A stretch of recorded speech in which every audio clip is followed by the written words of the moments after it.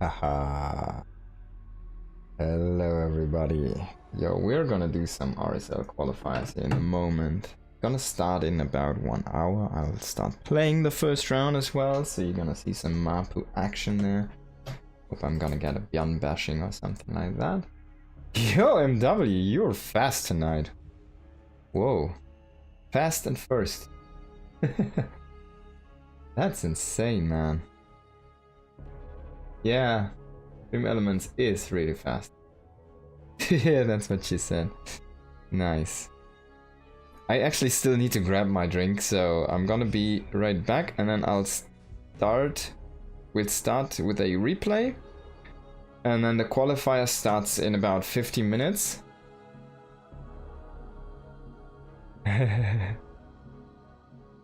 Yeah, I know you got your notifications. How the hell, man? You were so fast. That was insane.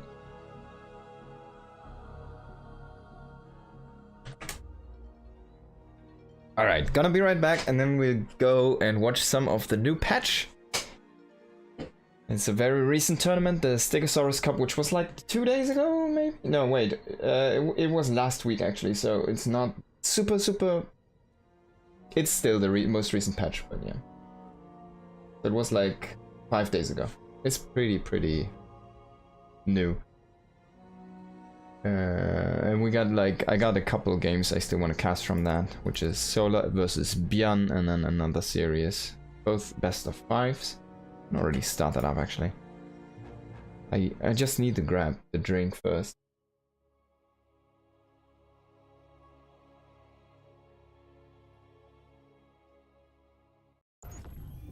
Okay. Best of 5 setup. I'm so curious. Especially for Solar, like I haven't seen that much Zerg yet. So I'm really curious to see how Zerg opens, and that lava change. Like when I played against it, it was so powerful. It's insane, especially in the long game. It feels so crazy strong. But yeah, so if you don't remember or haven't seen it, the lava change, it means it used to be 9 seconds or 10.7 seconds or something per lava to spawn from a hatchery. Now it's 9.6 or 9.7, so it's about a 10% increase in production speed from any hatchery you make. It's insane. It's like a permanent chrono boost. Gonna be right back.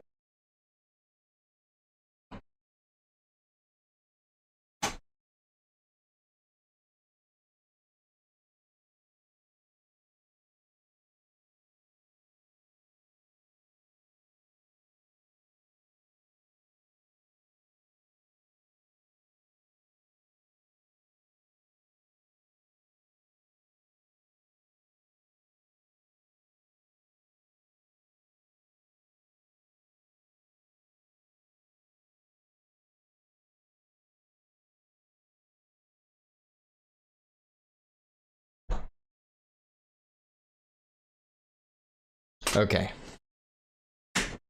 So we're back now. And yeah, I'm happy to get bashed in round 1. I want to see if I get someone funny. I'm gonna play Terran if it's Protoss or Zerg. I'm gonna play Protoss if it's gonna be Terran. So the full Clem ritual there. Alright. Let me just quickly start this up here. I really wanna like get the Brood War music. It just doesn't happen. For some reason. Even if I set it to Brood War. It gives me like the StarCraft Ghost music, or this is StarCraft 2 music. It's so weird. And then I do the other list, and it kind of resets. I don't know, man. Let's just do it. Alright.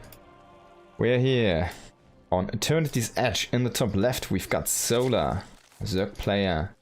And in the bottom right, we have Björn. Now, this is the 8 workers start. I know we already skipped the first 10 seconds, so you didn't see the 8 workers.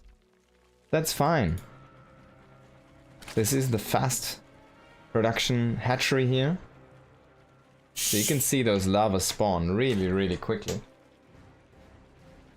And I really want to see how Solar makes use of this. There was apparently a small break.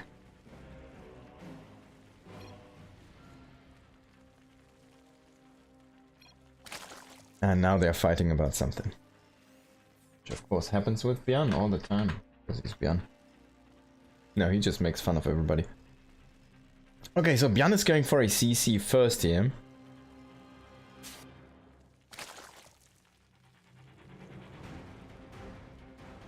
And this is a pool first build from Solar. So I give the edge to Björn, right? He's gonna have that better economic opening. A pretty ballsy move on a 2-player map. Now there are more 4-player maps in the pool. I don't think in this particular tournament they had those already. And you won't see that many for the Rsl qualifier later. Björn is behind. Not sure what he's talking about. 5-0.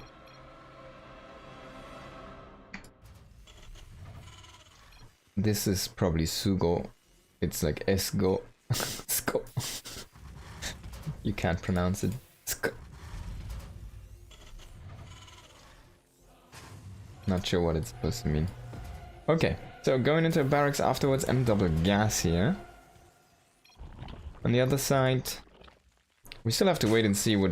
Really, this might be the first game I'm seeing here from Solar on this patch, so I'm really curious what he's gonna do, what he is up to. Gonna go into a pool, into the hatchery, into the gas, and then gonna saturate that after he has the 16 on the minerals. And that means he is gonna have very fast queens, but very slow speed. And the well, he is gonna have like an extra queen basically. Now double SCVs in the geyser, and this is funny, right? There's only 14 working here, so this is a very unoptimized way of mining right now. Kind of a middle of the road thing from Björn here. You should learn Korean. It isn't any more difficult than other languages. Probably, yeah. Doesn't, like, it's a little bit difficult in the way that they have different vowels. They have like 11 vowels or something. And if you really want to learn it properly, it's actually really difficult. But if you just don't care that much, and it's good enough, you know, for like daily language, probably it's not that difficult. Oh, 3rd CC very fast here. So he's going to do that 3cc Hellion Banshee opening most likely, and this is just a different way. Like, you have way less workers with this. That means... Oh, there's a freaking party over here. I haven't seen these guys before. So that means that this build would be way more fragile against any all-ins that might hit it. Like a Ravager all-in would be insanely powerful because you have way less workers, so if you lose those workers it hurts you way much more. And like a Ravager all-in that would already be hitting right now, like the 1 base all-in, you can probably play it even faster now. I'm not sure. We have less workers.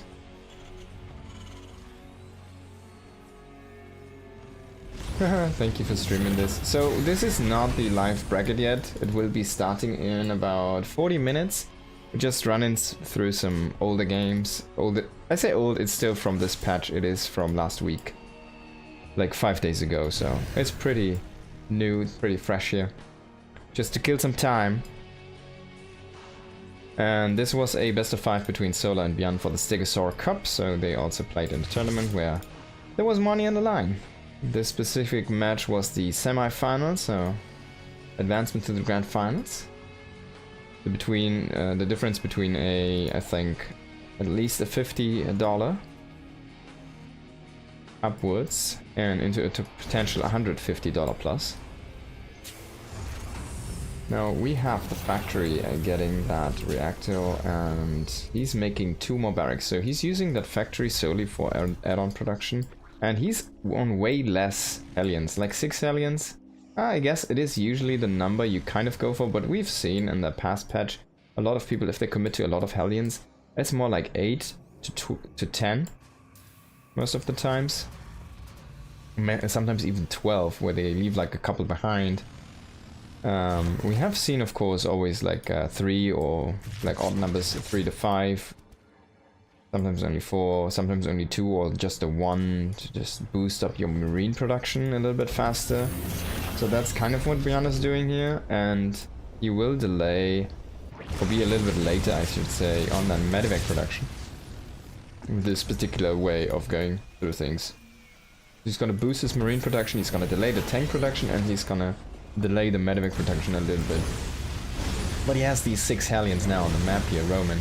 He does have 1 Banshee, I want to say. Oh, it's actually 2. They do have Cloak. They're coming in right now here, hitting those Queens. And Solar. He doesn't have the lair. He doesn't have the detection. So this is an issue. He's gonna lose so much transfuse energy. And Beyond is just focusing on the high energy Queens. But there's that Overseer Morphin right inside of those Banshees. So he's gonna pull away. He will get 2 more Queens, I think, if he focuses correctly. Oh, he loses actually that Banshee, and he loses the second Banshee because it's gonna be on the high ground where the Overseer can see it still. Of course, it can't spot there. The Hellions needed to go back because there was a little bit of a Ling run by. You see these Marines are hurt because they did stim against the Lings. Shoot them away. The Lings didn't really do that much. There's another break, apparently. But yeah, you see the Lings didn't kill anything. He killed 3 Marines. That's fine. And he lost 5 Lings. Now we do have the armorer coming behind this here. 2-2 should be starting very nice on time for Bjorn. But you can see that the barracks production is delayed. He's finally up to 5 barracks here. It's still far away from the 8 barracks we usually see with this style, with the second factory and the new command center coming up here, number 4. The growth is pretty stable though for our Terran player. On the other side, Solar expanding into a 5th location. I really like this kind of idea as a base. It's very harassable from the other side. Really interesting concept here to the map. Combat shields about halfway done. We do see the Baneling speed also about halfway done. Against Bjorn, you don't really engage without Baneling speed. It's just something you don't do because you're gonna lose your Banes. It just doesn't work against this guy. It's like some of those people, they just, you can't fight them with slow Banes. That would be your Marus, your Bjorns, your Clems. They're just so good in that micro aspect. It just doesn't make any sense. They know how to target this correctly. They know where to retarget the siege tank fire, when to prioritize the Marine micro on that. And we do have a good surround though. Baneling speed is finished up, and that's the moment where you're able to strike your Solar. That's a pretty good cleanup. Oh, this is a nice drop location though. This tank. Oh my god, a few Marines do get dropped out on the north, but he does kind of hold the tower. That's funny. That's a really good trade there in the end for Bjorn. A little bit sloppy from Solar. He didn't have any support units to kind of clear out the medevac, even though he has the Hydra Den. He's just starting the Hydra production up right now. And this base is kind of a placeholder right now, but remember, 5 bases, 5 hatcheries, it's a lot of lava production. Remember that speed up for the lava production is 10%. It's like a mini chrono boost permanently, right? It's really thick and strong. So that is a very powerful tool in itself. Having just that 1 hatchery, if you're playing a Ling heavy style, to get that much lava out. 10%, it is a lot. You can make 10% more Lings, right? From the same production facilities, the same way you produce normally. You could like make the same amount of units, but then have 10% in drones additionally to that, right? There's so many things that this opens up for you, that additional lava production. It's a really powerful tool. Probably very kind of a subtle thing to notice during the game, but it is super strong. Some nice Widowmine connections. Oh, that's a great one there, Detailand. And Bjorn's army is holding strong for now. He can pull back and not lose that group of units, which is very important here. Solar does manage though to fend it off, and he just buys enough time for himself to get the Lurker up and running here. We do have the first Viper out in a moment. Now 4 medevacs are gonna get scouted, but also this army on the side is gonna get found as well here by Bjorn. Bjorn is still moving into the center of the map though. In the meantime, his Quadro drop is gonna be able to deal with this group of units that tried to do the run by, but walked into a wall with the tank behind. Pretty good setup. Solar's upgrades are coming along nicely. He's going onto that +2 melee. He already has the +2 armor completed, and he does go into the +1 missile attack. Oh, he has a nice swoop here in the north. But very good hot pickup, saves him the majority of these units, gets it out. Now we do have the lurkers already coming in and coming online here very soon. He can morph them now. But there's no ghosts yet. And remember, ghosts did get a nerf and a buff. So what's the nerf? Of course, it does cost 3 supply again. I think they got like a slightly walking speed reduction. I'm not exactly sure on that. And the buff is that the steady shot they have, it does not get cancelled if they take damage. So if you do the steady shot and your opponent doesn't walk away, oh my god, the Viper could grab all of them. Okay, so he's gonna do the parasitic bomb, that's the grinding approach. But yeah, Björn needs to utilize these units. He's throwing down like so many additional command centers right now though.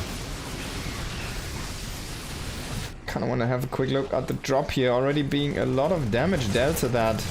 And the 3 dropships aren't really doing anything. There was a lot of wasted supply. He still has 1 sitting over here, but that's not even the full one.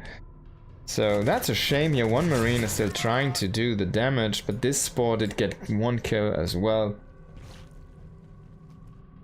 Yeah, that's funny. It's a very difficult setup. Oh, this is in plain sight. He's making a turret next to it so he can kill it. That's so cute.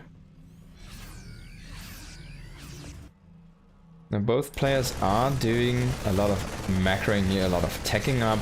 +3 armor, 3/3 on the bio upgrades, +1 on tanks, +2 on vehicle armor. So Björn is transitioning into more tanks, but he will keep on producing Widow Mines, it seems. He doesn't have the Widow Mine upgrade. Oh, he does it, excuse me. He doesn't have the Drilling Claws. So now it's time. Solar wants to strike, he wants to reduce one of the bases here. But if he doesn't get this one, he at least wants to kill stuff over here. The depot is lower, that's a big mistake. That tank getting killed off quite easily. But luckily only Lynx, no Banes in that group, so nothing to really blast up those SCVs. Maybe a tiny mistake here from Solar, there was a little bit more potential, I think. Nidus Network on the way here. Hydra Dash on the way as well.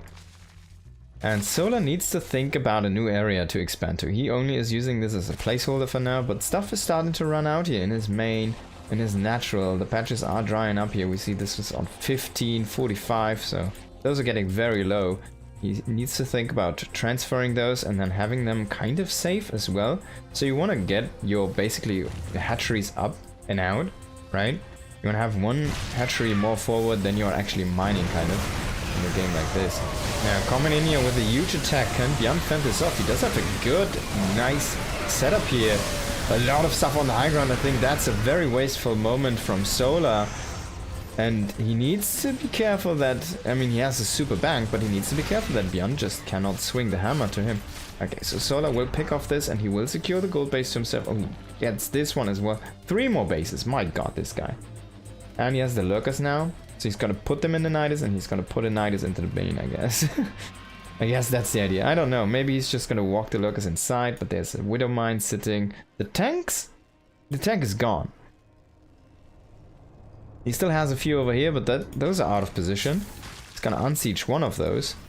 He's gonna try to retake the space, but Solar once again coming with the sledgehammer in here. Doesn't really have too many Banes with this army though, but he just needs to kind of delay this position from getting set up. That's all he needs to do.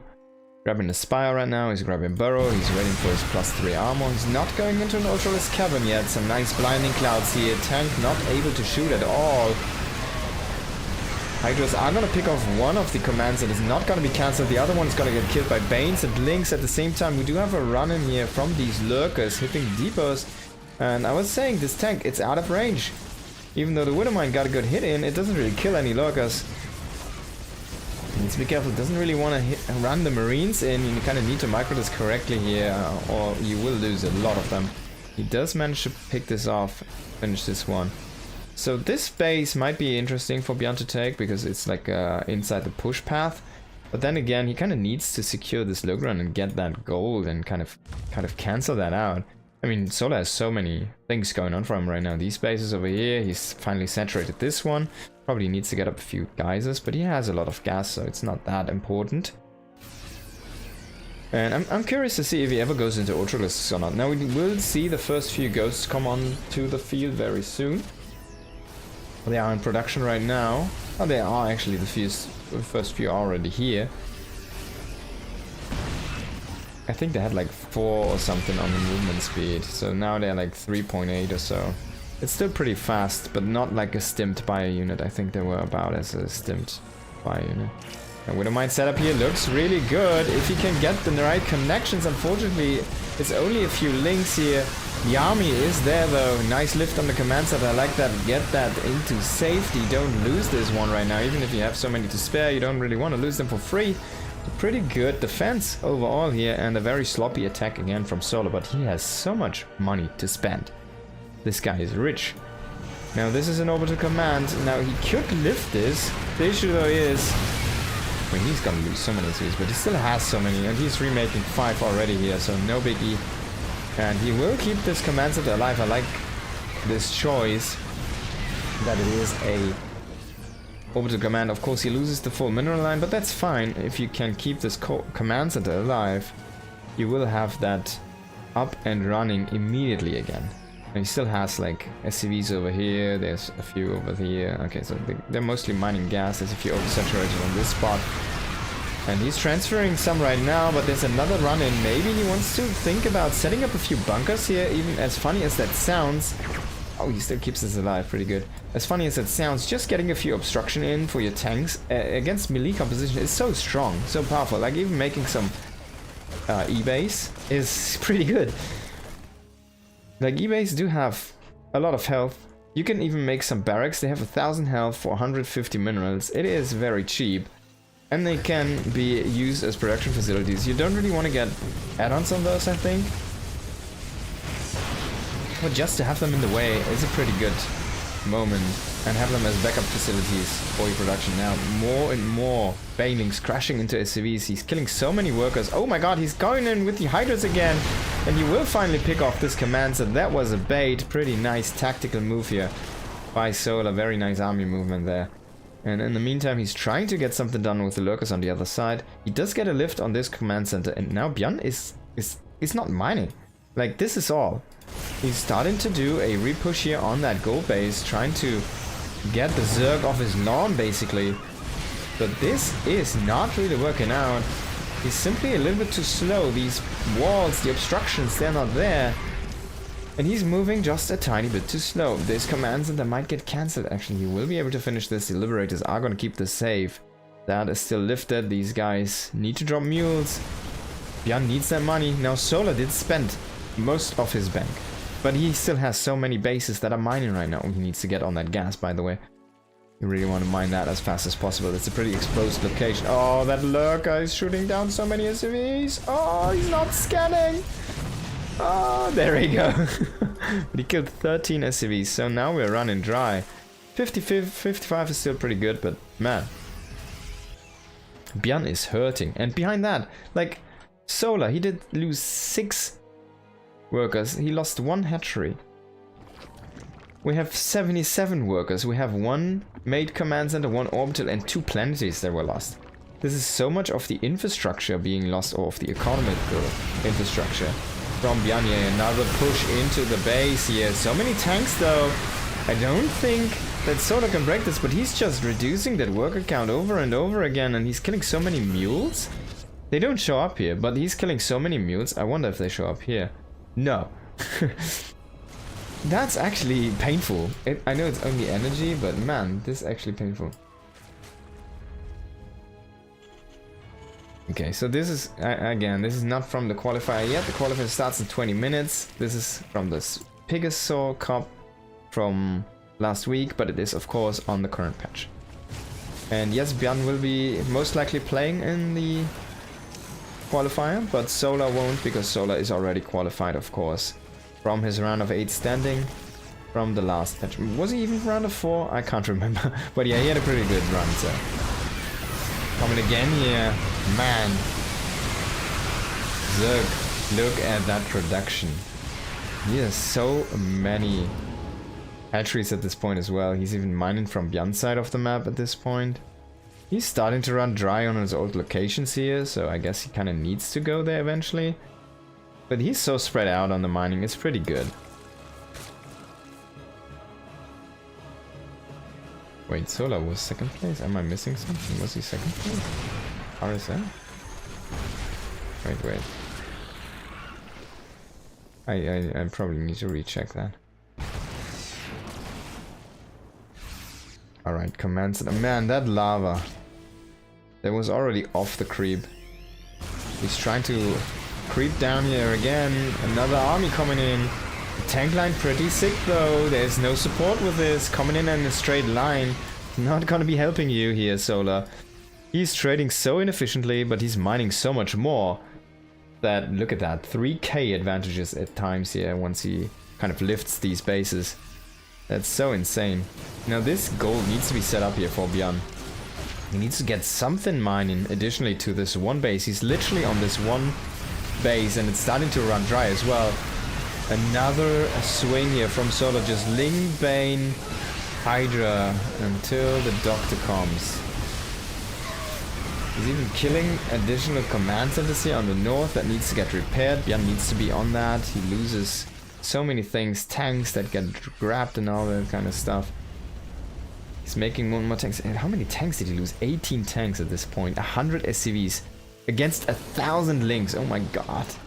100 Banelings. I mean, those are only the ones he loses. So basically those are the ones that got shut down. The ones that connect, they don't count into the lost department. So Zerg actually, if they play a Baneling composition, do lose more units than they, or spend more money than they actually shows up in the units lost.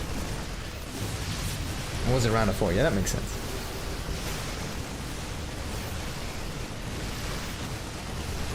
And I think we had Lambo, right, as well, down there. It was in round of 4 or something. Round of 6. Björn is trying to push in a little bit here right now, but that's not really working out for him because he simply lacks the units. He still has a big standing army, but it's not here. It's mostly in tanks. There's a lot of medivacs. He does have 9 ghosts, of course. That's inflating the supply a lot. 10 tanks and like 1 marauder. That's his bio. That's crazy. He has 1 freaking marauder and he has no money. He's landing a bunch of mules, but again, that's the 1 marine he has right now. And he's killed and he's dead. He has nothing to deal with links right now. It's so crazy. He's moving with tanks in normal mode against links because he's simply lacking the units. He doesn't have any marines. He doesn't have any SCVs really. I mean, this is muled down to the limit right now. The things are starting to fall apart here. For Björn. Oh, Broodlord's now coming in as well. But the snipes are there, but not enough. I think the snipe actually... I think it was a little bit... Was it less energy? Was it 50 or was it... No, I think it got more expensive, didn't it? Huh? 75? Goes pretty nerfed, don't they? You kind of still need to make them because you don't really have anything else. Björn is coming to GG here. What a game though! Crazy first game of this series here. And we might be able to check out one more game, I think. And then we're gonna start the qualifier here. I already see Cure in the channel, so he will be playing as well, I think. Let me have a quick look at the sign up. Of course, we will be having some no-shows, as always is the case. And yeah, let's go into this first here. Second map between Solar in the top left and Björn in the bottom right. We are on Rainfall, as I like to call it, Rainfall. Currently in the bracket we do have Björn, we do have Trigger, we do have Nightmare, we do have Cure, we do have Percival, we do have Rex, we do have Zaun, and we do have me. Sign up. So that's that. Of course, no Zerg, really. I guess Rex is there, but he's not considered to be a super top tier player, while he is gonna be very strong still. And we need to see who actually is gonna accept the invites or is gonna play. Now, I don't know about Trigger. I have seen already online Cure and Zaun, so I'm kind of confident that those two are gonna show up. Cure, of course, already in the channel, so should be pretty safe that he's gonna play. Oh yeah, we're probably gonna have a couple of very good series here, but mostly TVP is what I'm expecting. Maybe we can see some PvP. That's really what I want to see right now, because I don't have no clue with the new changes to the way how Pro does macros, how a high level PvP should play out. It's like completely insane to me now.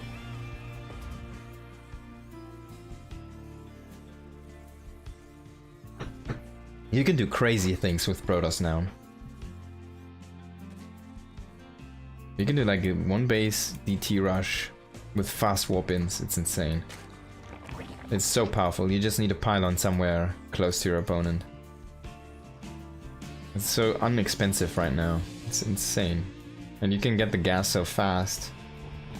So low minerals, you cannot get up a Nexus. And your opponent, he needs to kind of decide if he wants to go for the Nexus or if he wants to go for unit production or like a tech, right? So, and even if he goes into a lot of units, his tech might be a little bit too late. And beyond just setting up that Rex into CC again here. So this is kind of his standard, the one he prefers right now. Maybe he doesn't really have anything else mapped out yet, but it is working pretty okay. Of course he did go into that CC first, so I guess he has that mapped out as well in the last game. This game is going to be a little bit more aggressive, a little bit faster on the tech.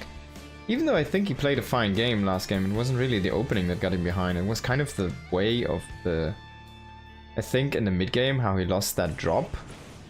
And how his kind of harassment got defended on a lot of fronts. And then he really fell apart in the pressure. So... like his pressure fell apart basically, and Solar had so much freedom to do anything. It might have been the map, which did play a big role in that, but I think also the production is just pretty brutal to play up against here. In the hands of someone like Solar, a macro god. At the Zerg macro.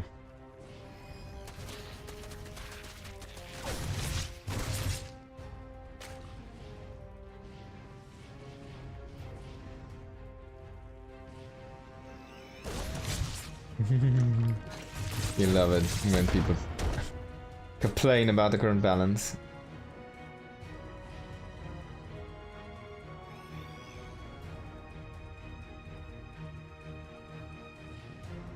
I can't take out Trigger, definitely not. He's gonna micro me to death with one probe, probably. Tech lab on the barracks here, so no starport, 3rd CC. No second gas yet. And usually you see the starport before the tech lab, so this is gonna be a faster stim timing most likely. Beyond, of course, is loving those marines, loving that stim, loving that live, and there we go. So this will be most likely like a 3 barracks follow-up, kind of what I'm expecting. Could even be like a 4 racks follow-up. Beyond sometimes plays these kind of weird starts without any medevacs and just into a very fast push. But then he kind of needs to throw down the barracks now, and that's exactly what he's doing now. Is he going up to 3 or is this going to be 4? It looks like it's only going to be 3, and then he probably throws down the starport very soon behind this as well. There's no engineering base yet. It doesn't help that those are called engineering base and evolution chambers. I'm always messing up. Which one? Now he's gonna do a dive with the Hellions here. Not sure if I like this one. It's gonna sacrifice all of his map presence for 1 drone potentially. So far so good. Pretty good defensive from Solar, but I guess Beyond does get out, so he doesn't really lose a Hellion, only the Reaper. It's a Reaper for a drone and maybe like a few links. So okay-ish, I want to say. It's a little bit sad that he doesn't really have a tank now for the Hellions to try and go in and snipe these Crypt Tumors, so every time he's gonna go in, he is on the risk of losing a Hellion, of course. Now we do have the starport coming in here. He needs to get that factory in a position where he can actually put that add-on on. Where he can make one add-on. I mean, there's so much space in your base, bro. Why are you putting everything down there? Now look at that. This Hellion is already getting very low, so if he goes close again, might be able to get picked off here. We do see the double engineering bay here from Beyond this game. So he still is gonna wait for 1-1. That means he's gonna wait for the medevacs. It's just a little bit of a later. I guess he's gonna have a little bit more of an earlier power spike in the mid game. He's gonna go up to 5 barracks now. But he will not have the Banshees. Now, if you remember back, the Banshees last game, they didn't really do much. I mean, it's a safety mechanism anyways, right? You kind of make them because you're afraid of a roach all in. Which could always happen. There's one Hellion down. It kind of ran through the water and then... Oh man, look at how slow these queens swim. And now they swim fast. Gotta love the Overlord reflection down here. Oh. And then there's fire.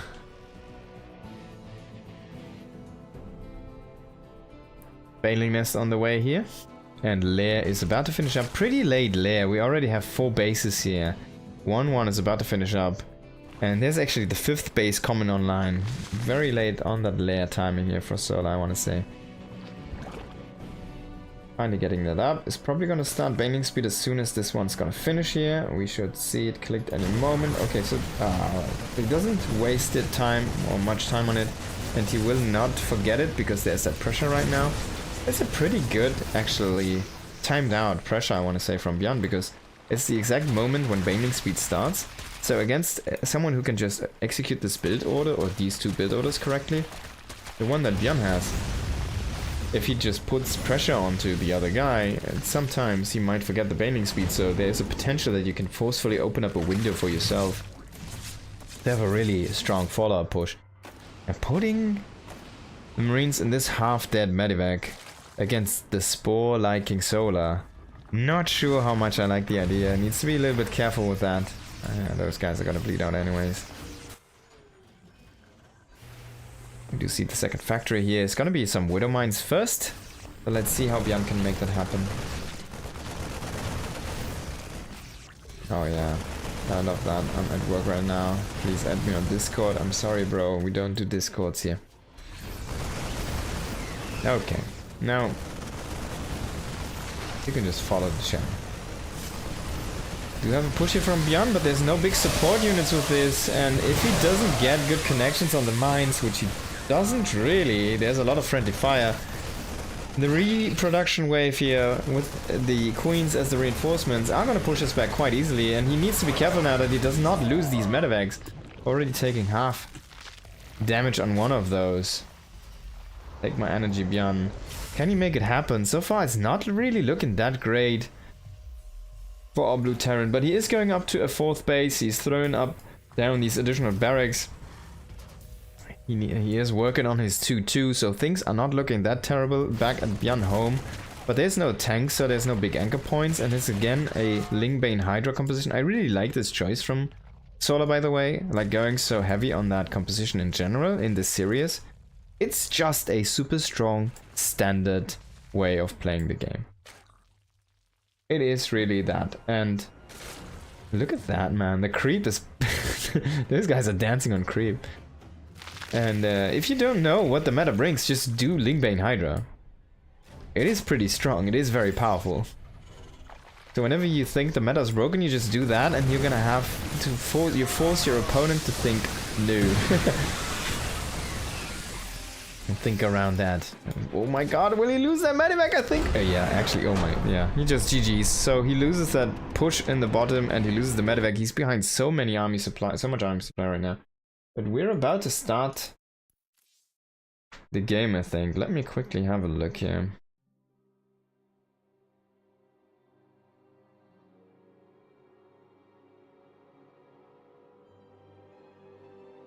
Oh, Bjorn is already here as well, so Bjorn is gonna be there too. Yeah, live games, of course. I'm gonna do a quick check if we can squeeze in one more map from this best of 5 here. The bracket didn't really change. I think it got readjusted a little bit. I'm playing against Q now. Okay, so I don't think we can do this one. I have like 10 more minutes, so what are we gonna do now? 10 more minutes. Probably have a look at the bracket here. Yeah. Gonna post a bracket for you guys now. Gonna post the bracket for you guys very soon. Yet. Got it. Okay. So this is the bracket, guys, and we're gonna show this. No, no, no, no. I have it somewhere. Okay, there we go. So there's Björn on the top here. This is the current bracket, of course. We do have Rex, we do have Trigger, Percival, Cure, Mapu the Observer. Master, I think, is a Brazilian player, if I'm not mistaken. Zaun, and Nightmare. So Protoss, just not gonna count Master, I'm sorry. Cure, Terran, Protoss, Zerg, Terran. So very interesting if Rex is gonna play and gonna hit Björn. We're gonna have a very early TVZ. And so far Björn didn't look that great in that TVZ against Solar here. But yeah, that's gonna be very interesting. We've got those guys already online here, Kyo and Björn. I think I saw Zaun. He's at least in the battle. Let me actually check. Hey, are you gonna play Rsl Qualifier today? And let me check if we can see who's already checked in.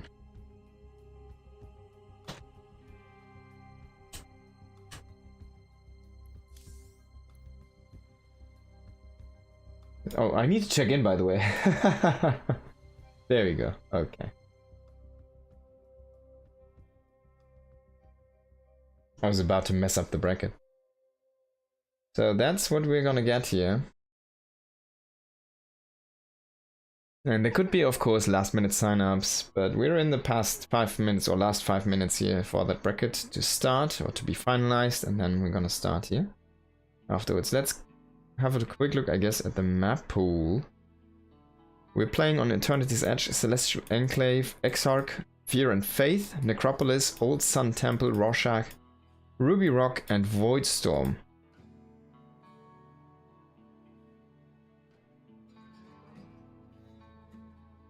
Okay, so checked in already. Björn, Cure, Zaun, Trigger, Percival. Missing Greenard, Rex, and Master, and Nightmare is missing as well. So we will have Björn, Cure, Zaun, Trigger, Percival. That's a pretty good top 5 already. And there's 2 qualifying spots in this one. So we will get 2 best of 5s, big ones, to see who's gonna make it into RSL. Of course, that does guarantee you a certain amount of money from the prize pool already, because the last place still gets a payout. And this time RSL Season 6 will have offline grand finals in Irvine at BlizzCon. And I think that's already announced at their Twitter and at the RSL Liquipedia. It should be there. I'm pretty sure they announced that they are doing that offline finals at the BlizzCon. So they're probably going to play in front of a live audience there. Pretty good.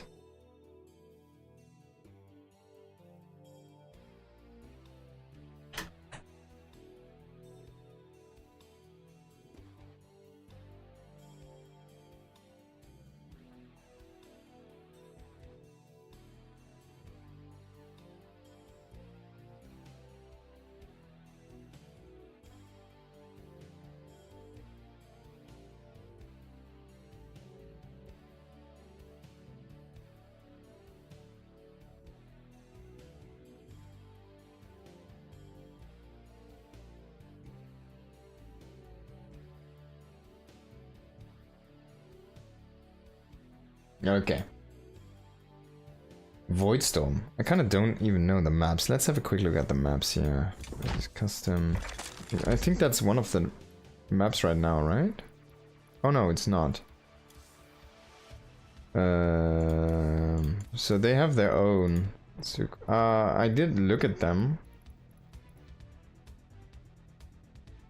Some are wrong. Washout is not in that list, so I kind of need to get rid of this. Unbookmark. Fear and Faith, Eternity's Edge. Okay, so this is a different one. Okay. 1 second here. Oh yeah, you see what I see, okay. So, we have Fear and Faith, we have Old Sun Temple, those are the 4-player maps. They will be played here as well. Oops. There you can see, so Old Sun Temple. We do have Eternity's Edge. In this Black Rock is not there, so we're gonna unbookmark that. That's the ladder maps right now. Lock Down is also not in this one. Unbookmark. Rainfall is also not in this one. Zaun is playing right now, by the way. Rorschach is in this one, and Sanctuary 3 is also not in this one. So these are from the actual ladder pool right now that will be in the RSL. Then we do have, I think it's Rsl S6. This one. That's another 4-player map, by the way. Exarch. This was really interesting, I want to say. I really enjoyed watching that map between the players. We do have still Celestial Enclave. The leather edition, of course. That is out of the leather pool right now. Then we do have Necropolis. Rsl Necropolis, this is the one. This is from AVAX. It's a pretty solid map. And then we have, of course, Ruby Rock. It's a pretty rush-oriented some ladder map, actually, or old ladder map. And then Void Storm. Let's have a look at this one. Void Storm. It's also AVAX. I guess we're gonna go with the RSL version. Yeah. And this is a 2-player map, apparently. So there's the spawn locations. I haven't had a look at the map. But yeah, the bracket should be finalized here very soon. I think it's gonna be closing now, right now. We do have time.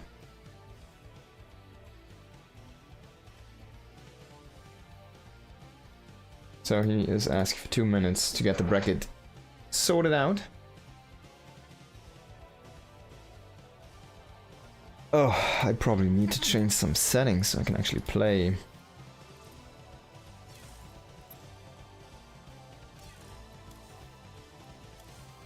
Okay, fuck it, fuck this.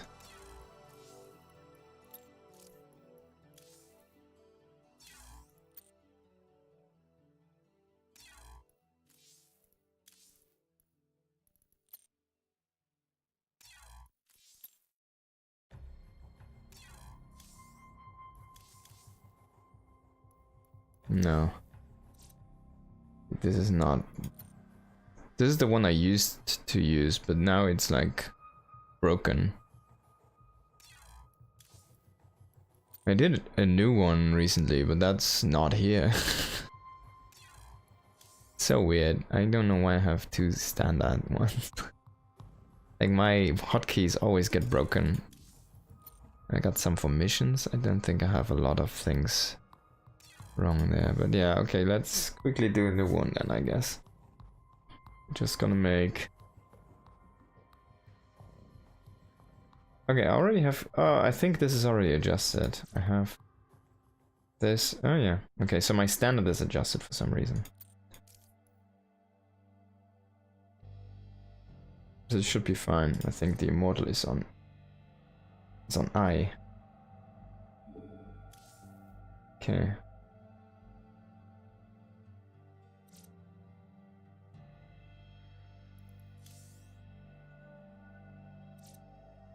It was an A, that's fine.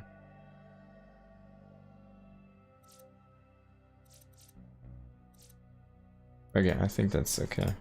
Just use this one now.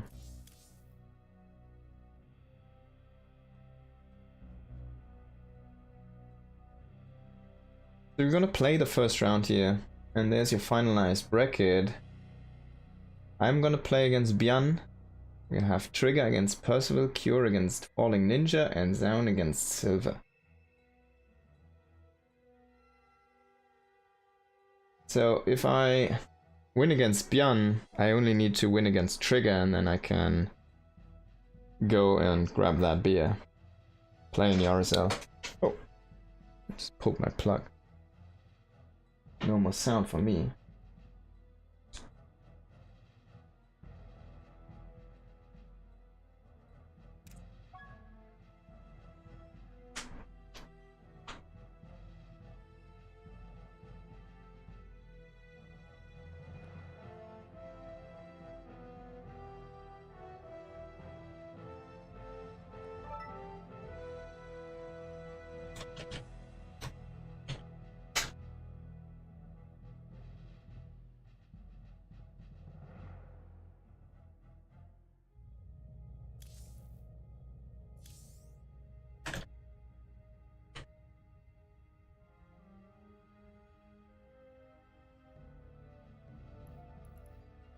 Let's go Voidstorm, I haven't seen this map yet.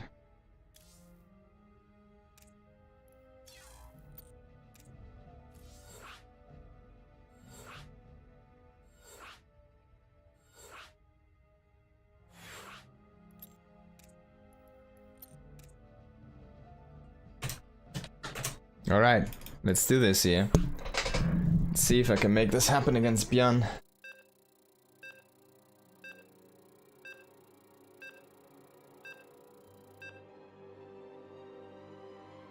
And then we're gonna go into casting mode here. Should be very quick, so don't expect too much.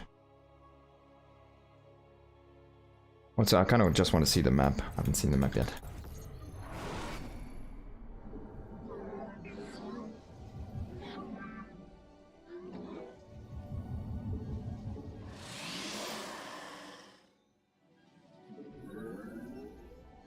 So how does this map look like? It's kind of crazy. That's like a lot of things.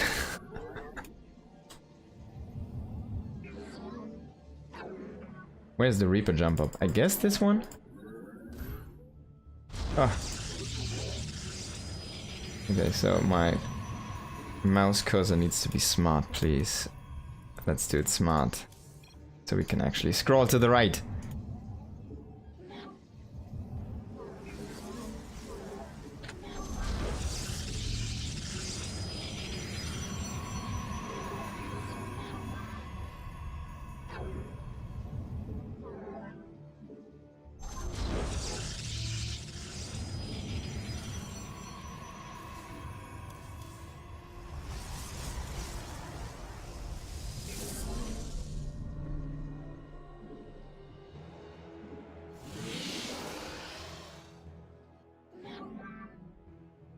There's healing zones, right?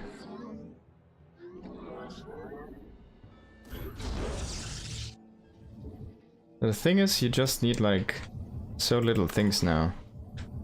Or warp gates. It's crazy.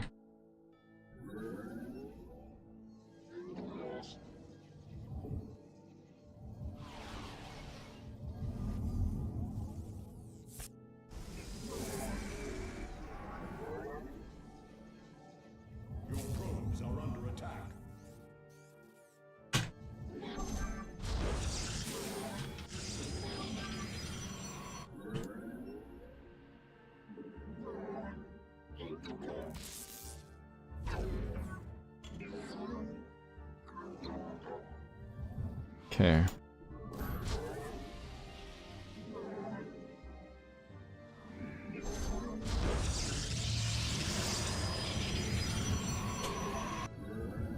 He's going into factory. That's not good for my build idea. Again, I couldn't even see the probe.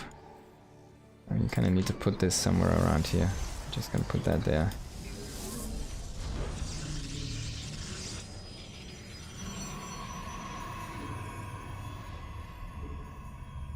Do I chrono boost this? Guess I should probably against Björn.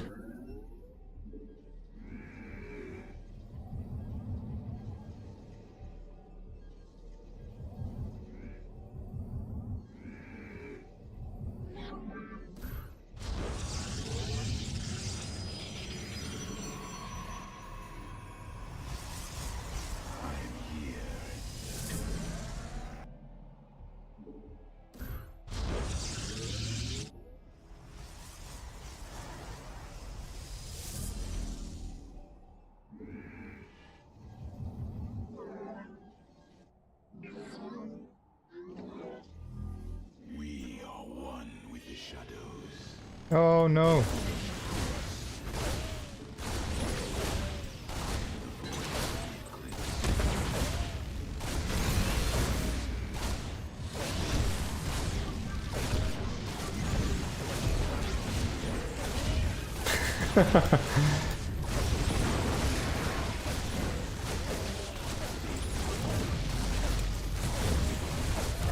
So that's the first game, I guess. Do I need a... not a Reaper wall, but a wall against...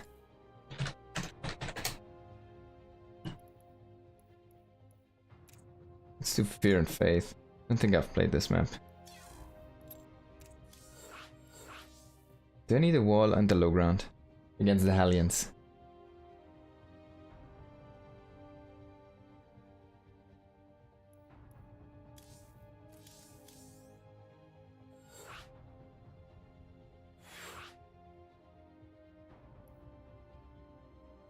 Hmm?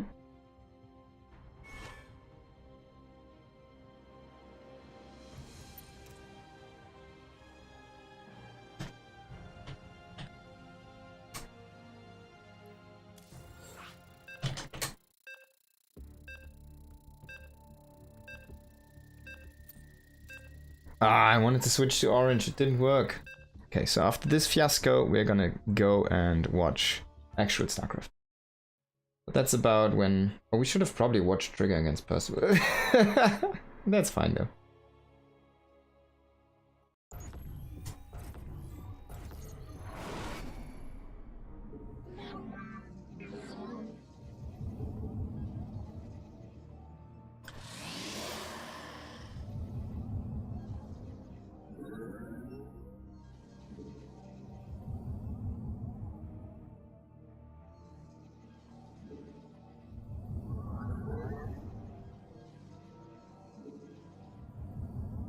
Oh, there's a worker-only path on this.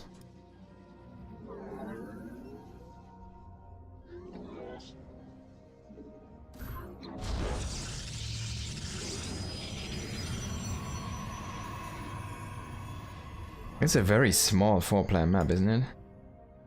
Kind of. And I think you can traverse, yeah, from the bases. It's actually really scoutable.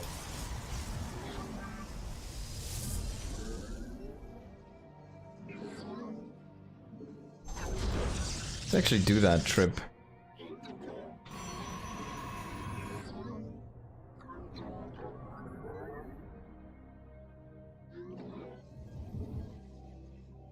See if we can find him.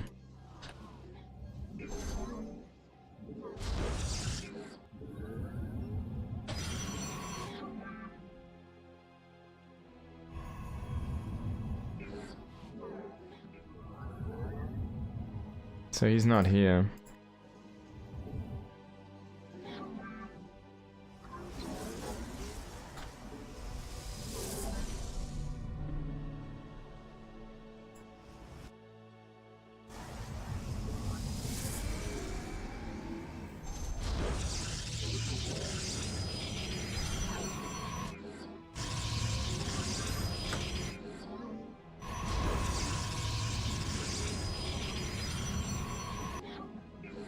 And he's also not... Oh, he's here. Okay.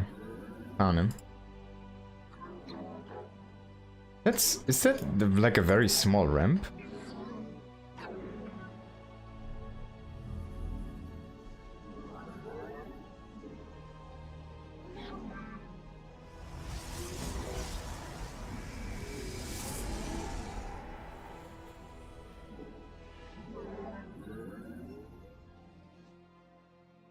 Actually,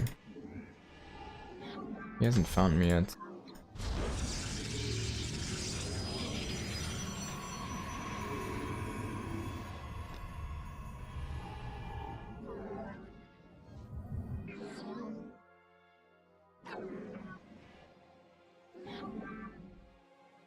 That's like a super small ramp, right?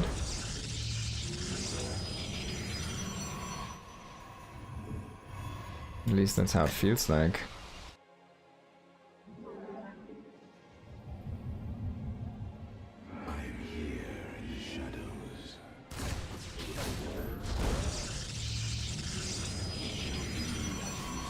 There's a few Reaper spots, it seems.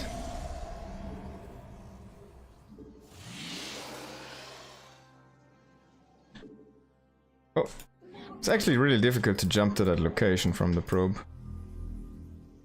And then we try to scout the natural base. We're gonna have a peek in here. What is he making? A starport. There's the Hellion. Oh, it does get picked off. But yeah, again the Hellion.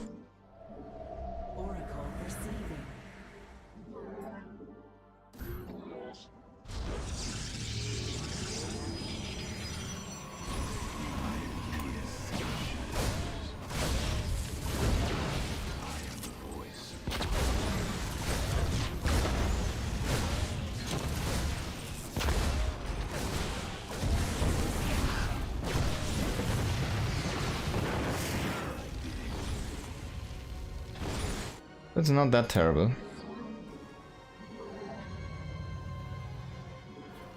Oracle perceiving.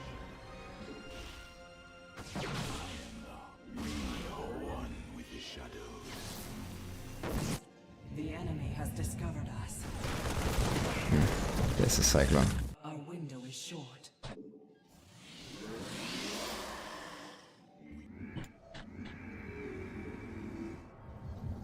You seek guidance? The fun thing is you can kind of send out probes to like different bases. You require my They have weird setups.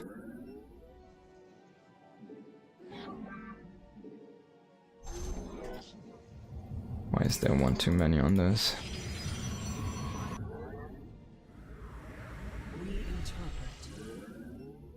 I am here in the shadows. It is destiny.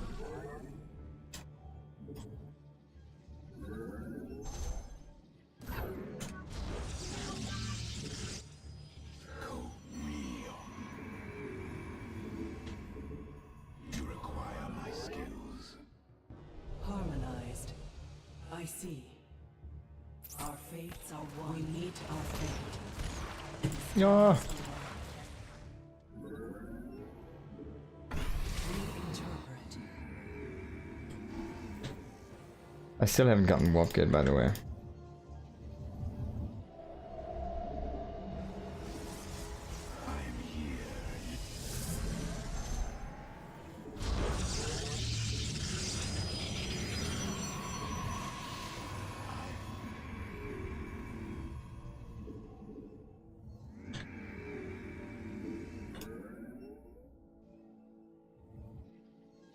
Can we just go in here and make a pylon? I guess we could. Ah, there's the bench. Oh, that's not good.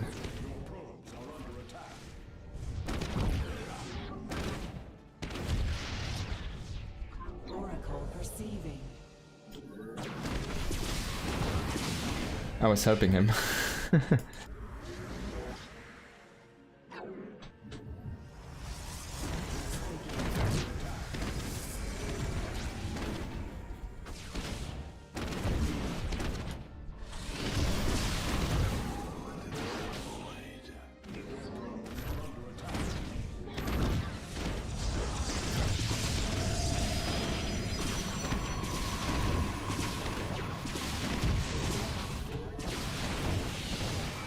Let us begin.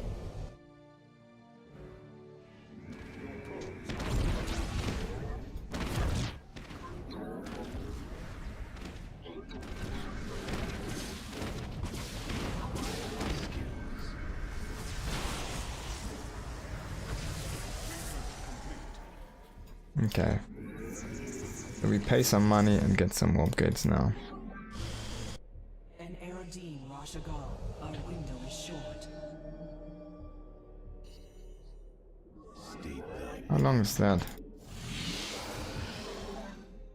I am the heart. Okay. How can I aid you? That we are one with the shadow.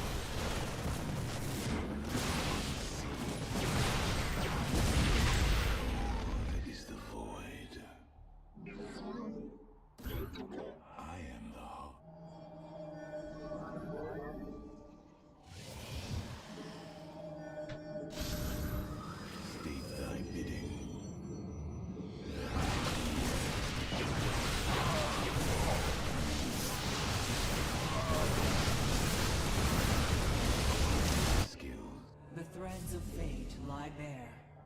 So we can actually warp in here.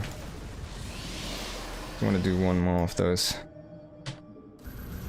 They're fast warp-ins now. Oh, there's a turret. That's not good. And he's like, how did he get into my base?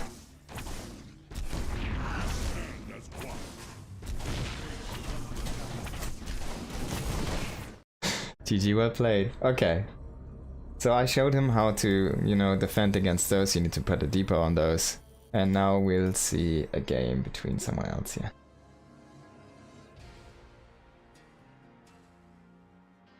They may be playing on a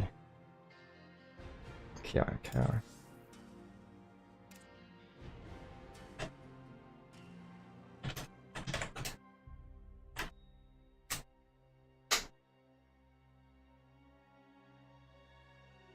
I guess we just go on to KR now. That one is playing, right? I don't know who Silva is.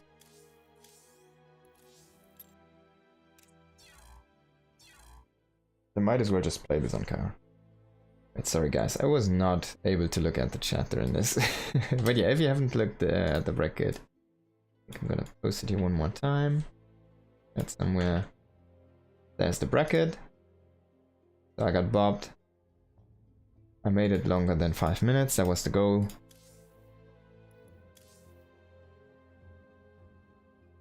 And I learned a lot.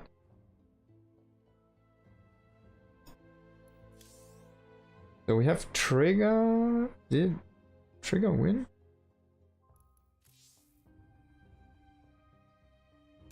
Did he win was possible? I think he did, probably.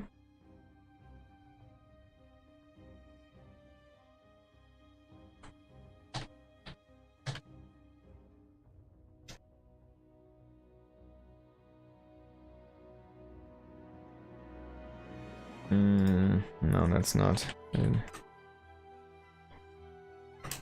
26.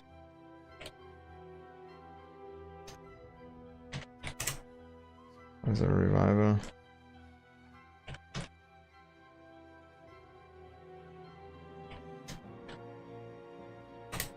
This one?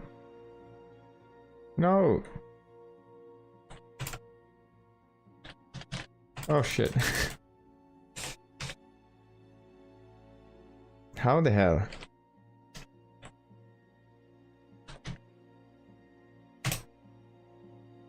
Now I have a space in this. How can I just get the normal one? There we go. Oh god, it took me so long. Small indie company, yeah. Ah, okay. I think Trigger did win already.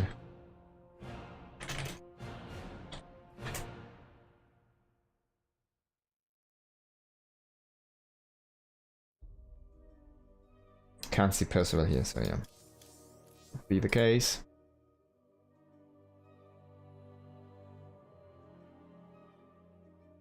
And the other match is gonna be Zone against... Ah, okay. There's a walkover, so Percival didn't show up.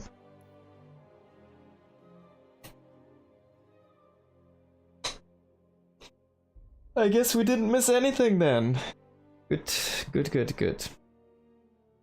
Alright, so... I did delay the bracket. I guess I didn't, because we needed to wait for... Percival anyways, and he just got the walked over.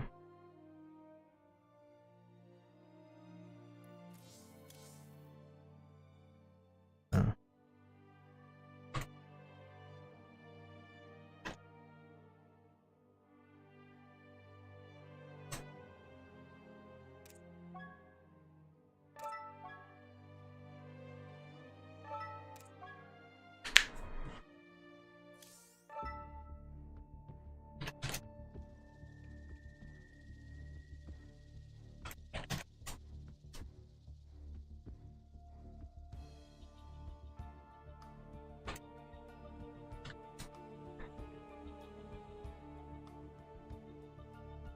Best of 5, guys. Best of 5.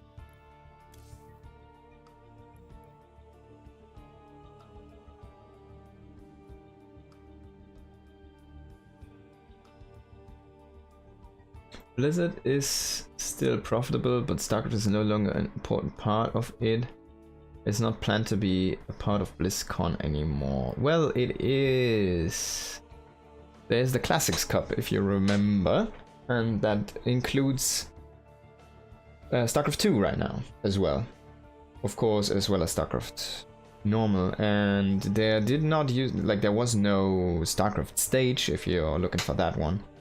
But yeah, this year's BlizzCon we're gonna have RSL Grand Finals only, and the Classics Cup at BlizzCon.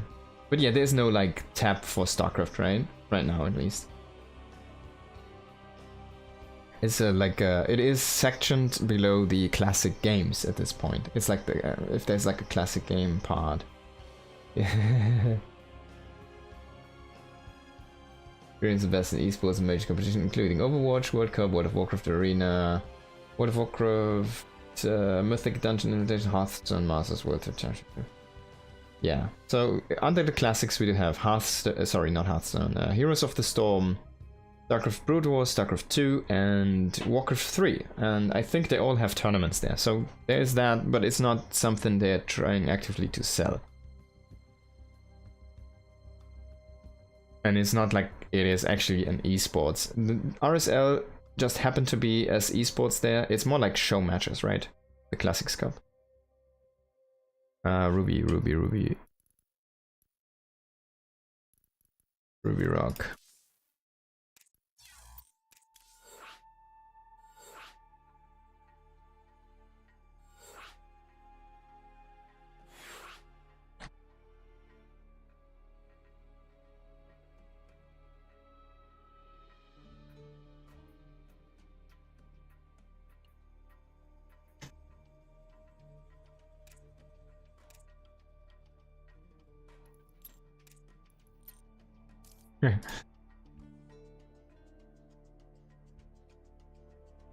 Oh, does my logos mod broke, I guess.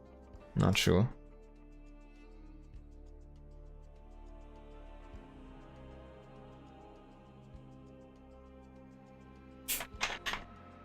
Necropolis.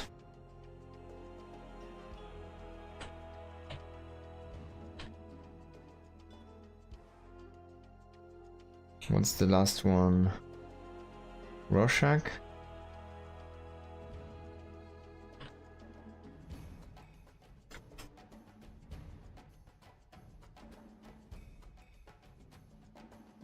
think that should be it.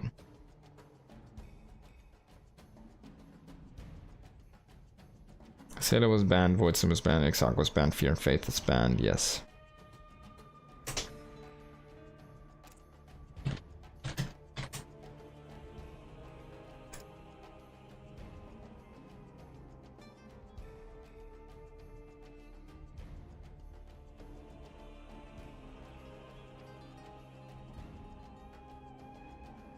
Yeah, Percival, he was checked in, unfortunately he didn't show up.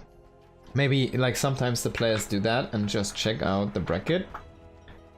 I think he has a really good shot, honestly, though. He is playing really good recently. But yeah, maybe he just saw, oh, against the Protoss I don't want to play. I put up a better fight than Percival, maybe, I don't know. I did play Protoss, right? So it was way easier for me.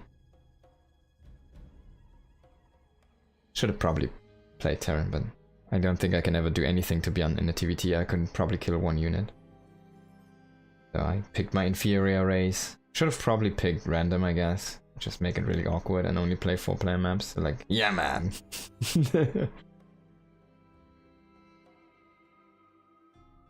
But I haven't touched Zerg in so long, so. It is really good now, though. Probably need to touch it again.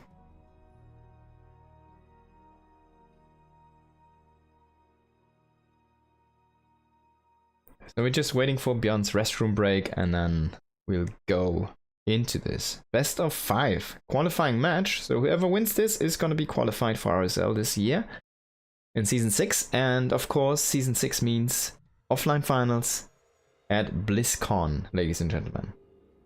The Grand Finals is only the Grand Finals. It's one best of 7. As far as I think, I'm not sure if it has a reset this time. They might have had a change there. I will check this. I will reach out to the people I'm working with on that, and I will get the confirmation, but I probably won't get it today. I can actually try. See if I can get Gemini or... Okay. Let's go start the game. I'm getting excited. I'm getting all wheelie.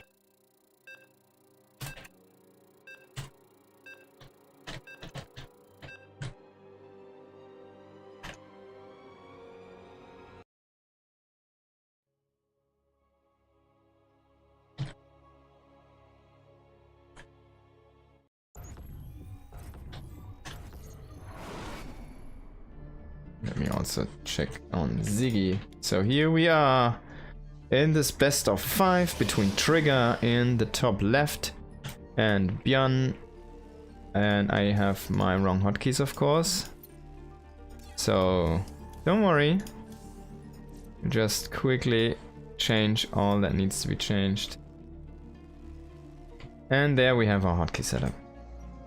Professional observer, you know. Professional.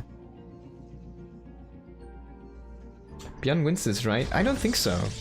I think it's really close between these two, and I think someone like Trigger, who is, I mean, those are basically very similar types of players. Björn and Trigger both like to be very aggressive, both are extremely micro-oriented. And I feel like Björn is struggling against really good Protoss micro players.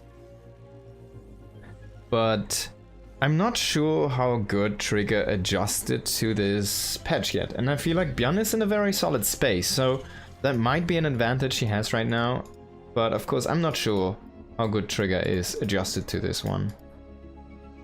And of course his macro play is pretty good. He got big as a macro player and then he went into like the superb micro, so pretty like solid way of training up actually.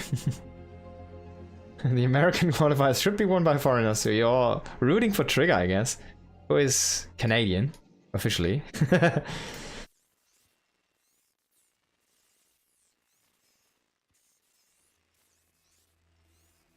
think his parents are Korean, so he is from... he has Korean roots. But I think he considers himself a Canadian, pretty much.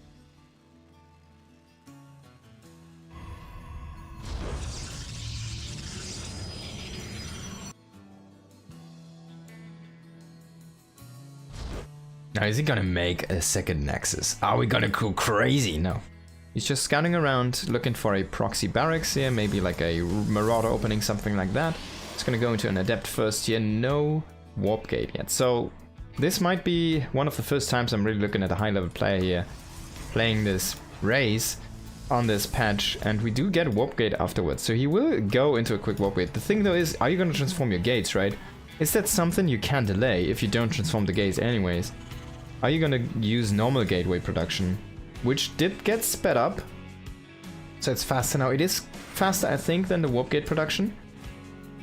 Your production cycles are gonna be faster. The issue though is you are kind of locally bound to, well, the production facilities. And the warp gate, of course, has the advantage now as well that it does not need any addition to the pylon to have a fast warp-in field. So you just get the fast warp-ins for free, or second warp-ins anywhere, in just a single pylon. So that's pretty solid. You can like do that old proxy pylon stuff that used to be a play in Wings of Liberty.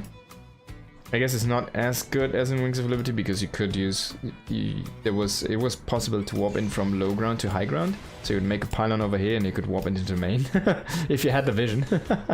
So it was very messy. I'm glad that got fixed. And we do have two adepts here. Can he pick off a marine? I don't think so. Björn's micro is a little bit too good there. Nice stutter stepping. He will shade forward though. I don't think he's gonna commit to the shade.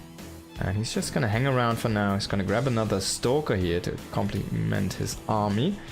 And he's just making some probes going into that gateway number 2 and into Blink. So the third unit is gonna be that stalker into that Blink. That means he probably has something planned for the... Oh my god!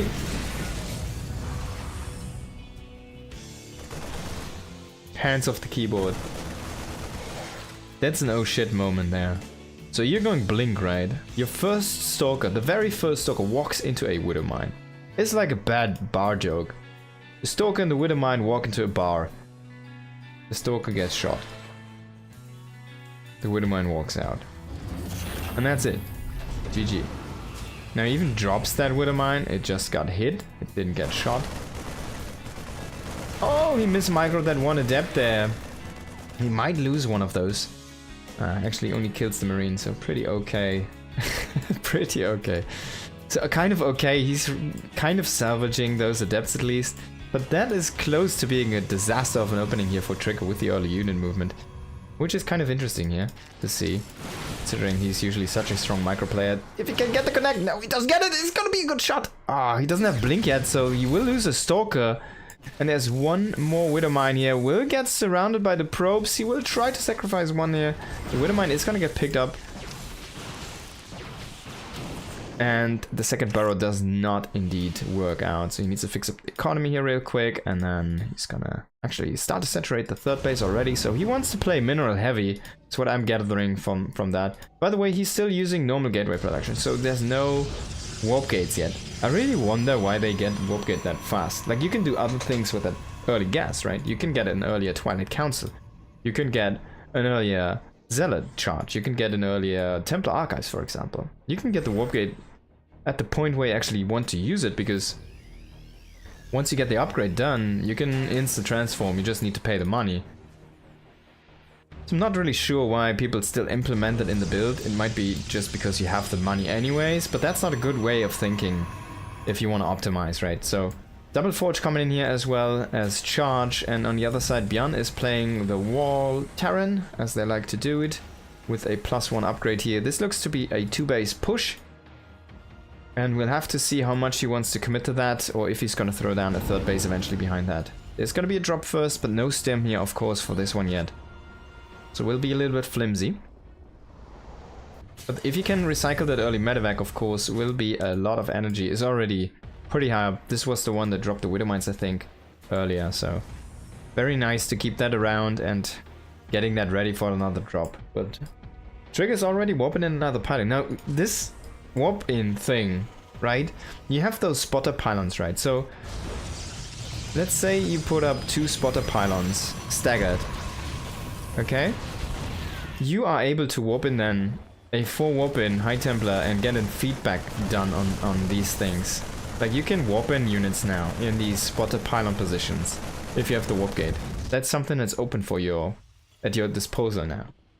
And I think a lot of people are sleeping on this yet. So this could be very, very strong against any kind of air harassment, which has to move through positions that are visible or scoutable with pylons. A very nice micro here from Trigger, unlike the one I did earlier here to Björn's army. It's gonna delay that push a little bit, but he doesn't really slow down the push. He's just gonna thin out the Marine count a tiny bit. But in the end, the double medevac is gonna be enough to heal that up. Now he waits with the drop in the north, by the way. I think it did get scouted, of course, by the pylon, right? So he killed that one.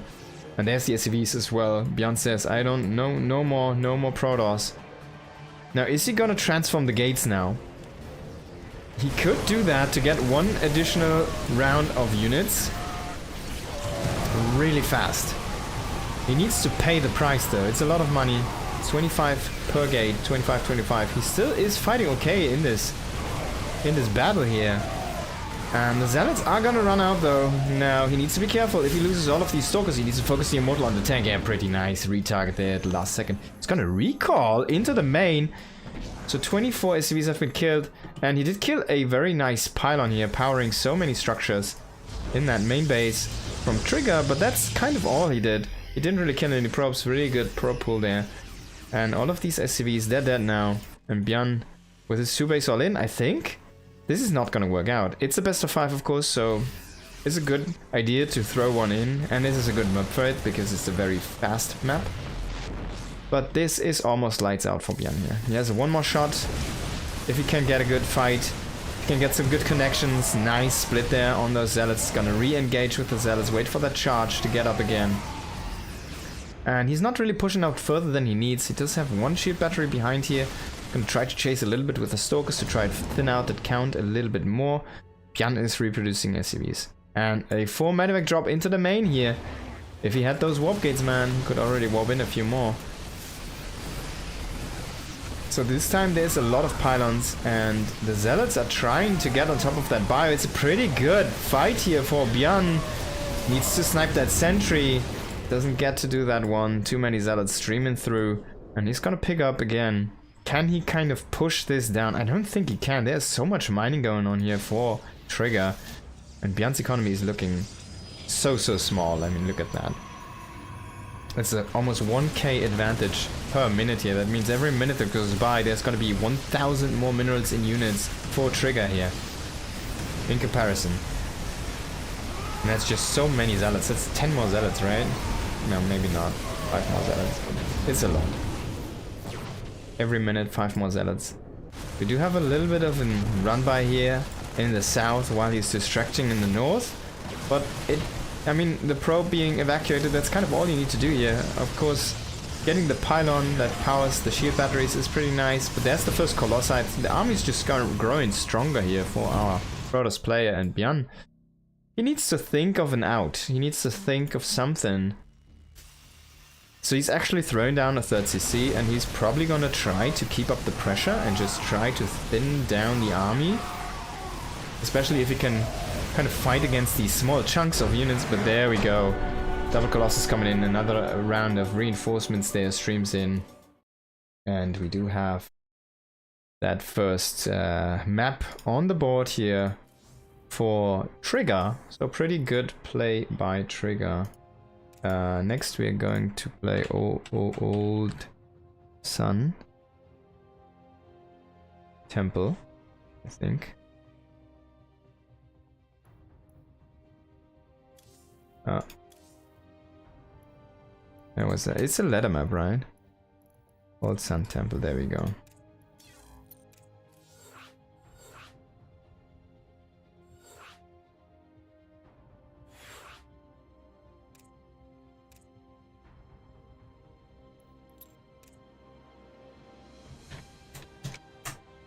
Let's start this game. You guys are split up, but it doesn't matter. It's like a Zerg. Yeah, kind of. He just had enough, right? He had enough production. I should have checked the gate count, but I feel like he was on 6 gates for a while, and then he went up to 8 gates eventually.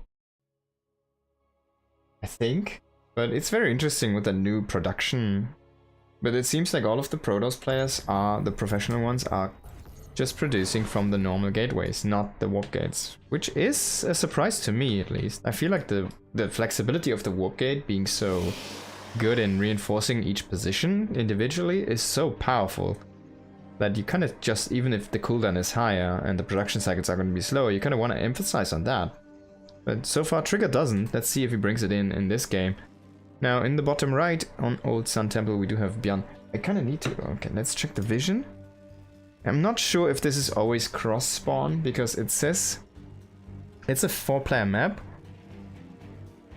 but it is it's like a one-on-one. So I don't think so. This has no vertical spawns, right? So you can't be bottom left against bottom right, or top left against top right. So that means it's either this cross position or the other cross position. Okay.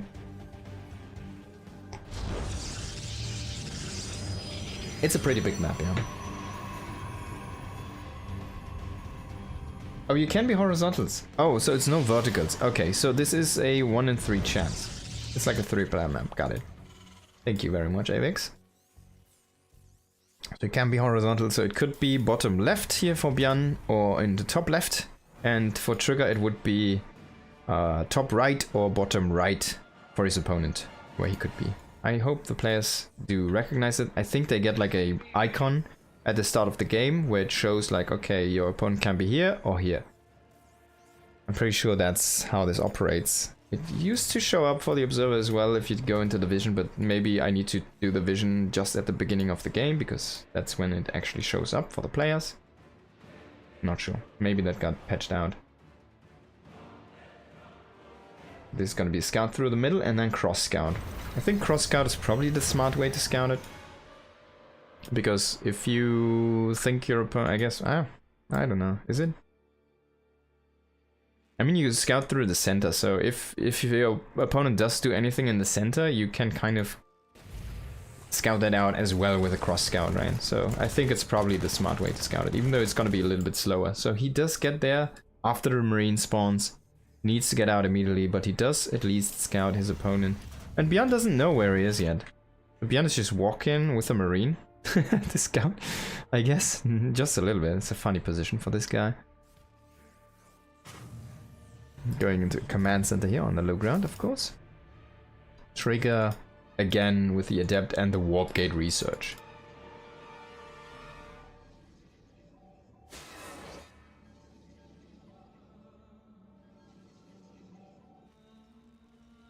There is gonna be the third CC, so super fast 3 CC here from Bjorn. No tech whatsoever, only just Marines with a reactor. Like 1 Marine into triple CC, this is so greedy. Can he make this work? That's really exciting here. But if he can pull this off against Trigger, then he will have a super strong mid game. Needs to be able to defend though. It's a very big entrance for your natural base, and this Adept is gonna get in here. He will commit to the shade. He will probably be able to pick off the SCV, but not before. Oh god, pretty good save. Yeah, I love this from Bjorn. The lasered orbital a little bit is gonna save the SCV again here. No. The rekill or the turnaround there from the Adept does get the kill there. And Bjorn does lose an SCV, but he does get the Adept, so pretty good actually, because you don't want to get that Adept or let it be on the ramp. So you will deny the full scout. Of course, he knows from the Marine numbers there has to be a reactor on the barracks right now, or they have to be like 2 barracks, which is highly unlikely with that fast of a command center. So there's a second barracks, by the way, but yeah, it is still making attack lab. It's just finished up. And there's the third barracks. So Bjorn will go into his beloved 3-rack style against Protoss, but he has 3 command centers with this. So super, super economic. Very late tech. He will have a strong push though in the early mid game. But it's like a one-time weapon. It's like a one-time, it's a disposable card to use, right? You use it and then you throw it away. So this army is like a wasted army eventually, if it pushes out too early. Or maybe he just wants that power spike in case Trigger would attack him with an all-in, like a 4-gate or something along those lines, right? Those strategies are still viable. Blink 4-gate, very powerful. Now we of course see it's not the case, it's gonna be Blink, but only with 2 gates, so pretty much economic here as well for Trigger. He already has the Robob, he's getting into that Observer. But I feel like the tempo advantage on the economy is a little bit in favor of Bjorn here. Engineering Bay on the way. Stim, of course, halfway done. And you see already a few Marauders to boost that army, to boost the health. And that's very much intentional because you kind of need something to anchor your Marines. And if you don't have Medivacs, for example, to heal them, or if you don't have tanks to provide you that kind of range and constant damage, you need at least something to boost the health and a tiny bit the range, I guess. They do have 1 more range over the Marine, 6 range against 5 range, so they will be able to shoot at... Well, that's a pretty good snipe. Let's have a look at the vision. He didn't see anything. He only saw like, oh, you macroed bad. He sees you wasted a mule. That's all he sees. And it doesn't even matter that much because he has such an early 3rd command center here. Very greedy build from Bjorn. I really dig this one. Pretty solid. And he didn't even scout. Like, he doesn't know what Trigger is doing at all. It is so risky, but it works out just so beautiful here in this specific game. 1 Forge on the way. We do have 4 gates right now. It's gonna add 2 more. And no Warp Gate producing yet. It's only gateways. Still holding the breath for the first time we see that Warp Gate transformation and how that's going to be utilized. So another Observer does get killed off here. And I think Trigger still has no idea. He didn't even see these 2 additional barracks come in. That's insane. Now there's the first 2 Medivacs, and this is what Bjorn was waiting for. Now he's going to go into that combat shields. He's going to go into concussives very early because he already has a bunch of Marauders. Even though he might not be producing them right now. He's gonna have a very powerful bio army already pretty much kind of tacked through to the points where you can really go out on the map and fight. Now finally the observer comes in. Of course he scouts the army, so he knows kind of what he's up against, but he didn't know about that command center. If you can snipe the medevac, it's pretty good. And he does escape because of that speed zone, but just for a little bit. It's what you think, until those stimmed marines and marauders do chase it back. So he loses a couple stalkers. It's not the worst, but definitely he wanted to keep all of those alive here. If you can get that second medevac though, oh, I think Beyond might be a little bit too much forward with the medevac. Like one stalker blinking only would be enough here. There's another medevac though joining this group of units.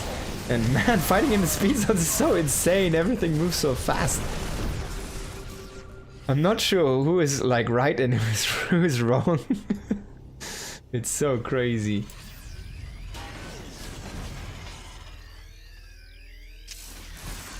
The Trigger ate his spinach before his qualifier. He might have. And the speed of some... The speed zone helped Terran. Probably. It made Blink worse, but it also makes Zealots way better. It's really cool, this map, yeah. It has this kind of center speed zone setup as well. We did see that already in... on Exarch as well, right? Exarch has like a speed zone, slow zone, kind of. Speed zones and slow zones. So depending on where you go in the middle, you're slowed down or you're faster. This is just a speed up.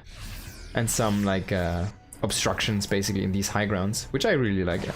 Personally, I really like these high grounds. They don't really provide anything like for bases wise. They're just there in the middle to kind of cut off the map.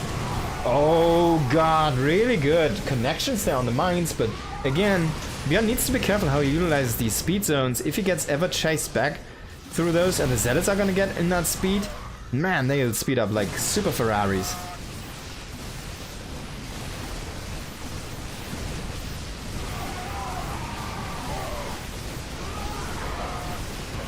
Now Björn is just gonna plow through here, and that strong mid-game timing that I was talking about, it is here right now. It is just before the AoE is out for Trigger. Can Trigger stabilize?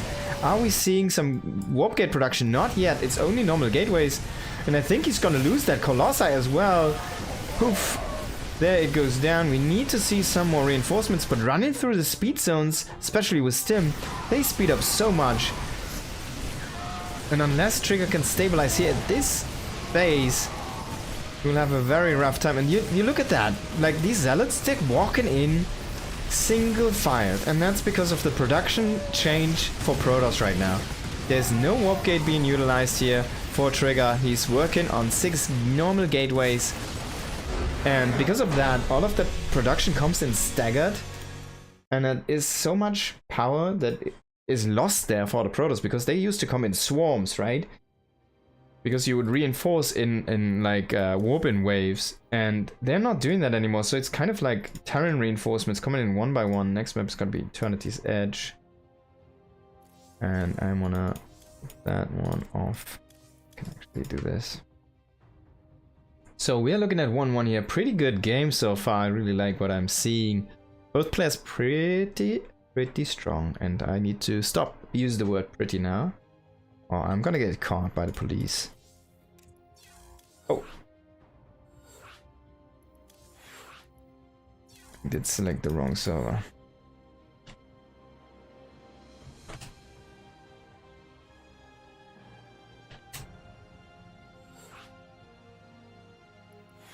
Okay.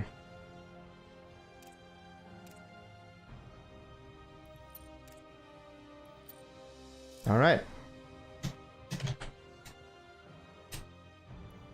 Let's go into map number 3 in this best of 5. Oh yeah. Eternity's Edge. Also a really interesting map in the case that it has, how do you say, a mirrored symmetric. It's not rotationally symmetric. That means there's like, you can cut this in half in the middle, and it's just mirrored. And I always like these kind of maps because you have like a different layout to one side and then to the other, and it can be kind of actually unsymmetric, in a way in the bases. Let's quickly introduce the players, then we're going to talk about the map a little bit. In the top left we've got Trigger, and in the bottom right it is Björn.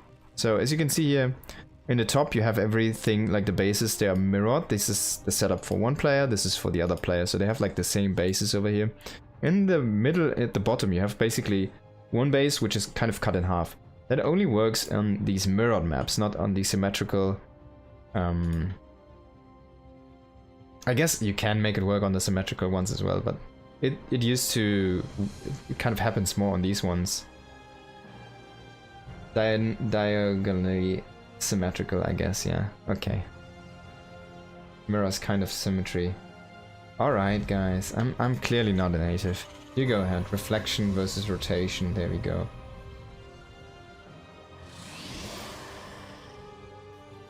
Okay, diagonal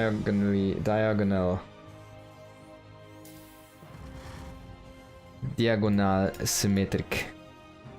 So we got that out of the way, but I like this symmetry way better than the other one, the rotation, because it is just kind of making for cooler maps.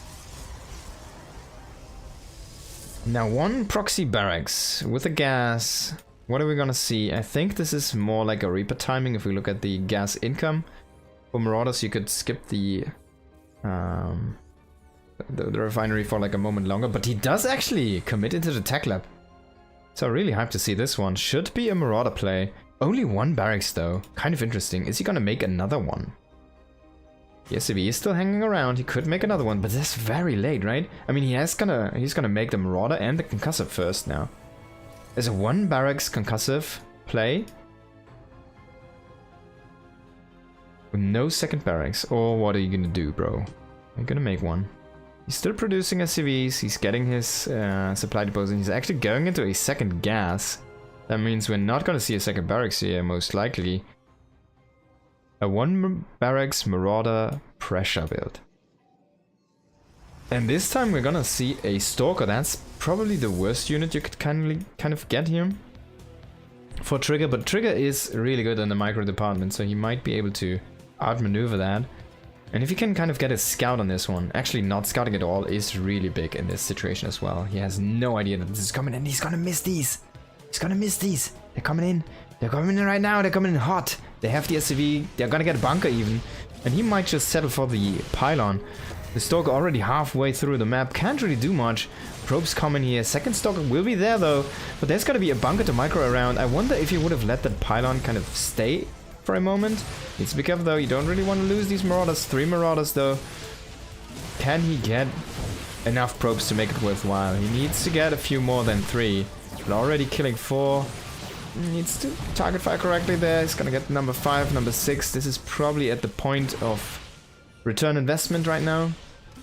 There's a lot of mining time as well, and he has one more Marauder popping from the barracks at the right moment here. He needs to focus down that one probe here. He gets one additional probe. Even the SCVs comes in on the accurate. He finishes off with the SCV. That's so cool, man. The SCV with the assist kill here. Needs to sell the bunker before it gets broken. Like, you need to attack this with the probe. So he can't salvage this one. You need to make this costly here as Trigger, and I think that was a mistake. So he like has to, you know, it has to burn down if you keep on attacking that, right? So you can kill it eventually. And we'll take a look at the income here, but that's a lot of money that was wasted there. So he was up about 200, or let's say 150 above his opponent per minute, and then he dropped to minus 700. So he dropped like 800 to 900 per minute mining for that move for like how long? Like a solid, let's say maybe half a minute to a minute-ish, while he was about down like on average 400 to 500 mining. That's a lot. That's a command center kind of. So Björn's investment, I really think it did pay off here. He's faking cloak right now. Was that actually seen? No, there's nothing that scouts us. Now there comes the hallucination. Gonna try to come in and scout this one.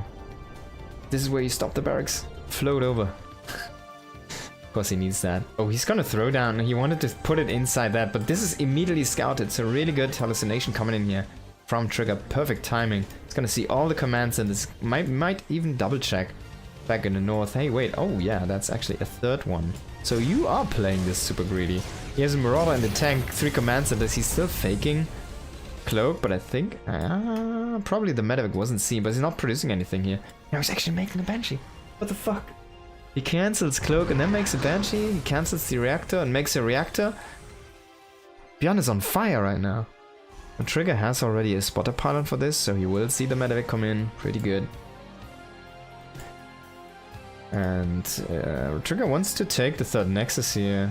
Protoss expanding feels very fast and smooth again here, but... I mean, he's very unit light, to say the least, right? And he has a bunch of Stalkers right now, 1 Sentry on that scouting potential. And still no Warp Gate ever used here. He's only working with 2 gateways. Kind of need to get used to that. It seems like that's the preferred way of playing for most Protoss. Of course, you have faster macro cycles.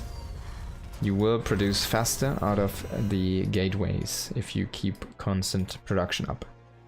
And that's what they kind of intended at first with the gateways and the warp gates, but the warp gate was just way too strong for basically all the 16 years of StarCraft 2 that it never made sense to produce out of a normal gateway.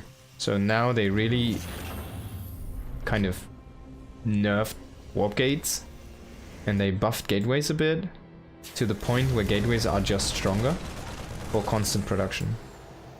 But I said this in the last game as well, I'm gonna say it again. Protoss are not used to that, so they will spread out their production facilities like crazy, and they need to gather up their armies before they reinforce into a fight. Kind of like Terran players do this as well. Now this Banshee's gonna hit a shield battery, unfortunately. It's gonna try to walk away, but I think he's gonna get caught. And that's a very sad Banshee. Bjorn's still waiting here with his dropship.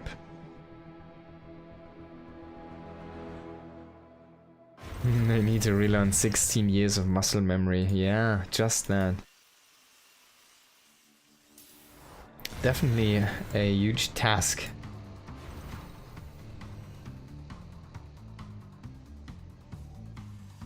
Now there's 1 Marauder in that bunker. He still has those concussives, and then he has like a bunch of units on the high ground, and the tank of course to support.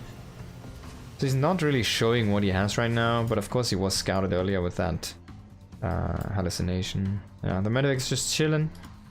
It's just kind of forcing the units to stay at home, at least some of them.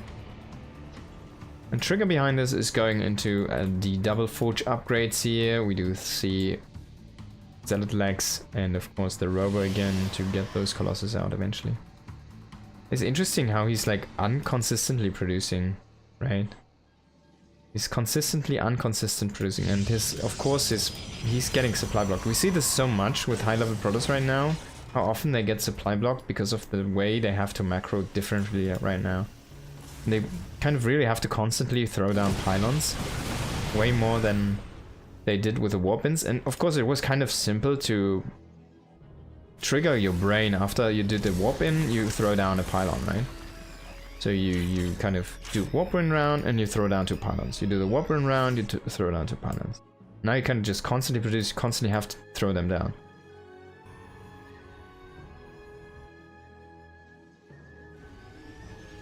Kind of need to rewire your brain a little bit. That's why we see so many Protoss players get actually supply locked here so often, because they also produce from their normal production facilities, right? Robo, Stargate, whatever they use, the Nexus.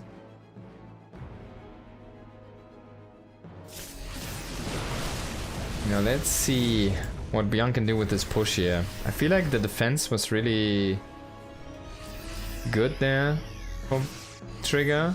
At least the follow-up defense against the Medivac harass and stuff, so he didn't really allow anything past that initial attack, which did okay. And Bjorn has a very solid footing right now in this mid-game, but both players are kind of on similar supplies. We do have an upgrade advantage right now for Trigger. He's on 1-1 already. I think he just set up a little bit of a Zealot run by there into the 3rd base. There's gonna be the drop finally come in. He's gonna get 1 probe here. And maybe a bigger one in the main base. There's the shot, only gets 1 additional probe here, so not really that much. If you can salvage the Medivac, would be amazing. I think it's gonna get intercepted. There's the Zealot run by. Will run into a wall of depots. Is this blocked? I don't know. Oh, he does let the Medivac survive. He runs into 2 tanks and a Widowmine. Oh man. And some bio, so definitely not the best day for these Zealots. They get 2 SCVs. Hurrah. On the other side, we do see a center push though from Trigger, and he has the strong army with him. Still at the upgrade advantage. It's gonna change in a second. Literally 1-1 for both players here, but I think he's chrono boosting that pretty strong. Pretty please. Widowmine is gonna connect with the Stalker here. Nice connection. Really wants to get that damage on the Zealots though. And cancel on this base. Hits the SCV as well, so he's gonna deny the second that was set up. And we do have the first ghosts now with the EMPs ready at hand here if it actually comes to a big fight. +2. Very close to finish up here on the weapons. I hope Björn is gonna remember that +3 weapons as well. And Trigger is really chrono boosting those. Super heavy.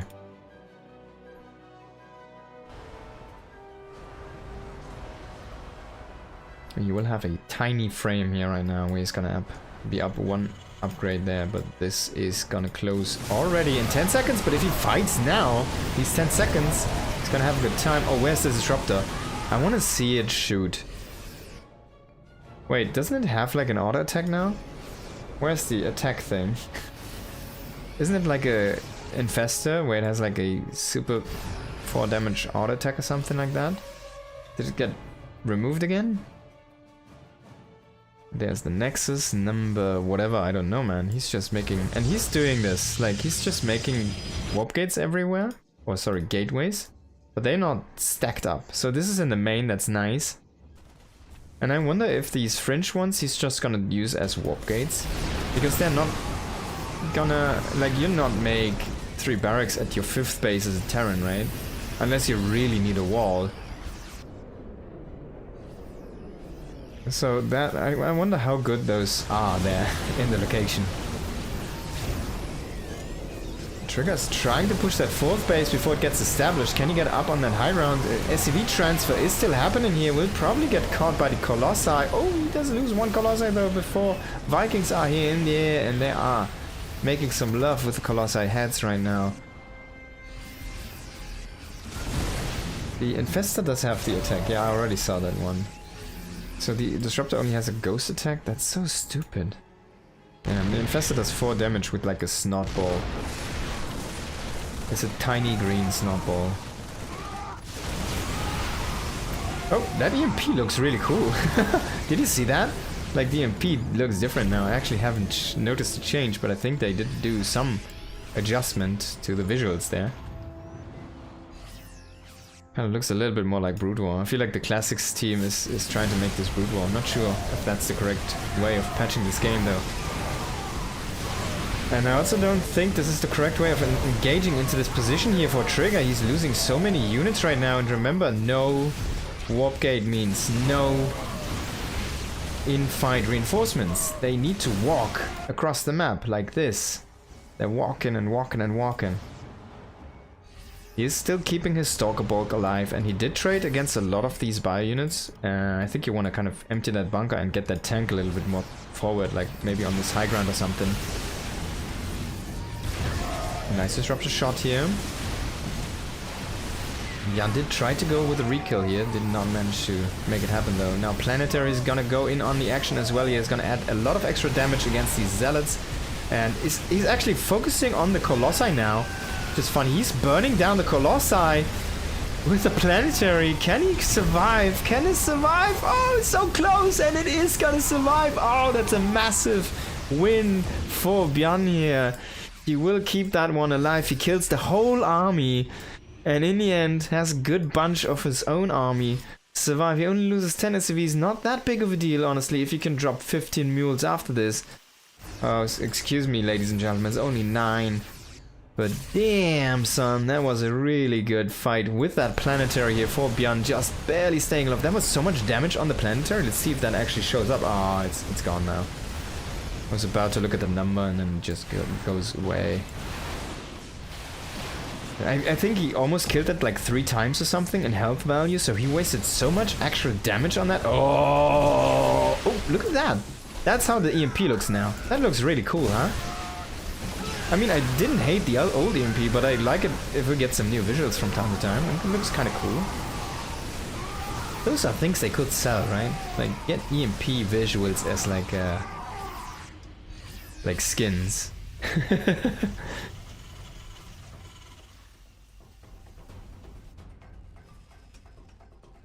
Spell visuals. Make the infestor throw a green, like a blue snot or something, I don't know. Björn is pushing this army quite heavily. But really good kiting here from Trigger. He's trying to do some harassment, but he's not really finding its value there. And on the bottom side again, I think this army is about to fall over like this Colossus. It's still gonna stay alive though for now, but one tiny push forward again from Björn here was not stimmed there on those Marauders. Might do the trick here. He is up so much in supply right now. Actually, his Trigger's supply is really good. It's funny how high he can keep the supply now with this constant production.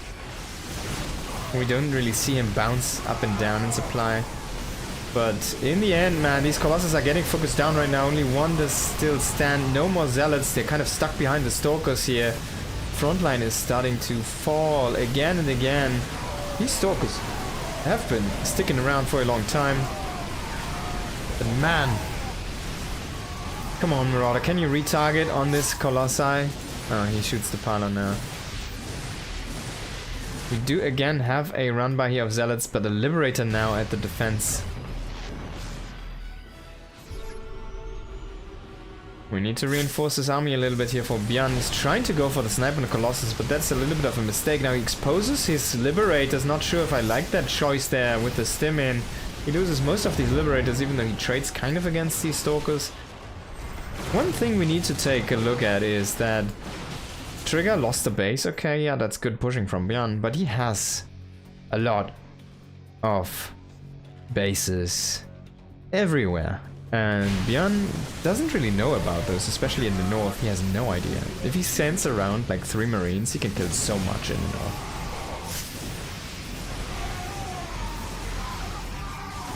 He doesn't even have a Marine. Oh, I guess he has 8, but he has way more Stalkers. Sorry, Marauders, of course. Since there's no Immortals with this army, the Marauders, of course, are doing quite nice. Siege tanks. Only that one still sitting around here.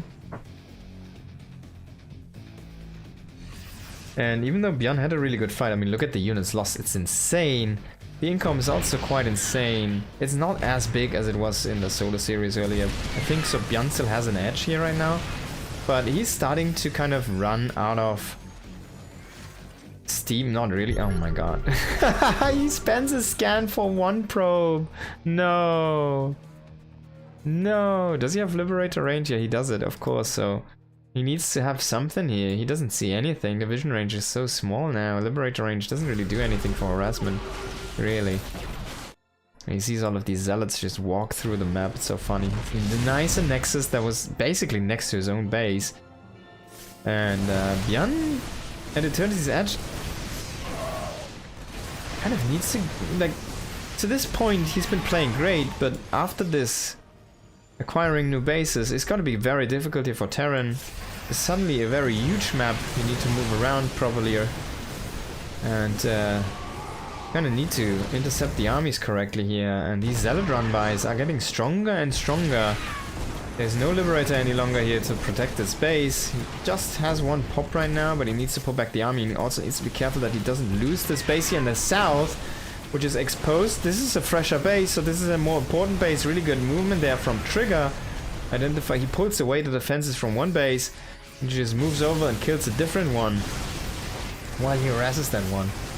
Protoss is winning, yeah. I think you're right, but he still can't really win a fight, so if they actually battle it out straight up, Björn is getting the upper edge, but Trigger has so much money at this point, he kills a few of his own units because he accidentally clicked on them.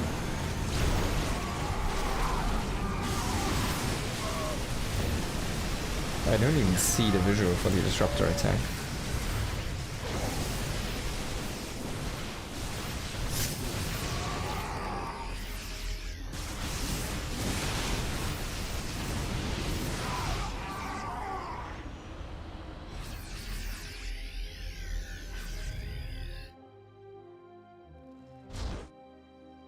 He doesn't know. He knows about this. I think he scanned... Oh no, it was a Liberator, of course, so that's when he scanned it, but yeah. Didn't even see this one because the Liberator didn't move there. That was a very sad Liberator. Björn kind of needs to notice this. This is such an easy picking, right? He doesn't have warp gates, so he can't reinforce those. He can't save those bases. That's also something you need to consider. No warp gate means he's only producing 17 gateways. I guess it's a lot, but he doesn't have one single warp gate, so he cannot warp units in. He has those kind of pylons there. They don't do anything though. You just walk around with 5 marines. You can kill every single probe. Björn needs to recognize that if he tries to take this base, he is probably already ahead in that base a little bit above, right? And that's about to run dry very soon. I guess not soon, but... I mean, he's mining a lot from here. And that's just free mining that Björn lets happen there. The income advantage is starting to show here again. You see Björn only one time with a mule hammer that was kind of comparatively in his favor. But he's trying to take a base where Trigger is already at. This is so funny, the zealots are like walking below that base. So Björn knows these zealots are coming, but he needs to defend his top area at first. There's gonna be the planetary. He has a big bioball though. That's a very failed zealot attack here, and it will even get pincered there. Oh, Björn a little bit slow there. Needs to be careful with this. Oh, standard army movement here. Do they deal more damage again, Disruptors? I don't think, right? 100. Not really. Yeah, Björn tries to take the space, but you can cannon this now as Trigger if you really need to.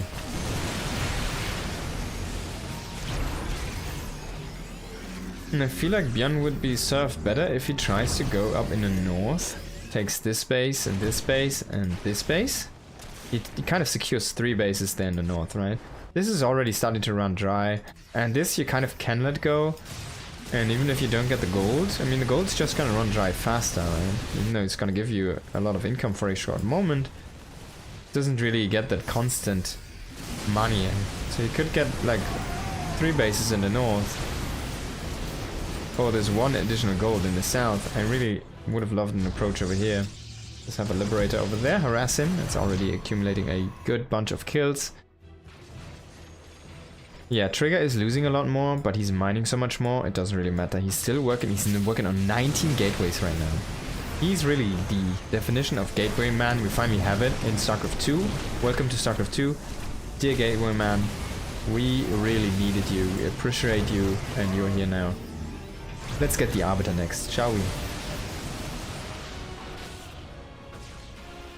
So, Stokers are pushing out the factory. And Björn finally landed at the gold, so he can bring in some SCVs, he can start to try and mine from that, but if he loses this top position, I mean, he opens really up the path for Trigger, and it feels like this map is just not really working out for Björn. Counterattack here on the bottom as well. Trigger's kind of just really splitting up his army into small parts, and he's doing that quite well there. We have a Marauder force now finally cancelling this base here, north to Björn's position.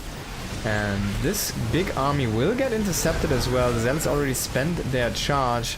The command center that was on the left did get killed off by these Stalkers, but again, if you can kill this army, man, these Disruptors look silly when they shoot. That's the new visuals, and then they're like gray, and then that's... I mean, it's good for actually knowing. It's probably okay, even though it kind of looks stupid. It's probably okay, because now you really clearly know, oh, this Disruptor has a shot, this doesn't. It's probably better for all the not professional players. I mean, you see which one did shoot this one, right? So he really is without any energy right now. You even know which one's shooting because they're like, alarm, alarm. Now this army is getting wrecked right now from Trigger, but he has again another run by in the south. And this is the moment where I feel like, Björn, you kind of want to go up into the north. Just evacuate the south, just let it be. You already mined a lot of decent amount from here. Just grab 3 bases in the north. trying to again reclaim this position.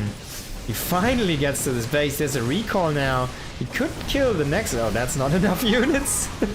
That's a cute recall. I mean, he will buy some time, but it doesn't really matter. So it's again another. He's just feeding into the storm there. Oh, the orbital does stay alive. He blinks in for the snipe on the Viking there to save the Colossi. He brings in another flank of zealots. And Björn needs to bring this army down, or he might lose this base. A few liberators are going to be enough for now, it seems. And Björn is starting to punch out some bases here. He's starting to punch into the income. 50 probes are remaining. He also did kill a lot of workers, so Trigger's bank is gone. His probe count is gone. His income advantage is gone. Can Björn finally do it? Can he finally do it? Can he close the game? Trigger has nothing left. This is all he has. He's traded 24,000 resources worse than Björn. He's lost so many zealots, 300 and 100 stalkers, 14 colossi, 10 disruptors, never got up to storm. Things are going haywire. Beautiful.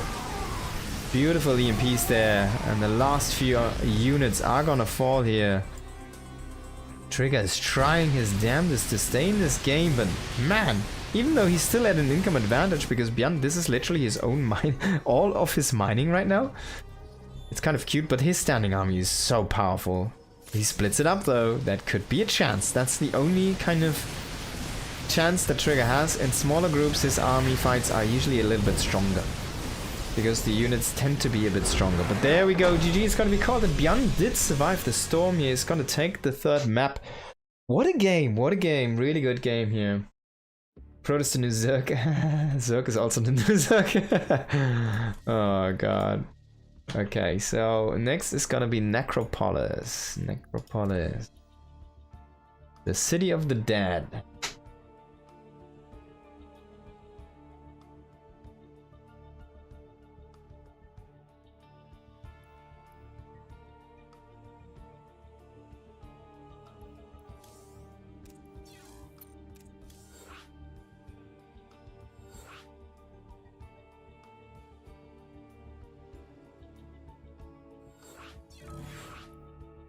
Map has been removed? Wait.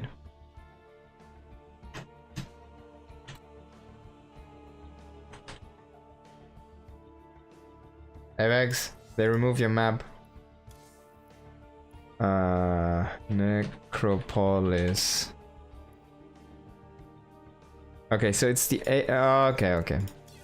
Let me quickly bookmark this. So you basically renamed it. I still have the old named version in the bookmarks. This is Rsl Necropolis now. Wait.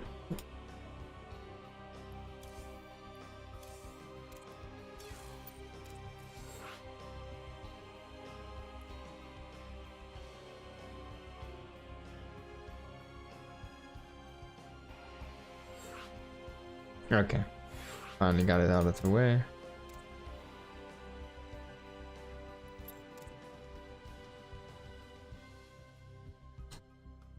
Go, go.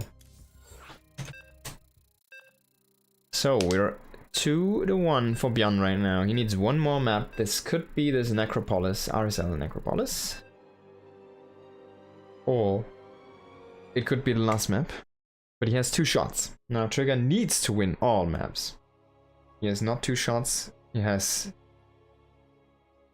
one last leg in the series, and he needs to break 2 from his opponent. Let's jump into the map here. In the top left we do have Trigger, looking pretty good actually in the last game, but for some reason couldn't close it out against this guy in the bottom right. It was very close though in the end. We saw Björn was almost not mining anymore. Trigger's mining was still very much advantageous, but he just depleted a little too much of his bank.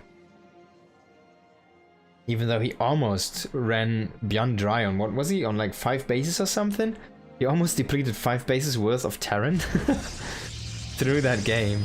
And remember, it all started with a proxy Marauder opening.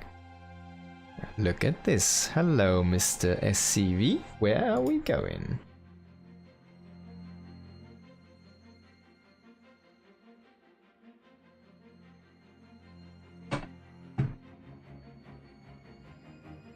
Oh, that's an interesting barracks position. I was kind of looking towards an engineering bay block already because he was kind of moving so much in.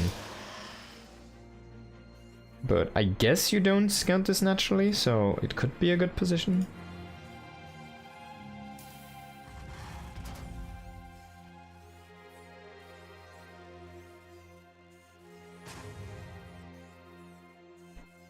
Now, I'm guessing again. Actually, this would be a good position for a Reaper, because he's very close to the jump up point here. But I'm still guessing again a Marauder, just because of the way it's rallied. I mean, you can also wait for like 2 Reapers and then go in, of course. So guessing the Marauder, let's see. Tech Lab or not? Tech Lab, insta Tech Lab, no hesitation. This time might be even a little bit closer than the other one, but we do see a Zealot. That's gonna be very difficult to deal with here for Björn. It soaks up so much damage. If he throws down a shield battery as well, the Zealot is gonna be kind of invincible against those Marauder shots. And it will be very slow. It won't be able to touch the Marauders really, but if you pull enough units, like probes and stuff, the Zealot is just gonna be a really good addition. Oh, he could even scout this. No, but he sees the Zealot. Oh, that's so cool. So he knows there's a Zealot out on the map. He needs to wall this. He's already moving into position. This is really cool, actually. This is giving me some nerd chills here. Really nice. What a gamble from Björn, but it pays off. And Trigger has no idea that even the Zealot is already scouted. And he sees the Adept as well. The Adept misses the Marauders. Terrible situation again for Trigger. He has nothing left. So we do see the bunker again, and he's gonna settle for that thing. The pylon, of course. The Zealot is gonna walk back for a moment, and then he goes across the map again. There is the issue of that Adept across the map. So Björn will have difficulties repairing this. And you can always recall here as Trigger. But the Zealot and the Adept are not going to do much for you anyways. I guess they will buy time. But he's chosen to basically try to break his opponent's legs. So, not sure if I hate this decision. I don't think I hate it at all. But he's not minding himself right now. He's trying to get a Stalker out, but there's already 4 Marauders. He should still have that one Adept. Where did the Adept go? Did he put that forward as well? Starting to lose so many probes here. Only 1 Adept and 1 Zealot fighting. Did he lose that Adept? Yeah, unfortunately. Okay, so he did get that out of the way. There's a shield battery, but he's losing so many probes. I think Trigger's almost done here. Did not recall his units. He's still not breaking through the wall, even though he kills 4 SCVs. It's just not enough. The DPS from the Zealot is not there. The Stalkers are getting thinned out as well here. Marauders are gonna break the last Stalker leg. Oh, the probes, the reinforce, and the recharge on the battery there. Oh, he still loses it. The sentry. It shoots the wrong Marauder and it misses the force field. No recall, so he's trying his damnedest now. 1 Adept, can it kill 20 SCVs?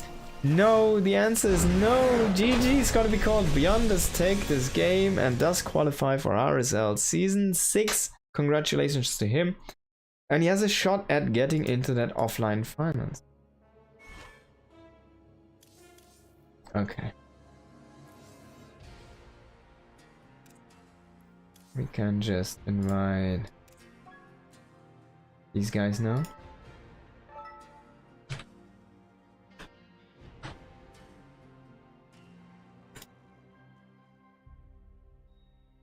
Okay, so we start on fear. What was the thing called?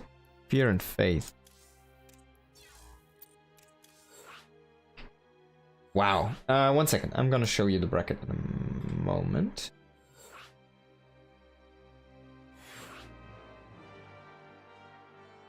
There we go. The Mapu bot is posting that for you. Okay. Ready? I need to pee, but those guys are not gonna let me. Oh, sorry, 3 min. Okay, 3 min. We're back. Pee 1 sec. Alright, guys, I'm gonna go pee 1 sec. Cure needs 3 minutes as well.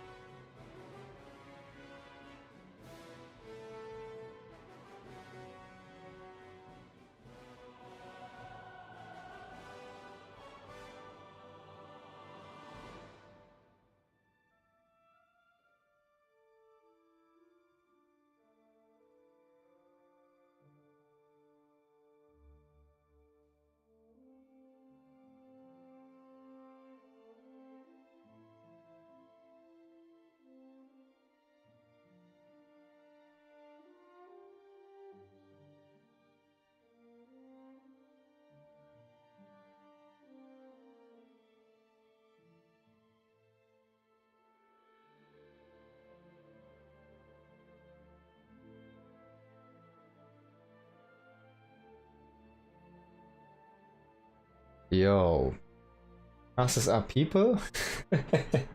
Let Mabu be. That's a great hashtag.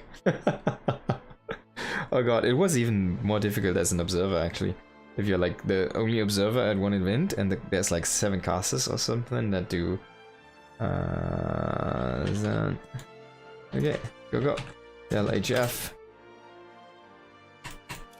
Let's start. So yeah, if you're like the only observer and there's like 6 or 7 casters that do rotate, there's no one to rotate for you, there's no one to jump in. So unless you're like very fast in these 3-minute breaks between the sets, you're gonna have a bad time. And of course, when I started my career as an observer, I did not really, you know, have it down yet to T there, to science. So like one of my first events in Dallas, I think? No, it was in Austin. In Austin. I literally did not go pee until we had like longer breaks between the segments, so I was like no pee break for like, I don't know, 5 hours or something, or 4 hours. That was insane. In the top right, on Fear and Faith, we do have Zaun. Qualifying match here, best of 5. In the bottom right, it is Cure. 4-player maps right off the bat. This one's really interesting as well. We do have these worker paths. Worker path here, worker path there. Worker path everywhere. And I think this one is a 4-player map in the sense of you can spawn in any kind of location here. There is no preferred or no like cut down location, I guess. Not 100% sure. And it has like a tiny ramp entrance, which is really unique. You can block this with 2 depots. Like, he's like, wait, can I actually? Really? Is that? Yeah, 2 buildings. Does everyone in Germany know English? 90%. Yeah, maybe not 90%, but I guess like a good solid 50, 60, probably. Now they teach it in primary school, but they used to teach it only in like, or like elementary school, right? They only used to teach it in like middle school or something onwards. At least that was my generation. Now it's probably a little bit different. Yo, Dave, thank you so much for the raid. Hope you had a good time streaming. We are on the 2nd qualifying match here. Just in time, everybody. Thank you so much. It's a perfect raid to come in to see who's going to qualify for RSL next season. Season number 6, the one with the offline finals at BlizzCon. So everybody is aiming for that offline finals, playing in front of a crowd, an English crowd, an American crowd. They're always pretty good. There's like no better StarCraft crowd than the American crowd, so everybody loves to play in front of those. And yeah, look at that, man. It's so cool. It's so cute. He chases him through the tube. And there's a PC bang down there. This is in Seoul. It's inside Korea, man. A cafe. Oh, he tried to block him, but he already did do the mineral walk. This is so cool. Oh my god. I really love this. This map is great already. I really like all the new weird things map makers are doing to the maps. It's so cool to see that. Finally, we get very diverse things to the maps, and this is just like these worker only paths. They're so cool. I really like the tube visuals as well. It's so crazy. It's like a mail, you know, like one of the, I don't know, Back to the Future, where they get the mail through these weird tubes. It's like you mailing an SCV over to your opponents, like, hey, please show me your base mail, and you have to open it because it has like a countdown on it or something. I don't know, man. You could always put a pylon here or like block this off, of course, with buildings if you really want to. But this is so cool. Adept is scouting here as well, but there was already the probe inside, so he's seen everything that there was to see. Q did also scout a full scout there, and he will come in probably again with the SCV. He's still waiting around here. I think he wants to get a follow-up scout if there might be a Dark Shrine, which Zaun has done from time to time. And Zaun is gonna get Gateway, or sorry, the Warp Gate research as well. But we yet have to see anyone actually use any Warp Gates. Trigger did that. He did not use any gate in 4 maps. And he did end up with 19 Gateway production, so the full essence of a Gateway man.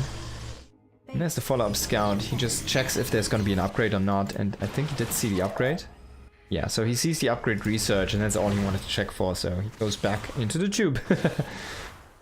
This is some really nice pressure from Zaun. He's killing a lot, he's dealing so much damage to the depot, it's really threatening a kill even, and he threatens... he needs SCVs to pull against this. So Zaun already dealing a lot of damage, almost gets in there. Good timing on the race. And finally Cure will be able to take his low ground base. That was a big delay. I mean, look at this. This is already full saturated. So very nice play here from Zaun. Good pressure. And he's trying to block this off now with one pylon. There's only a scouting depot on the other side here for Cure. So might want to consider to do that actually eventually. I have done a thing to Björn in this tournament. I've gone through the tube, I've made a pylon in the corner and I warped in a few zealots and it worked. I did kill like 3 SCVs before I GG'd because he killed my base at that point already, but it worked. So you need to be wary of this, especially as a Terran player. You want to scout these areas or maybe just already block them off. I feel like putting a depot there is such a no-brainer because you can raise it anyways or lower it whenever you want to use it yourself. So not sure why you only put it on this location and not just over there. We did not see that pylon. It doesn't know that's actually blocked off. And there's gonna be a warp prism. Do we see gateways? So Zaun, my man, he made those gateways. Now these guys... how they function now is they have insanely long cooldowns on the reset, but they have fast warp-ins now, 4 seconds for every unit. It doesn't really matter with a warp prism, it doesn't really do a difference there, I think. They already had fast warp-ins anyways. But man, Zaun is just like, alright man, I got 3 gates, I got blink, let's fight. And Cure, as much as he's building up the wall, I'm not sure if I like that blink. Warp prism micro is solid though. But there's also a drop on the other side of the map. There's a Banshee coming in at the same time. Everything's going haywire right now. Everybody's punching everybody. Like both players are punching each other to the face right now. Trying to pull the nose out of the face here, and they're doing it. 17 SCVs died to 13 probes, and there's more probes falling. It's even a cloaked Banshee. This is a terrible disaster here for Zaun in the end. It seems like he needs to get rid of this or he's gonna lose his whole economy to one Banshee. He doesn't even have a shield battery. There is finally the Observer, the hero we need as Protoss. And he will get rid of that Banshee, but not before losing 23 probes. The only saving grace is he has a third Nexus. He still has a comparative work account, even though the actual economy is down right now. But there's no third command center for Cure. And there's no upgrade yet for the Marines. So Zaun still has a lot of play in this game, but he needs to make this work. Kind of needs to do a little bit more on the harassment side, and he needs to kill the Medivac. Oh, that did work out okay, beautifully. And he will get the second Banshee, I think, as well. Only after losing 2 probes, so that's decent defense here on the second Banshee. But Protoss is behind. The saving grace, as I said, is that the tech from Terran is still a little bit away, so he needs some time before he can actually push across the map. So Zaun has a chance to build up his probe count again, chrono boost those like crazy, and try to harass with what he has right now. Maybe get on even ground again.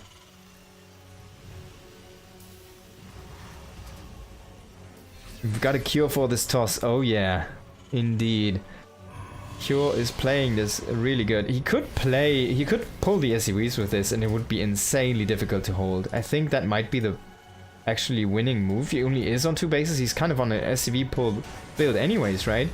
He doesn't really have a third base on the way. He's producing off 3 racks. And he's only getting 1 upgrade currently. He doesn't have a second engineering bay with this. Oh, he doesn't have the vision. Research complete. That's a nasty Stalker SWAT here, finally. But this is what Zaun needs to do to kind of stabilize back into this game. He's back into a good work account again. So finally he has the eco up and running back where he needs it to be. Maybe he needs it to be a little bit better even. But I guess it's fine because we're starting to run out of a few patches here for Cure. And if you're on 2 actual bases with a half one, 2.5 are so much better than 1.5. And I don't think the ones for Zaun are gonna mine out that fast. Yeah, because of the mules, of course. So Kyo is there. Kyo has finally his tech up and running. He's still waiting for the +1. Concussive shields are gonna finish in a few seconds. He's trying to run in right now. He gets the first Stalker here. A little bit sloppy there from Zaun, but he does grab a few reinforcements. The tanks though are sieged up. He's trying to get these reinforcements now. Zaun needs to be careful. He cannot lose this bunch of units there. And he also cannot lose the Immortal. This is a very delicate defense. He is working with warp gates and normal gateways, so I hope he's kind of getting this to work. But in these reinforcement moments where you really need as many units as you can get, the warp gates are just a little bit slow on recharging, and maybe that's something that could cost him the game here. But that's a really good flank though. I really like the way he utilized those warp gates. But in the end though, this army is just a tiny bit too flimsy to stand up against a full-fledged biome with that +1 and stim, concussive shells, all the upgrades are there, combat shields. Maybe he barely has enough there, just enough to push it back. Ah, just one more wave. That's always what you need. One more wave, but he doesn't have it. He gives up. Zaun. Wow, what a game though. Both players really aggressive there. So much like punching each other's face, and I think Zaun's chin just cracked a little bit more than the one from Cure here. And in the end, Cure manages to break through and fully break down that chin. Okay, so next one is Old Sun Temple. It's another 4-player map. Interesting how much the players are actually choosing to play these 4-player maps, right? There was so much booing about, oh, no 4-player maps, never, go, GLF, Jeff, there you go, let's start the game. Everybody was hating on it for like 6 years, 8 years. Look at this. 1 3-player map. It was Mothership, a good one, a good 3-player map. Enabled us to have the pros considering this idea of I really need to be able to get a free scout on my opponent, or that way I can't play the game at all, into a, well guys, you can just play around it by scouting smartly or choosing smart build orders, into a point where they actually pick these maps first. In the bottom left, on another 4-player map, we do have we have Zaun playing for Onsite Gaming, and on the bottom right we do have Cure playing for Team Liquid, of course. Now, as Avex already told us, this map is trimmed down to 2 spawning locations for your opponent. So for Zaun, it could be either cross position in the top right or the bottom right. Now for Cure, of course, the same, either the bottom left or top left, so it cannot be the vertical, which would be the above position for each player. Classic is the one with the chin, indeed he is, but you can break the chin from everybody. I went 8-pull on the ladder today on a 4-player map, and I guess the spawn wrong. Damn, you need to drone scout. Just need to happen. After you have your links in production, you need to send out the drones to, you know, run into the right direction. You only need to scout 2 locations, right? If it's a full 4-player map. If it's Old Sun, you only need to scout 1 location, and then you can just run into the other location. Once your links are in production, you need to go scout. Okay, so Zaun is scouting cross first.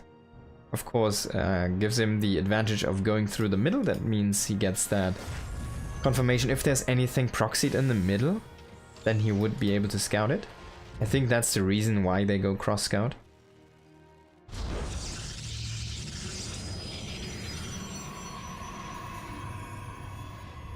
And then we do see the Nexus here. After the cybernetics core, of course, and the command center after the barracks and the orbital. No Reaper. Pretty high gas count. It's gonna throw down a factory here. No add-on yet. Probably get a reactor. And there we go.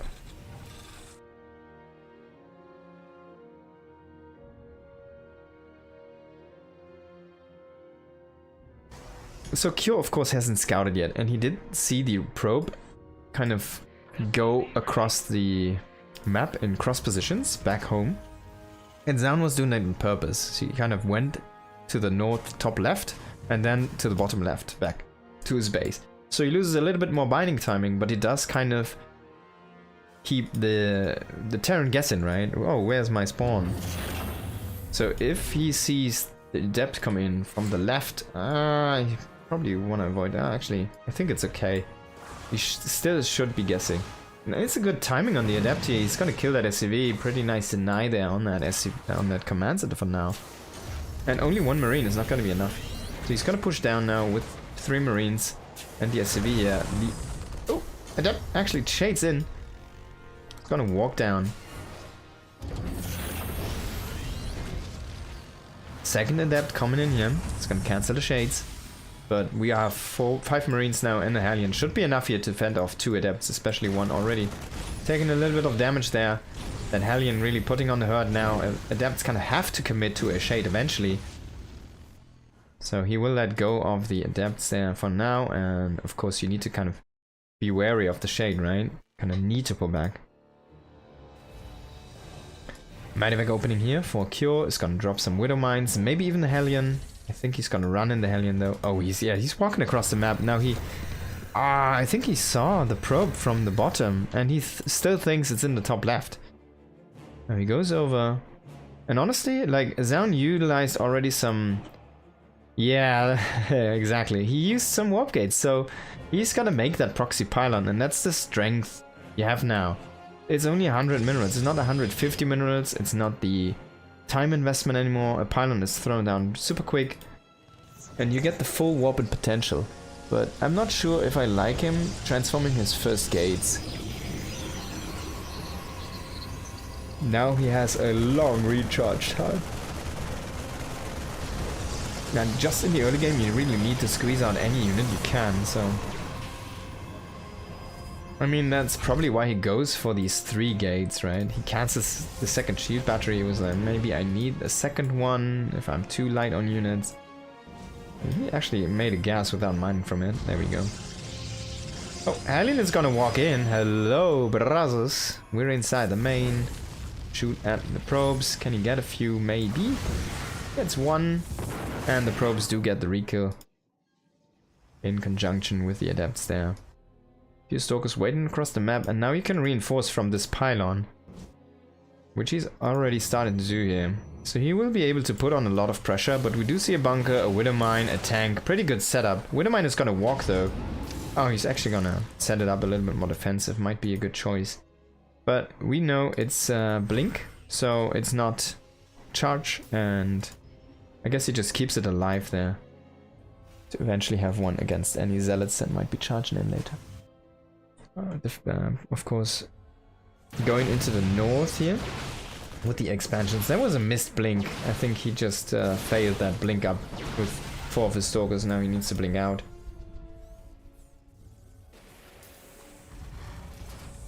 Was unfortunately not able to do that much damage. I think he killed 1 SCV.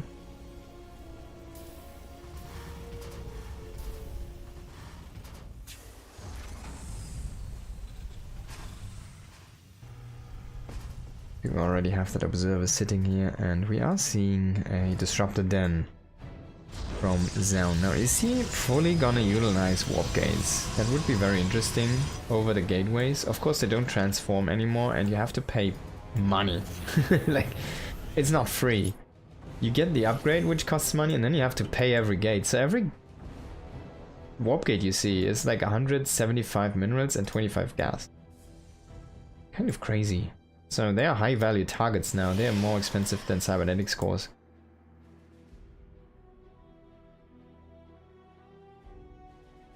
Double cloak Banshee coming in here, but there is an observer. We'll probably get 1 probe if he decides to kill it. He just flies away. Silver not paying off at all. Medivac is kind of hiding in this temple thing structure. Of course, the bars are being seen there. Health bars.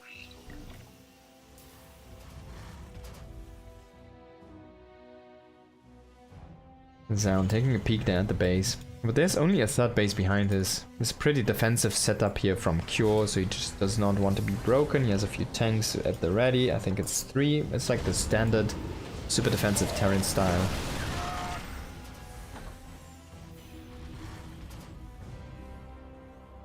And Zaun is playing kind of a macro style himself this time. So he did transform all of his gateways into warp gates.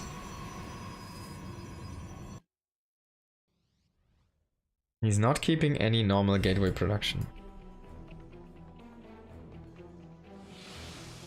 It's very interesting because Zaun is the first Protoss that I see that actually does this. Maybe he recognizes that this is just the way he used to macro. The issue though is I feel like you need more gateways than you used to have for the same economy, because your macro cycles are going to be slower, so you have more money piling up naturally, right? So it's just, it should be bigger warp-in rounds, so we probably want to operate on like 10 gates or something on 3 bases, if that makes sense, right? Just because you have just more, you should have more money, or like the same money but slower macro cycles.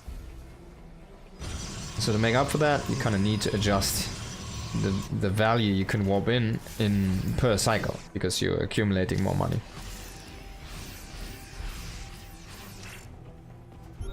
Oh, that's a good scan here. He sees that army movement over there. He sees the observer as well. Tried to snipe it with the Vikings, was a little bit timid there to go in. A little bit afraid to lose those. Didn't really want to force an engagement yet. This is this marine drop, man. And it's boosting down, it's boosting out. He's like, alright man, let's join up. Let's bring the boys together.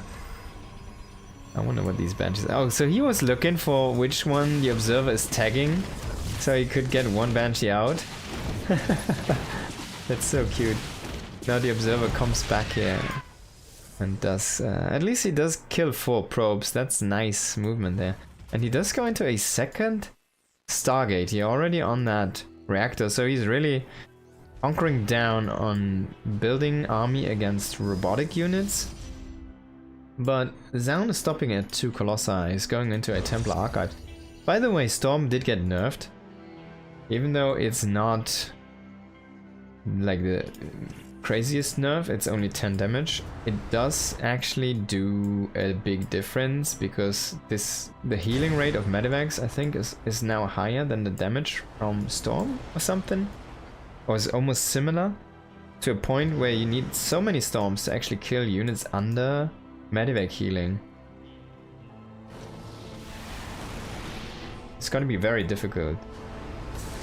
Against Zerg, it's still pretty good spell. I'm not sure why they actually changed Storm, why it had to be nerfed. It should be a good spell, and it used to be an okay spell, I think, after the first nerf. Like a very long, slow period of damage. I think it was in a good spot. They did nerf it a bit again. But now, like, having difficulties outpowering healing might be an issue.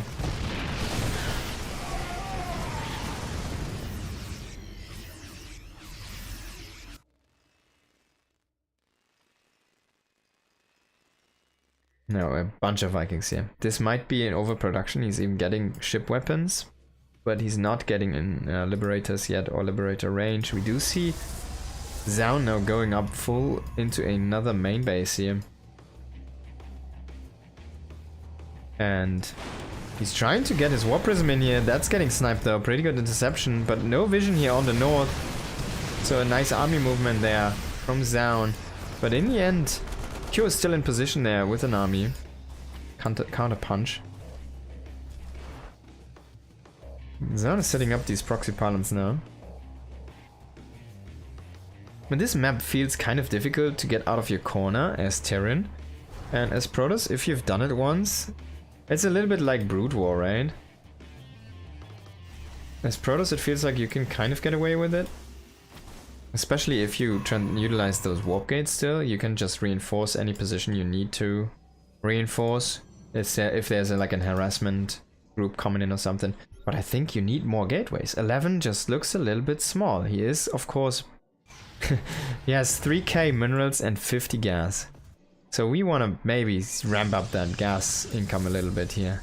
Yeah, maybe get one more guys over here and here as well, bro. Down, ready to open thousands of zealots. Now finally we do see the additional gates that we're asking for. 7 more gates on the way, so it should bring us up to 80 gateways. That's a bunch. That's probably gonna be enough. And he can just utilize this like he used to. Q is gonna open up that path and probably wants to expand into that north. There's a pylon sitting though, scouting this location out. And ready for an intercept on the command center. 5 command centers at a time here right now for Q. Another starport as well. Starport number 3, where is it? Over here. Let's see what add-on he makes. I bet you it's gonna be a reactor. Now, Zaun decides it's time to push in. I have 4k minerals. Let's deplete some of our zealot bank here. And he's just warping in like he used to here. He probably needs to still buy the warp gates, or his warp gates. Or his gateways, the other ones. He's just finishing up right now. I wonder if he actually sees that it costs money.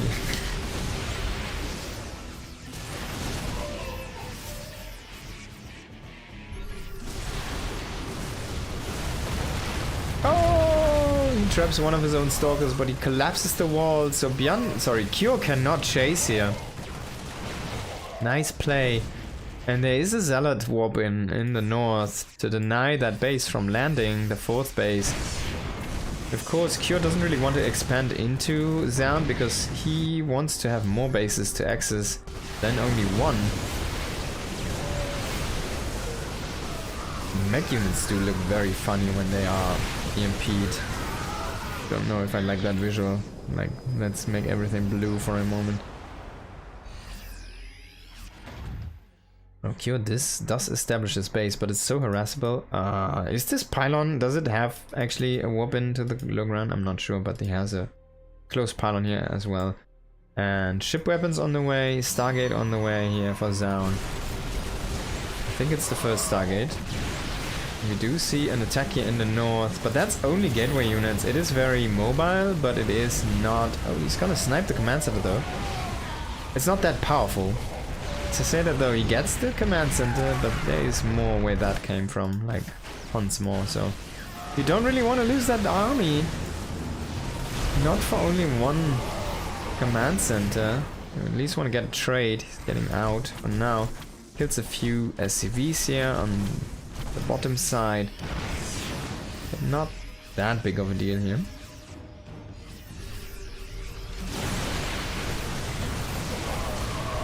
Nice Widowman connection. Disruptor could get a good hit. Does completely whiff, unfortunately.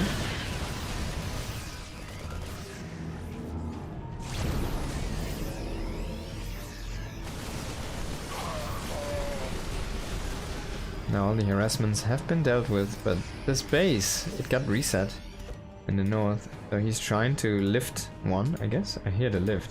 Oh, there we go. No, now he goes into the south. Okay, so you say, alright, screw that. We're gonna go into the different direction. We're gonna push into you with bases. That does kind of put him a little bit on the timer. Not really.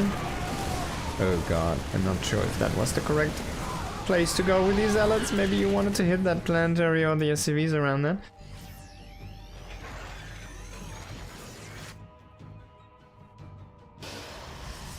DT Shrine. And he did actually transform one of the gates. 20 warp gates now. So he's acknowledging the fact that he needs more. So he can actually do bigger warping rounds. So he can spend his money more efficient. He does have 90 probes, of course. So with one warping round, that's 40 supply. That's a lot of money as well. But that's a lot of supply as well. So you can kind of max with 3 warping rounds. That's 2 minutes, I think. Even less than 2 minutes. It's like 1.5 minutes you can remax here as Protoss. 20 gateways. Of course you need to get into that spot, but yeah, Zaun did maneuver that correctly and he has a lot of bases. Good disruptor shot, but doesn't go off. Very good deny here. That prism ran into these turrets and it wasn't the first apparently. There's already 2 kills on these guys.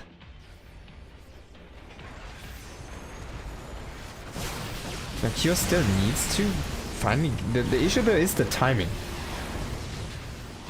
Q's getting a little bit pulled apart. He's only operating on 2 bases right now. He still has a bank, which is nice and all. But he needs to establish a base. He loses another command center. He cannot bleed those for all eternity. He's making a couple more, but he's not really accumulating a bank right now. He's spending his bank. He's not mining enough. He's only mining on 2 bases, and that only 1.5 really. So he really needs to set up a new position for himself and get something going. Yeah, Zaun can just keep playing whack-a-mole if he needs to. He has so many bases, he has so much income, he has 90 probes, he has a lot of money, he has a big bank, he has 20 warp gates, he's warping in 7 Dark Templars right now, just because. At least we do kill some probes here, there's a little bit of harassment going on, and maybe he can establish that commands, and if you get up a planetary fortress with the upgrades as well there for the planetary, extra range and extra armor, and he kills a base here from his opponent, maybe he can kill a few more bases. Liberators, are they going to be able to chase out this army here from Zaun? Seems like for now the answer is yes. He buys a lot of time. The army was in the north attacking, that means it's not in the south. We need to transform that into a planetary though, bro.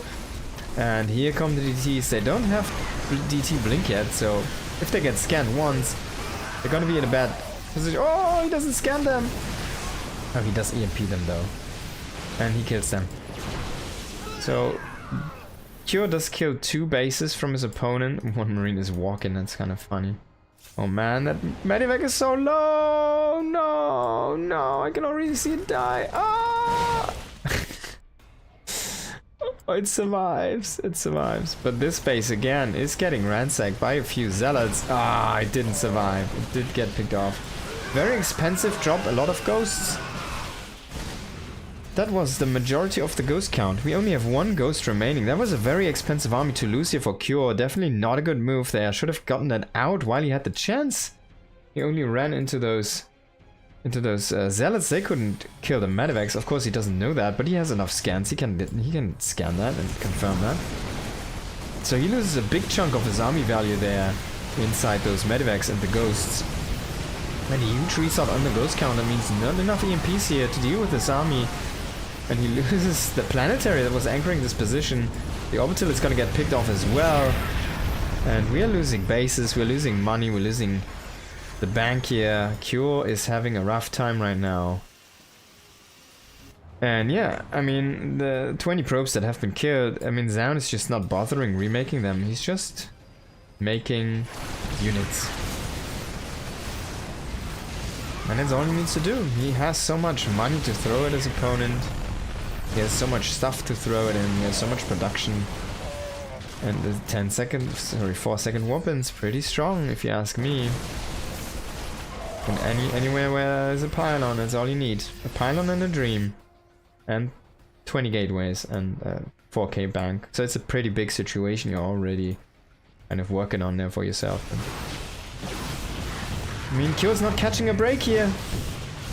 He is getting pushed off the minerals on the north here as well, and that is a rough situation for him, because now his only last mining spot is down here with this. It's a planetary, but he doesn't even have enough SCVs to kind of surround and repair this one. Only 30 SCVs remain for our Terran player. He needs to saturate that base. Where are these 30 SCVs though? There's a few on the gas. There's nothing in the main. I guess there's a few surrounding this base down here. But Zaun is on the brink of breaking Cure, I feel like, even though there's still 140 army supply. It's a lot of Liberators, which are gonna have a tough time chasing an army around. Not that much bio. And unless you have... oh, there's the army. Unless you have a good setup already, you're just gonna get it pulled apart. Cure is so much down in money right now. He did spend most of his mules. We're gonna see a mothership now, by the way. That's a funny nexus where it comes out from. But he did spend a lot of his mules. He's trying to get the SCVs now down here. Look at the money, like the income is so small. See the income advantage right now. It's still 2k per minute for Zaun. It's insane. Starting to lose some of his production facilities though. If he starts to lose too many from the gateways, he's gonna have a very rough time.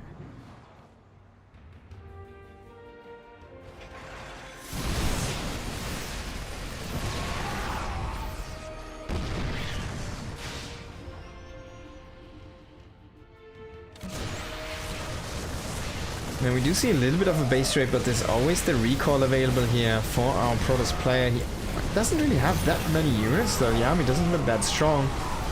And one issue is there's no more bank left. If he loses all of this production, how is he going to beat the army from the Terran player? I'm not sure if I like this choice here from Zaun. He is recalling to a Nexus close, but a few units are even stuck here. If the Liberators can set up on the ramp, they are not in time. Unfortunately, he still makes this army very tough to kill, but the Terran army is trading so much better here. He's losing a lot of units, but he still has so much behind this. Zaun needed to protect this gateway count, because that's all he has left here in this game. He has a bunch of income still, he has a lot of money coming in, but he doesn't have it yet, he doesn't have a bank yet.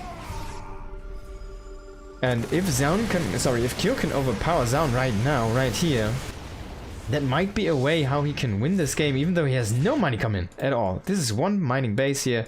This gotta get killed off in the north. There's nothing left for Kyo but that one base.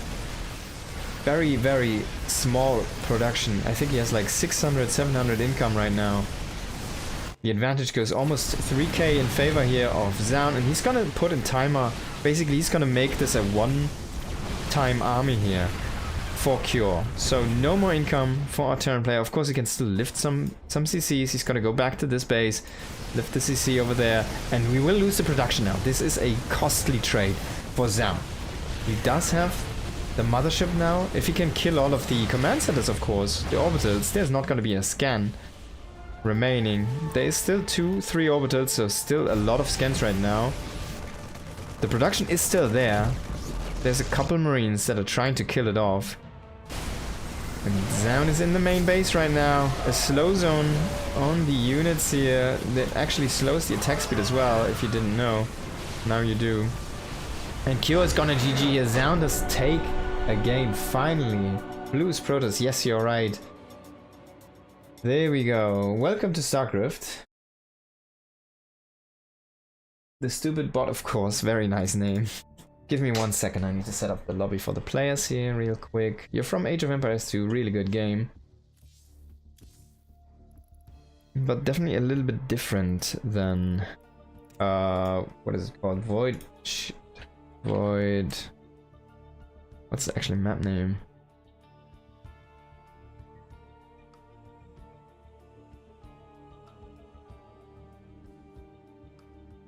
Void Storm. Void Storm. Rsl Void Storm. There it is. Okay.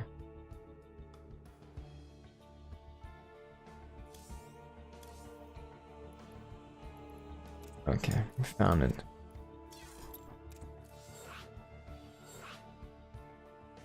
Oh, you discovered me from Red Bull Wallet. Thank you so much. Had a good time working on that while I was working on that. Not the last one, unfortunately. Londonium.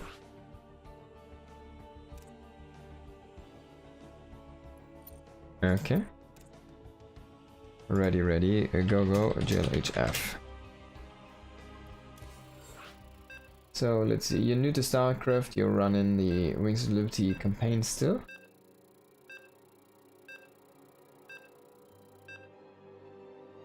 So you still have a lot to play through. There's so much in the campaign, man. The campaign is really good, actually. They have also pretty cool cutscenes and stuff. It's very linear, though. Maybe a little bit more than the Age of Empires campaign, I guess. But yeah, I guess Age of Empires campaign is way bigger. Okay, in this series, best of 5, coming back to this one, we do have a 1-1 situation. And we are on the map Voidstorm. I haven't seen this map yet. Of course, unlike Age of Empires 2 maps, these maps are not scripted. They are actually like designed, basically. So there's no random factor to the map itself, or fixed. And we can have a look at this map. So this is your main base, where you're gonna spawn. Every time there's a jump up location for any unit that can kind of jump over cliffs, for example Reapers, and then this is a weird position. I'm not sure if this is doing anything, but it has a cool visual. Looks like there is something. Then there's your ramp into your natural base. Natural resource location. There's another jump up point for a Reaper. into the natural base as well. And there's a little bit of space behind the minerals, which is, I guess, not that normal. So you can kind of play static defense against something like Liberator Harassment. Then we have these mineral fields in the middle, and just like there, it's like smileys, not sure. We do have destructible rocks to kind of open the paths a little bit more. And there's the scouting probe coming across the map here. It's gonna scout that one Rex opening for now from Cure. This map with the Observer Legend, thank you so much. Are tunnels important to control the minerals? Tunnels for minerals. Well, if you mean these ramps, they're pretty important. And of course you want to place your nexus, right, your town center basically over here, and then you control this area. You just need to have some units. You can't really garrison or something, so you don't have any natural defenses to your main base. Tower equivalent. Oh, turrets. Okay, sorry, I misread as tunnels for some reason. They can be good. In the sense of if you have enough money eventually, right, you can just place them down to basically get something that does not cost supply. They're not that great. It's not like you can put up a castle or something which is super powerful to keep a location under control. Cannons or any defensive structures in StarCraft 2 do die rather quickly. But they can be really good. Yeah, it's very nice to handle very specific type of harassment that can be thrown at you. And depending on the placement, it's better against one or the other, right? So there's a lot of utility to that. So it also does give you kind of, it buys you a little bit of time. So it buys you, like, stuff really dies super fast, especially with that much AoE here in StarCraft 2. So if you have a worker line and you want to throw some AoE at that, you can do that, and it's very easy. And if you're not reacting fast, you're losing a lot in just a blink of an eye. So having a little bit of static defense, a few turrets or something, a few cannons in this case for Protoss, just helps you give you a little bit more reaction time.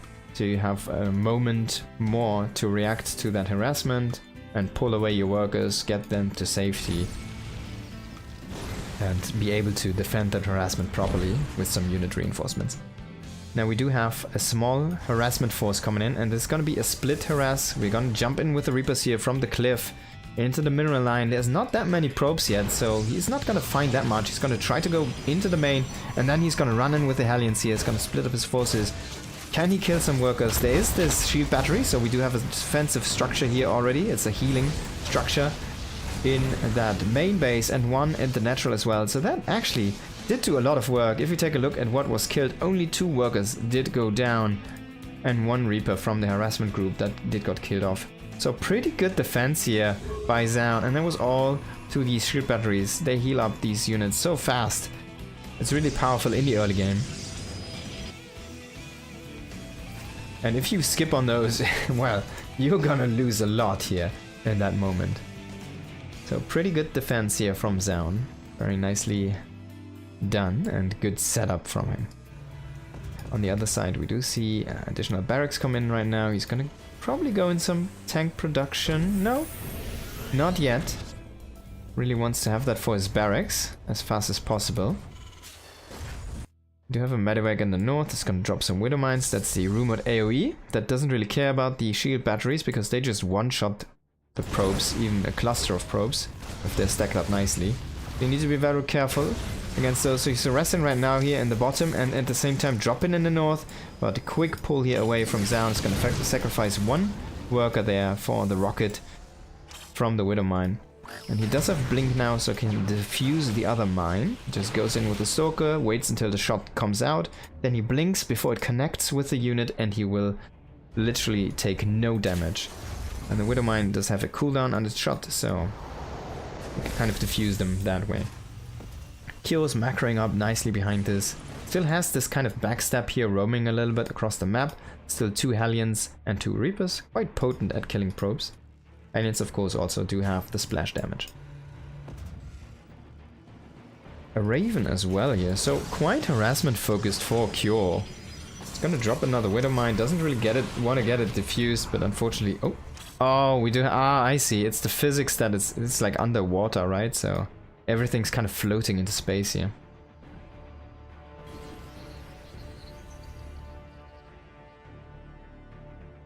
Cure misclicked the mine drop, yeah.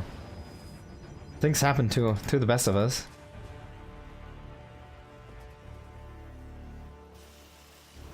Okay, so he could play a 2-base push SCV pull with this one. Depends a little bit on the timing of the Colossi. And if that's seen, so far he has no idea about this. He did see the Robo in the making, but he doesn't know how fast the Colossus follow-up is. So if he can hit before there's 2 Colossi out, he can be very powerful with the SCV pull. He is gonna have Medivacs, he's gonna have Stim, he's gonna have +1 combat shields, but I don't think he's gonna do an SCV pull. Look at things floating around here right now. Oh, bye bye Marauder. Physics, yeah. So how the map makers do make this happen is basically they put the whole setting of this this thing underwater, so things just float to the surface kind of because they have oxygen in them, right? So things kind of float, but not metal, I guess. Sometimes metal floats as well. It's a little bit random. There you go. There's your floating metal. There are a few animations that do not fly away, where they just explode and fall to the ground. And then there's animations which just explode into and are like left to the atmosphere, and then just like kind of a ragdoll, right? And there are non-ragdoll explosions. So the ragdoll explosions, they will really fly through everything, like this one. It's very slowly coming to the surface now. It's really cool. And then it despawns, of course, eventually. So Q is pushing in right now here. As I said, this is not an SCV pull. He has a 3rd command center behind this, so he doesn't really need to deal that much damage. If he would split a couple of units into the 3rd base, maybe just a Widowmine, could be really powerful. But I think he's about to lose this position here. 2 Colossi are a little bit too strong for Cure to handle with only bio and no air support. Starting up that Viking production right now is getting into a 2nd starport on a reactor. And he already has 4 Vikings. So if Zaun decides to push, now is not the time. It's already too late here. Raven is still sitting here. He's gonna probably throw down another auto turret into the 3rd base very soon. Medics are medivacs that can't drop. Yeah, if you want to go that way, yes. Are medics bad for Terran? Medics are good for Terran. Yeah. Basically, he doesn't have medics in the... Like, medics are only confined to the campaign. You cannot play them, make them in the multiplayer. So the medivacs are medics that can fly, basically. And they are also dropships, so they are an all-round unit.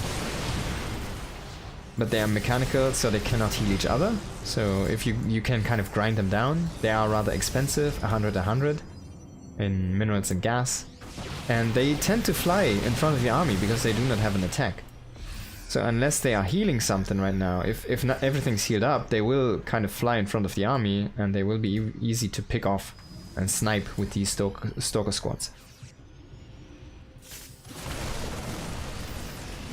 Since you've only played 15% of the Terran army yet, I don't think you've encountered the medevac mission yet, so you still need to get there.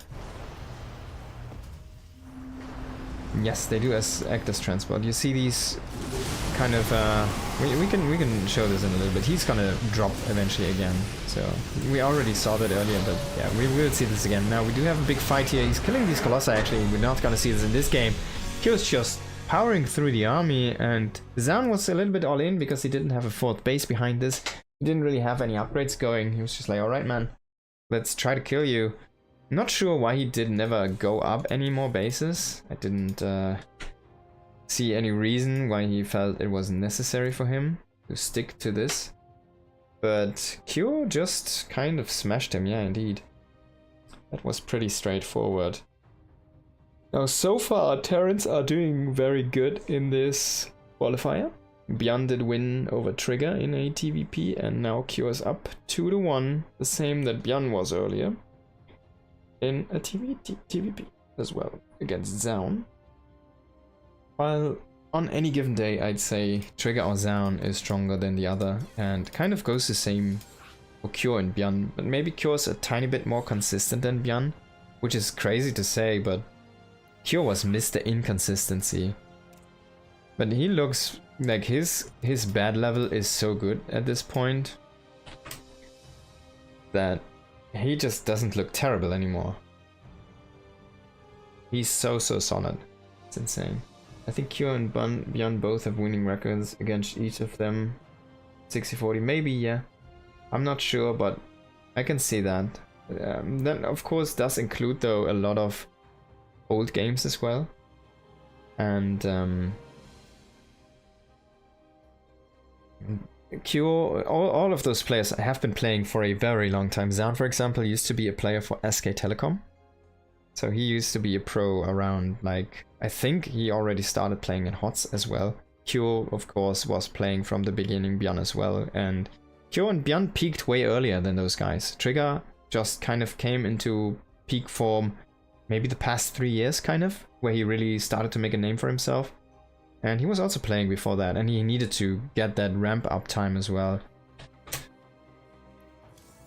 So the peak form from Cure and Zaun, Cure and Björn was way earlier, and they kind of kept their level. So they were grinding Zaun and oh god, Trigger for a while. So it's natural that they have a pretty good win record against them. But I think if you just check like the recent past, it's probably a lot closer. I'm not sure though. Wouldn't be surprised if they still have a good winning record. Okay, so we're looking at a 1-2 situation here for this guy. Zaun in the top left needs to bring it back. Can he make it happen on Necropolis? In the bottom right, Cure, only one to close it out and potentially get a shot at going to BlizzCon again this year. In the grand finals of RSL Season 6. Needs to work his way through Season 6 though, and before that he needs to qualify.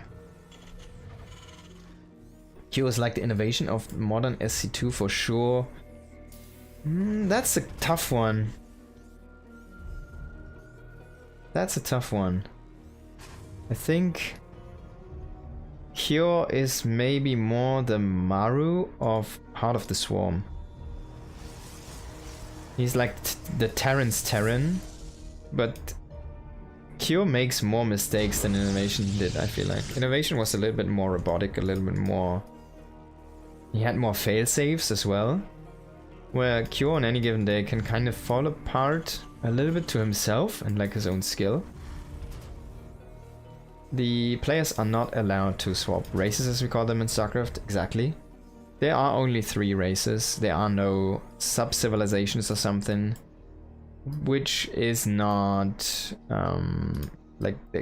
not something that couldn't be done, but it's just not done in this. And the races or the civilizations do operate vastly different, very unique to each other. They have a unique way of macroing, a unique way of playing, a unique way of how the units operate. So they are super different from each other, to a point where if you have like a super top player from one race and you would give him another race and he would have to play the tournament with that other race, he would never win. Like he might take 1 series or 2, but if he has to play like 10 series in a row, he would lose 80% or 90% of those. It's so difficult to master these races because they're so different to each other. We do see very, very rare cases where someone does master 2 races to a point where he can actually win tournaments with both races. And in fact, only one player has really done it to a point where he did actually win with a different race than his normal race. And that was Clem, the French player. He's a Terran main and he has very high level Protoss. Or used to have in the last patch. Now with the new patch it's a little bit more difficult for him actually, because his main race is still Terran, so he needs to get in with Terran first, and then eventually, once stuff has been established, he can go back to Protoss again. But yeah. I know. Yeah, Age of Empires is really complicated as well, but most civilizations do operate very similar. Like, I don't think there is huge macro differences. Everybody, of course, has a little bit of tweaks to their macro and like economy and stuff, right? So the way how you build up your economy differs from every civilization to civilization, but in the end, you do kind of the same thing. If you never get gold, you're gonna have a bad time, right? So it's not like you have too much freedom. It's more about, like, I think a build order and timing issues for a lot of civilizations, and maybe like some of the endgame stuff. For example, Poles do have insanely good food eco, right? Or Khmer. And then you have in StarCraft, it's more about, I guess, how those races macro. There. Oh god, Cure. Oh, this is the unpeak Cure moment, you know, where he. So that's a hallucination. It's only mineral. It's only it doesn't cost anything. It's energy based. So this unit is accumulating energy over time. Uses this spell hallucination, makes a phoenix like this, and he sends it across the map. Now the units who shoot at it, because it's a unit, they don't know it's a fake unit. You know, if you shoot at it and by the amount of health it loses per shot, you already know, oh, it has to be a hallucination. And it doesn't do anything, right? It can't deal damage. It's just there to, it just generates vision and it has a little bit of health, and that's it. And then he uses that Widowmine shot, which does AoE damage, and it does deal friendly fire. All the AoE effects from Terran do deal damage to their own units as well. So there he eats some damage for his own units, from his own splash damage.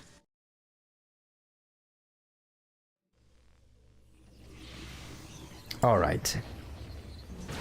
Now, Widowmine drop common in here is gonna drop out the mines, but of course things are getting evacuated. If you can get a Stalker, that's a pretty good trade though.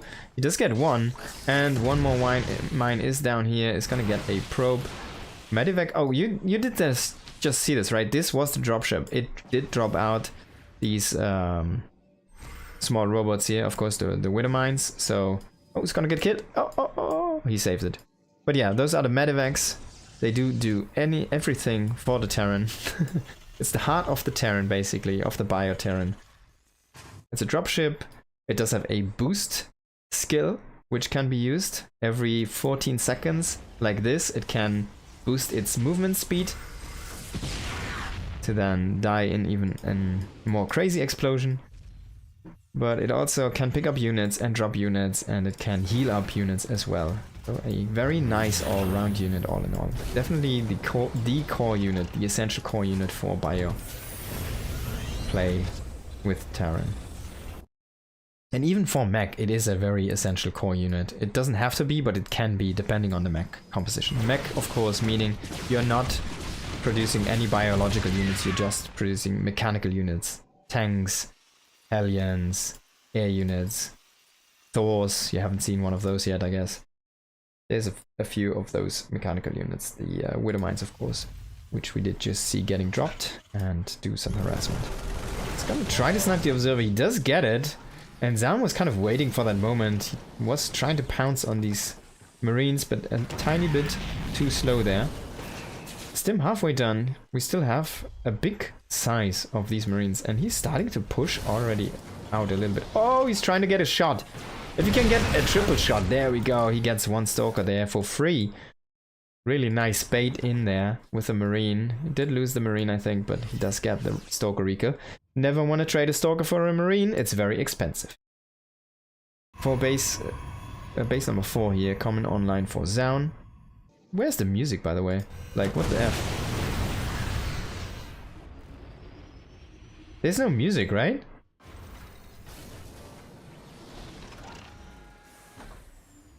The plate is broken.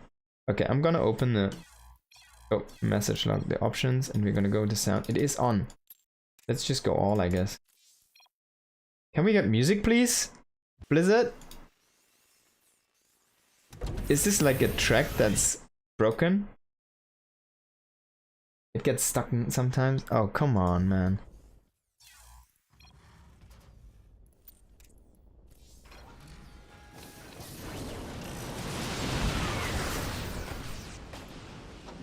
Alright. I'm gonna fix this in a moment. But before that, we do have the push here from Cure coming in. Trying to hit Zaun. But Zaun does have a counterattack going on here. A bunch of zealots are going into that natural base. Tanks are getting jumped on. One does survive and is still anchoring this position. We do have a few Widow Mines now setting up in front of the army to try to get a cluster on those zealots. A good hit on those. Still, the zealots finally being cleaned up. Only 4 SCVs do fall here, so not that big of a deal in the end. They added new tracks and broke it. Yeah, indeed, they did break it. Man, I hope they fix the music fast. That's actually terrible. That's gonna be so bad for all of the events that we're gonna run very soon here. There's nothing I can do about it, I guess. I tried a few things, but it doesn't do anything. Okay, so Zaun is trying to break this army now, and I think he has enough here. Guardian Shield providing that additional armor. Very nice for that Zealot frontline. The Zealot frontline... Oh, he snipes the Stalker for himself. Misclick there from Zaun. And that was actually really a tough one, because that should have been a medevac going down, and now the medevac even does survive. He lost the Stalker there in addition to that as well. He will still stay alive. The Colossus is dealing a bunch of damage to that bio unit. And we're gonna put up some music now, because I can't stand having no Brood War music. Can't believe it. How is this even possible? Like, how could they make it even worse?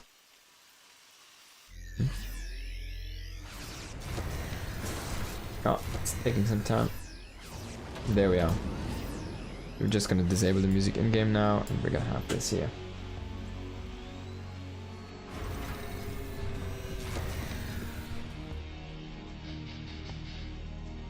And there's a medevac again, trying to go for a little bit of a harassment on route there into the 4th base. Stalker's trying to walk in here, trying to do the same.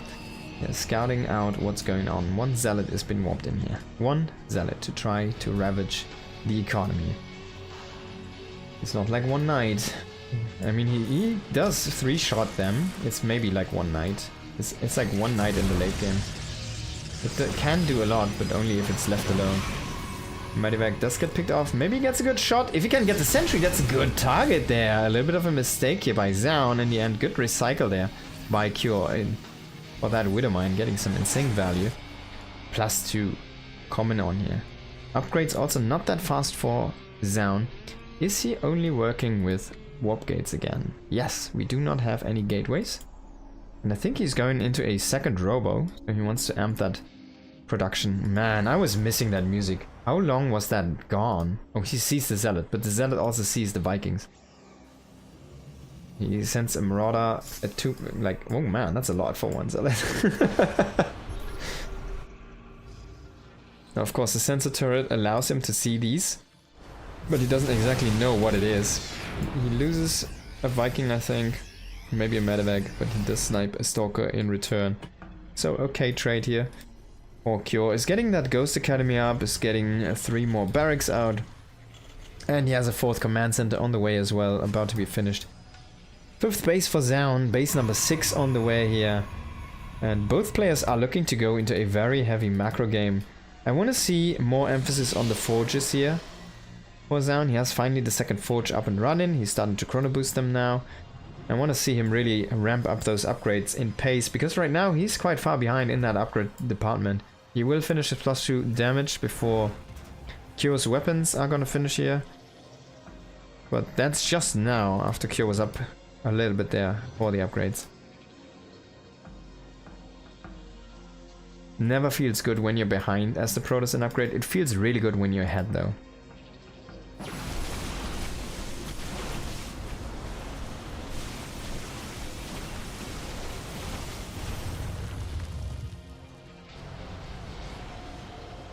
So not sure why he killed those rocks there, but he felt like he needed to open that a little bit more.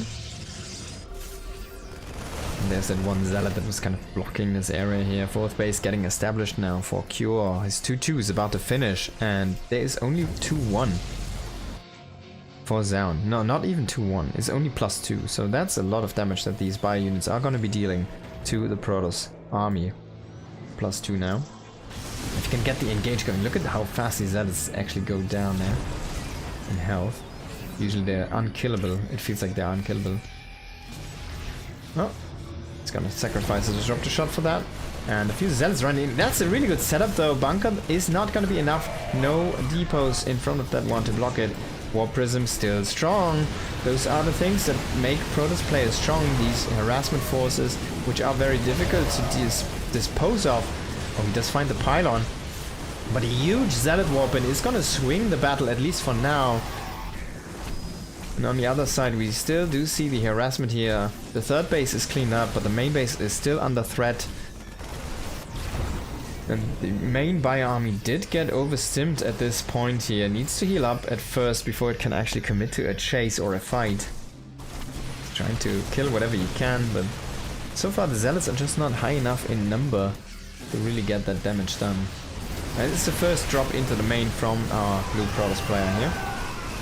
He's trying to get a good fight there on these bio units, but he's actually decimating this army quite a bit, and there's not enough healing power. 5 medevacs is not enough, but there's going to be a flank now. The Vikings do land. There is no Colossi. They did get pulled away from this army. All of the AoE has been completely wiped out here for Zaun, and he is back to his main base. Wait, where did the Colossi go? Did he lose them? I guess he did lose them to the Vikings. So now you can land those Vikings, you can shoot at the mechanical units. You need to be careful though, you don't really want to lose them to Disruptor Novas. They are pretty strong. And you can pause your Viking production for a moment. He's actually going into Liberators at this stage, trying to kind of set up a flank here with the Zealots. Zealot flanks are very powerful, but man, Doom drop into the main base here, he drops the Vikings. It's a little bit of a risky move though. He can still get out, but then you can get blinked on top of. After a blink, he kind of needs to wait for a blink to get out. That's a really good disruption nova though. Another one is going to potentially hit now. Nice deny there from Cure, who's just going to trade out this army in the main base. He's going to, at the very last second, evacuate. And that Zealot group that just didn't run by into the base of Cure here. Cure's starting to kind of abandon the positions for now.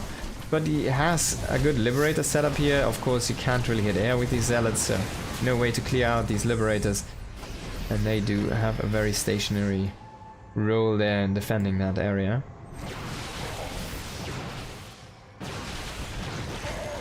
Yeah, that high Liberator count is really putting a wrench into the gear here for Zaun. He still has a lot of these pylons and groups around the map to be able to set up a lot of harassment, but during that time he never got up +2 armor even. His forges were idle basically, so he just finished the upgrades he had already in the research anyways, and then he didn't start anything extra. So now he's finally starting that +2 armor, and I guess it's on the way already for a little bit, but he needs to start that +1 plasma shields as well. He doesn't really have the money though anymore. He did lose 2 bases, let's not forget. Oh, that's a good engage here for these Zealots. Bio units against the wall there.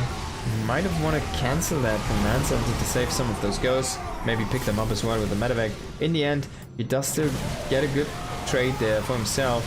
Of course, with the other group of bio behind that command center. And the Planetary Fortress, of course, shooting at the army as well, dealing that AoE damage.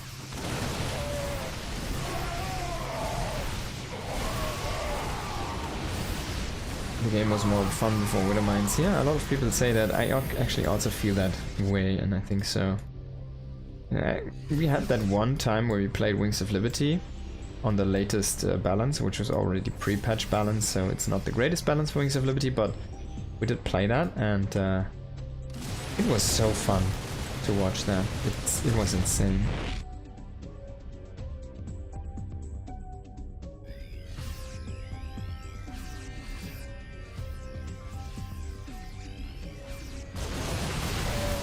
Dark did win that, by the way. And he played random, I think.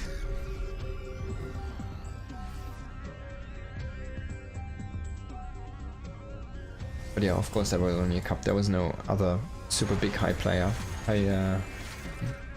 skilled player there. There was a few very skilled players, but not established champion qualifier players. And it's only like a C tier tournament, a small cup. Alright, Zaun again trying to push in here. Not sure if I like this move. He is not really getting a lot of value out of these fights. If he can overpower this position, then this is a different story, but we still do have some liberators, we still do have more reinforcements coming in. Oh, that turret is out of range for the planetary fortress. We'll finally deal with these zealots though, the ones that did charge in. The sacrifice was made. And now we're back to Colossi again, so we need that Viking count up again. He of course did throw away his Vikings. So he lost 15. And oh wow, that's a lot of money though. Down drain here for Zaun. Down 12,000 resources in this game already. Oops, that's the wrong one. Both players are not really peaking in their supply. We do see a little bit of an issue from them because they simply are lacking the money right now. But oh my god, those SCVs run into triple Colossi shots. That's so much pain there. Confined on one spot. This is looking really good for Zaun. He is about to break through Cure. He is recalling his expensive units. If he can keep both of them alive, it would be so amazing. He loses one Colossi though. But one does stay alive here. And in the end, Cure does manage to seesaw the action here. And he has huge production still coming up. Does snipe that Colossi. And thus reduces the Colossi count again to 0. Only gateway units, no more bank. What are you doing here, Zaun? He doesn't even have a sentry in the mix. No guardian shield ready though. No additional armor for these zealots, which they desperately need without any AoE. He's trying to get that Colossi count up again. They're starting double Colossi production, but this base is gonna get picked off. He was about to break Cure there for a moment, and then he just loses 2 Colossi kind of just like that, and loses that position. Now he loses 2 bases for that. And a lot of workers. That's not really good. It's not a good position here for Zaun. Don't think Zaun can turn this around. He's down 30 supply at this point. There's a lot of army supply down. He's still up in workers. But that doesn't really count that much because you have so many excess mules at this point for Terran, which are of course the energy-based additional miners you can get, which are on a timer.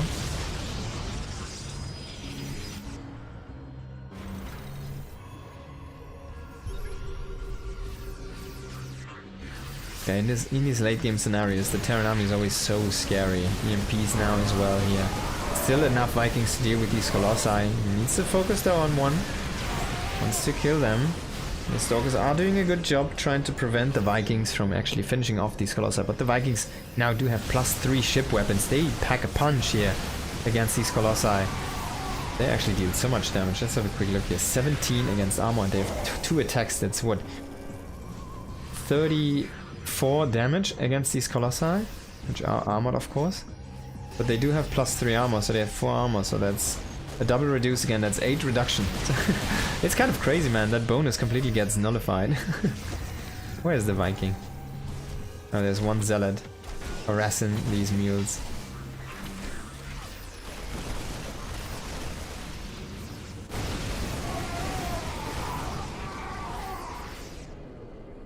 Man, that's crazy. 17 getting reduced by 4. That means we are down to 13, and that times 2, that's 26 all of a sudden. That's a lot of damage down the drain.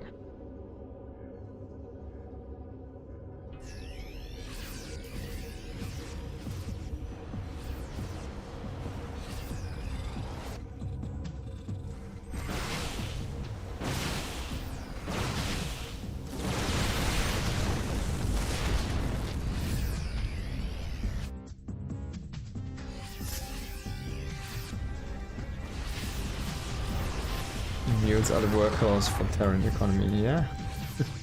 Definitely. That's why they're called mule, right?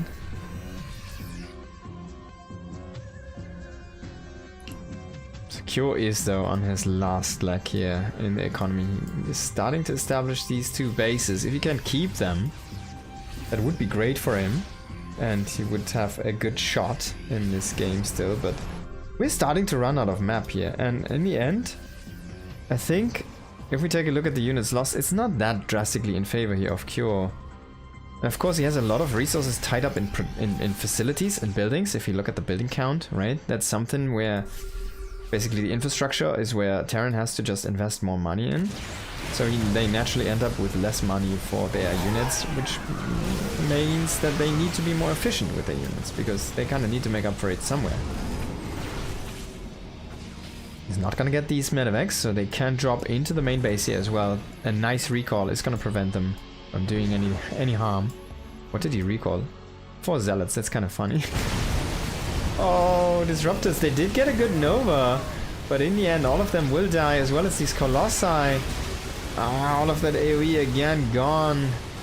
Nothing to kill off the bio. A bunch of zealots though for the reinforcement coming in here. If they join up now, that could be just the momentum you need here for Zaun to maybe win this fight. And if he wins this fight, he's drastically going to reduce that army count here for Cure.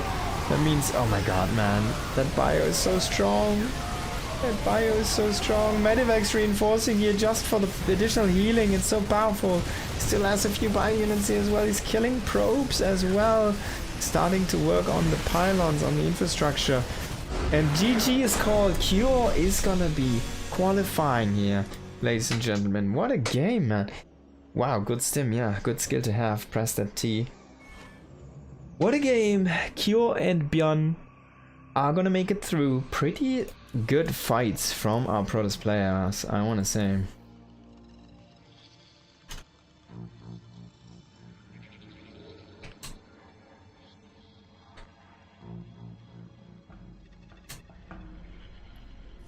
So, Cure and Bjorn, ladies and gentlemen. 2 Terrans do make it in. And what started out as a super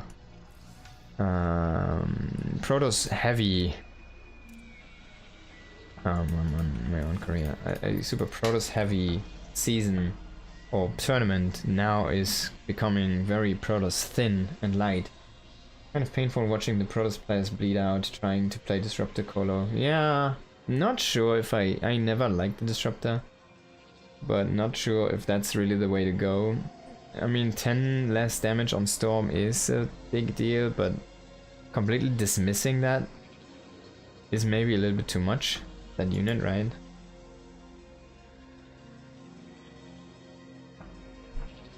Maybe we need to get rid of the Disruptor, need to get the Dark Archon, and need to get the Maelstrom in. So we get an AoE stun for any bio units, and then we can just completely wreck those.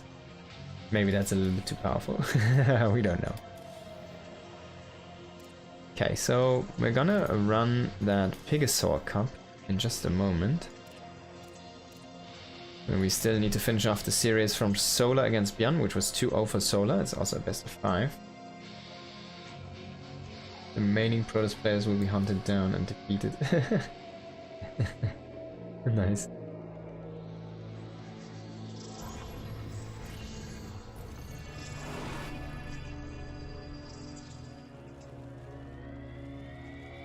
Okay. But I need to at least get my food prepared, right? So I need a moment. Give me like 2, maybe 3 minutes. I'm actually gonna throw up the commercials so we get those out of the way. Oh, it's running right now. That's perfect, right? So I'm gonna be back in like 2 to 3 minutes. And then we'll jump into a TVZ. And I have one more series after this as well. So, oh shit. And my fucking hotkeys are broken again. Are you for real?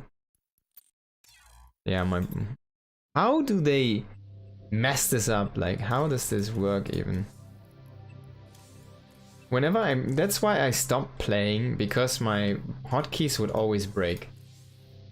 It's so effing messed up right now. My hotkey, like my observer hotkey setup is just gone.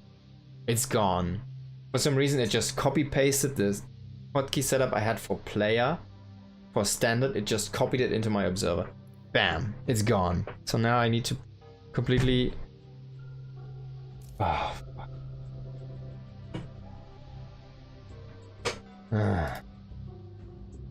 Okay, where is the...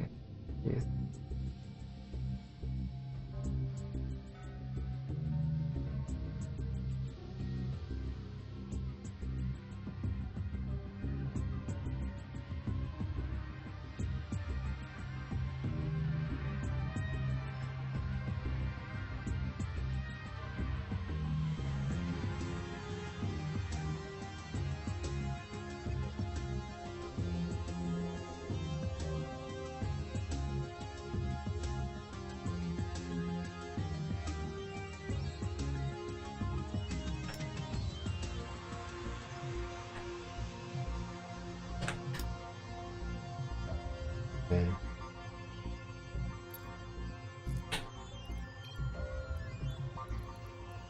I'm so mad at this. Okay, so I grab a hot button observer. Okay, that didn't work apparently.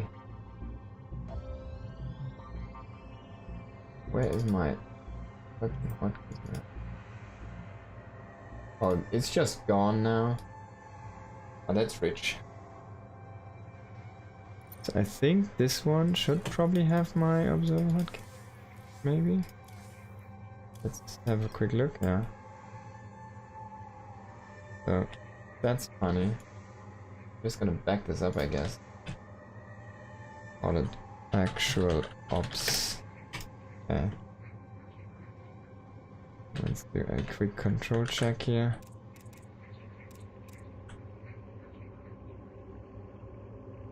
Most of the important ones are actually there. Yeah. Okay. So, I'm gonna be right back. Just a couple of minutes.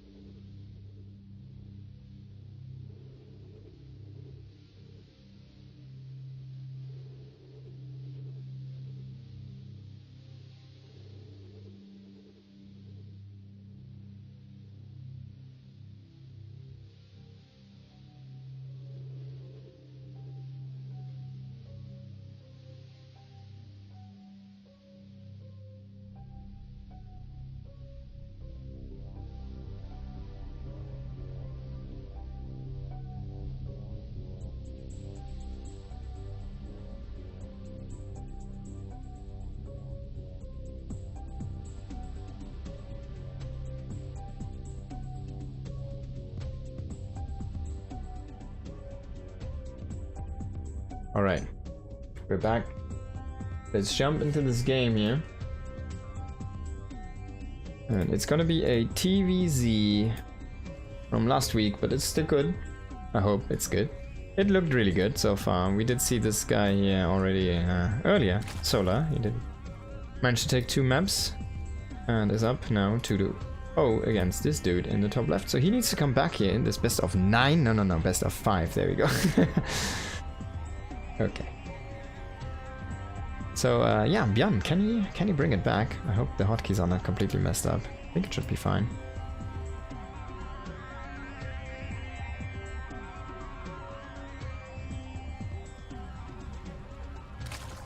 Okay, we got sound. For a moment I was like, holding my breath. Do we actually have sound?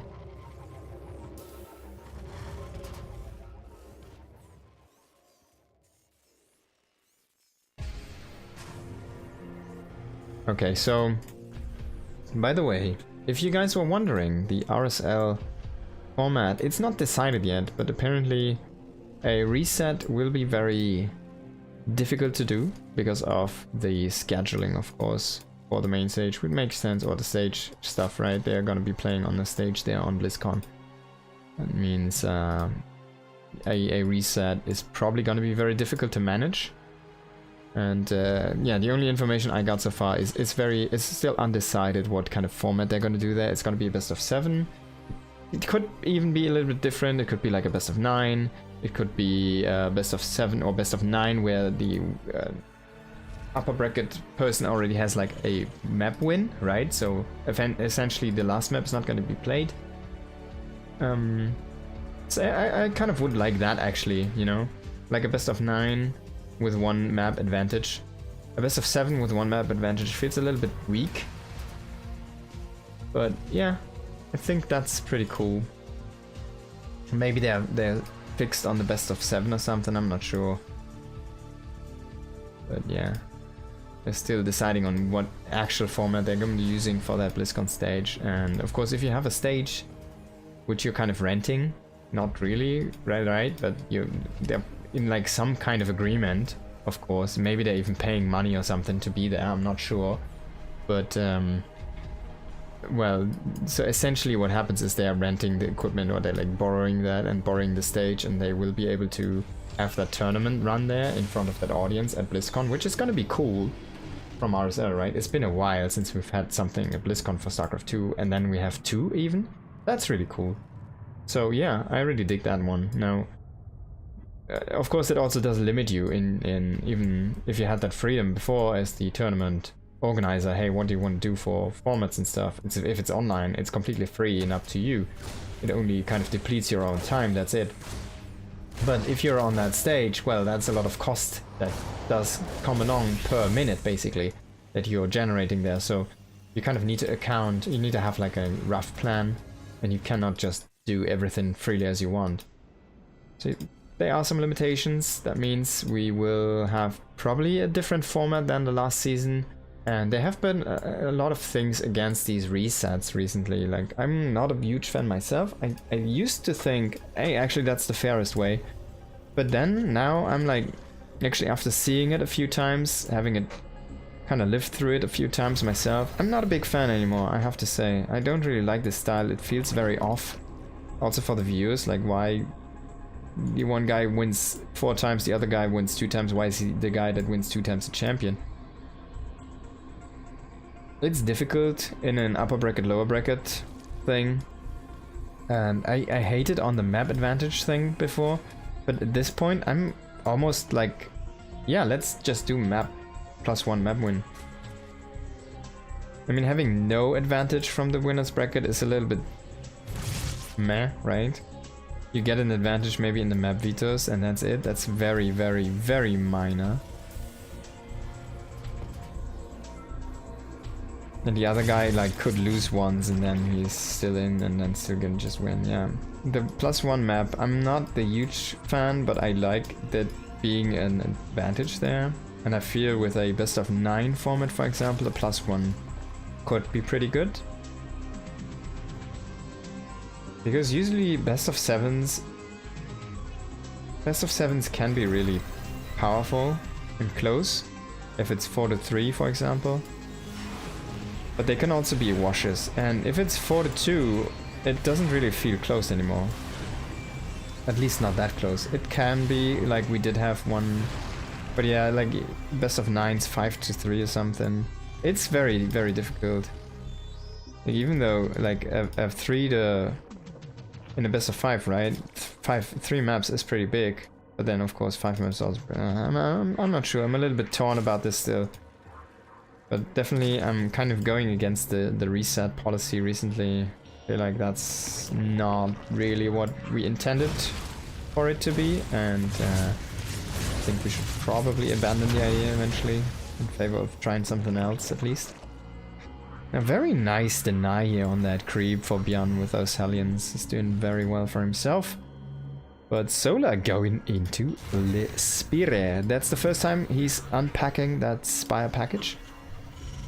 Before he did play Lingbane Muta. This time it's gonna be Lingbane Spire Muta. What did he play? Lingbane Hydra, okay. What did I say? Muta? I don't know. He's going into Lingbane Muta, a iconic composition, of course. Maybe only for StarCraft 2. Ling Muta, of course, was the iconic composition for StarCraft Brood War. This has not been scouted. We still do see some missile turrets, which is interesting. So he kind of was tipped off by something that it's going on here. Like, you're going spy of this game, aren't you? Maybe Solar told him himself, I'm not sure. Maybe it's the map. Maybe it's something else, like the queen count or something he did see. But he is going into some missile turrets for defense already in the mineral line. So he's kind of anticipating a few mutas at least. And there they are. They're gonna be having a hard time here, running into a missile turret right off the bat. And there's the guy inside the turret who's spinning and shooting the rockets, like this dude. Look at him. Can you see him? Let's have a look at the different turret over here. There he is, he sits there. He has like that target thing, the red target thing. There he is. Has like a grey helmet.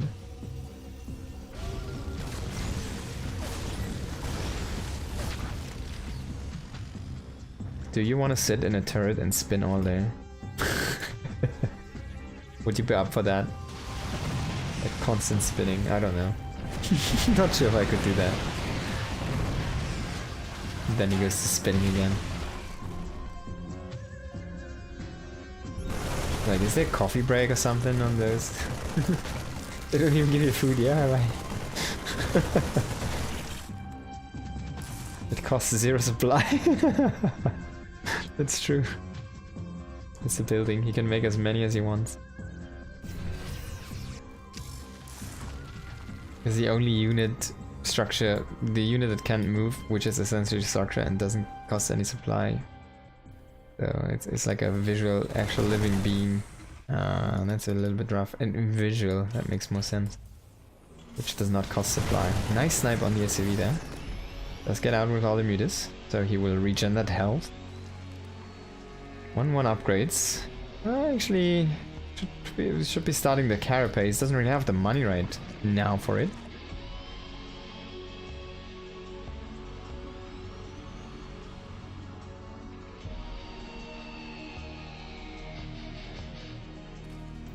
You're just coming in here for the defense. They're just roaming a little bit on the map.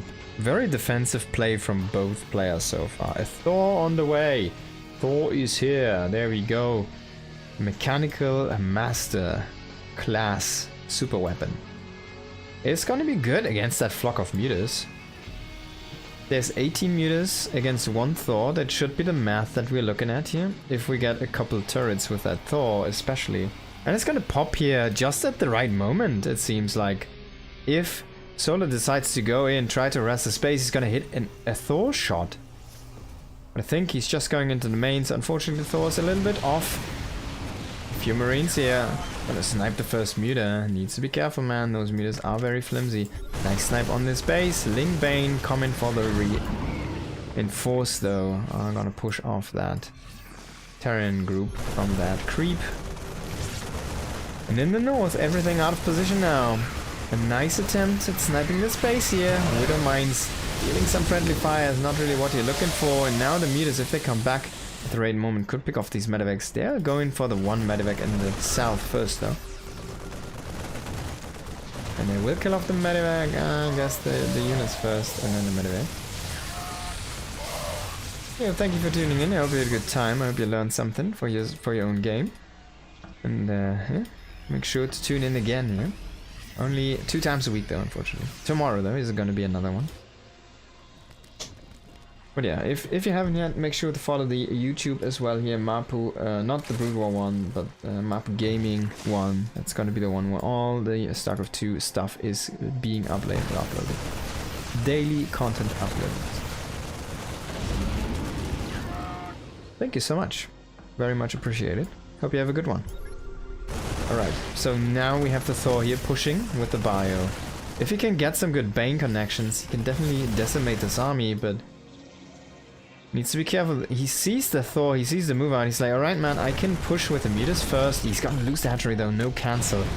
Can push with the mutas first. He does not actually kill these turrets fast enough. He loses a couple of mutas as well. Marines coming in here, but they are not gonna be high in number to actually win the fight, and this base is gonna get killed off, most likely. Oh,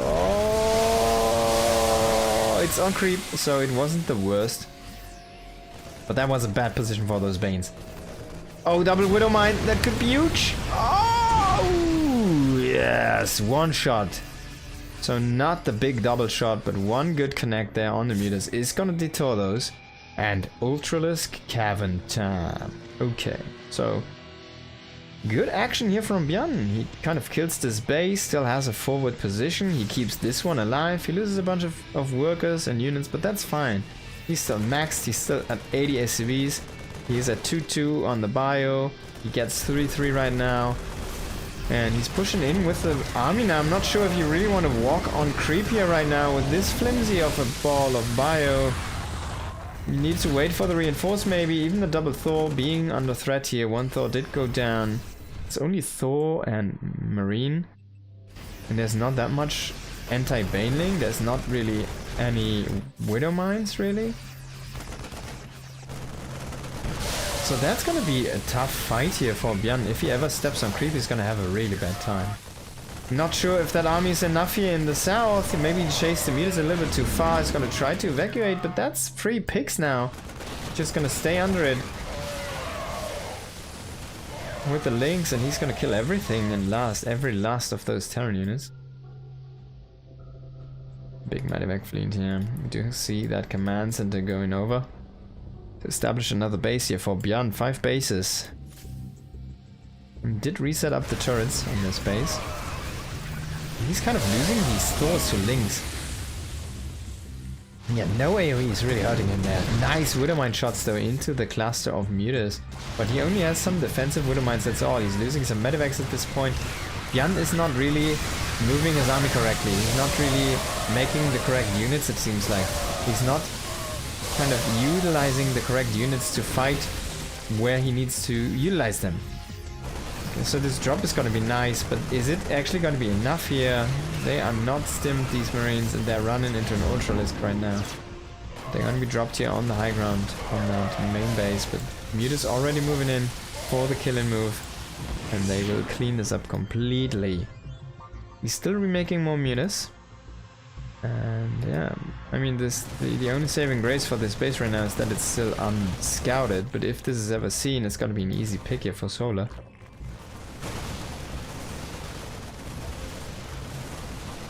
So he does remake reactors now. He's done with the Thors.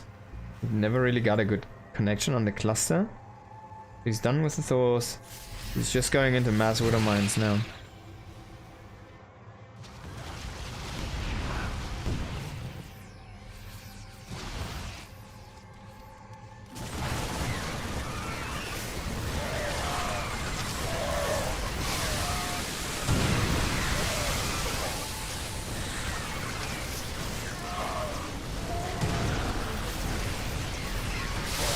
Ooh.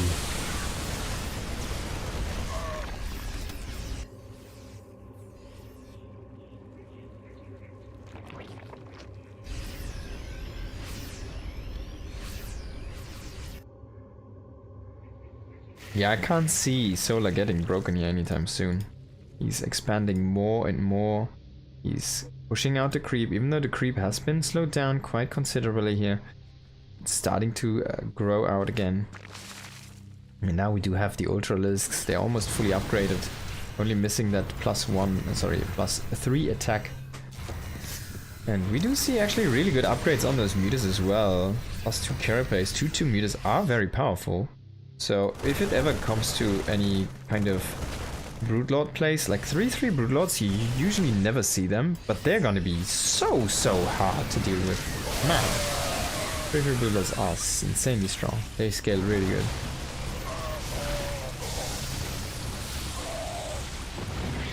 Oh, he's dealing so much damage with these mutas. Can he get it before it shoots? He does. Björn is pulling back a bunch of Marines here. Finally getting over there. Oh no, the mutas! There is a good engage here on the right side during that moment. Big Widow Mine shot. That was a huge connection. That saved Björn this position here. And breathing room for a moment, but he needs to get more of those. He cannot only rely on one hit is not enough. And a nice Widow Mine shot is gonna kill off the observer.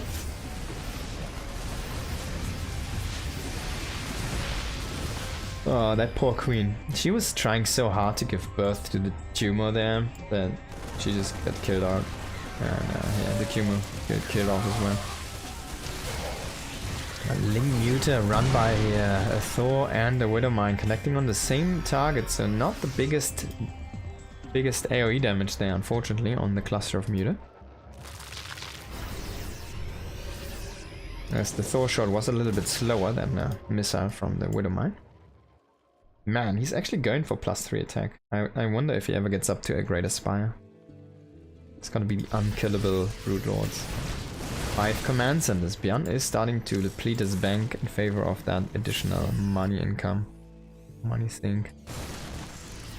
Trying to harass in the south, at the same time a big push in the north. Let's see the big push in the north first. Okay, now we're gonna check out the harassment. Is not even gonna kill the space here. The push in the north also not really able to break it for now. He will at least push off the drones. Banelings, as long as you have Banes, you have a chance to break the Terran army. And it might just be a tiny bit too much here. One Ultralisk with a bunch of Lings. Oh, it's so close. But in the end, the Terran army does survive here. Oh my god. And a few more Banes even run into that. He also does keep these bases alive. But Solar is just gonna come over and try to kill off the army. There's no more money. Björn just made 5 command centers. He just invested all of the money in that. And he hasn't get any return yet. Gee, he just spent his army. He just spent his army. That's an issue. There might be a timing window which is just right here for now, right now for Solar, where he can just kill off Björn, because Björn can't muster the reinforcements. Because he made too many command centers and lost them in his army. Like, the timing is just perfect for Solar.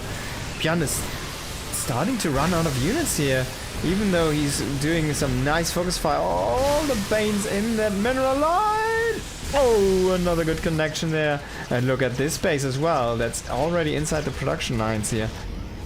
Intercepting those. Solar's dealing so much damage to Björn right now.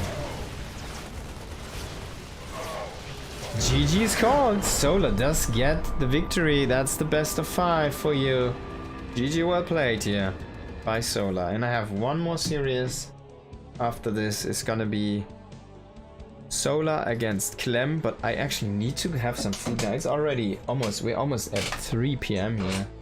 So I need to have some food first. Just give me a moment, alright?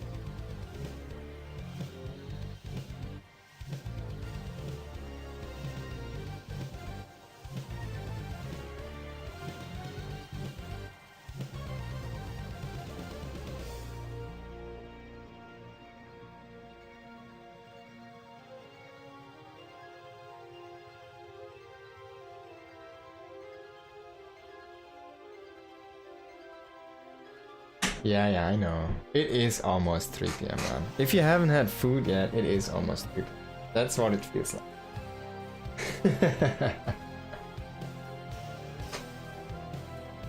But we can go into Clem versus Solar here, game number 1 already. While I'm still finishing my food, so rejoice.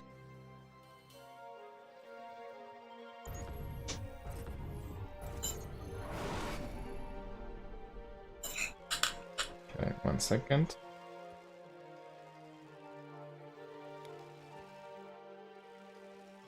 And here we go. The best of 5. Between Clem in the bottom and Solar in the top on Rainfall. One of the new maps. I guess all maps are new, right? There's no real old maps.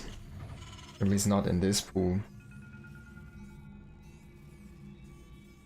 I guess this was from the tournament, so... it kind of is a new map. Okay. Let's see how both players are gonna play this one. I'm still waiting for like a gas first or something. A super crazy build, which I haven't seen before.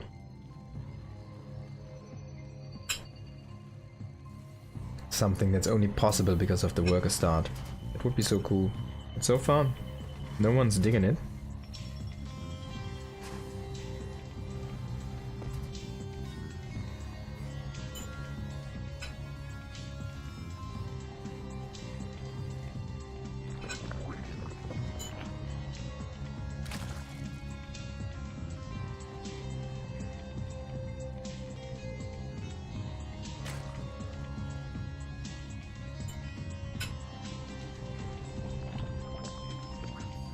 So Solar really likes this pool first timing, or build, I guess.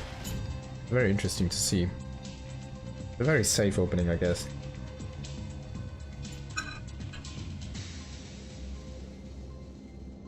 And it provides him the additional queen, then additional lava, the faster creep. Even though the creep from the... like, he has to probably throw a tumor from the main, if he does it even. Kind of need to pay some attention now.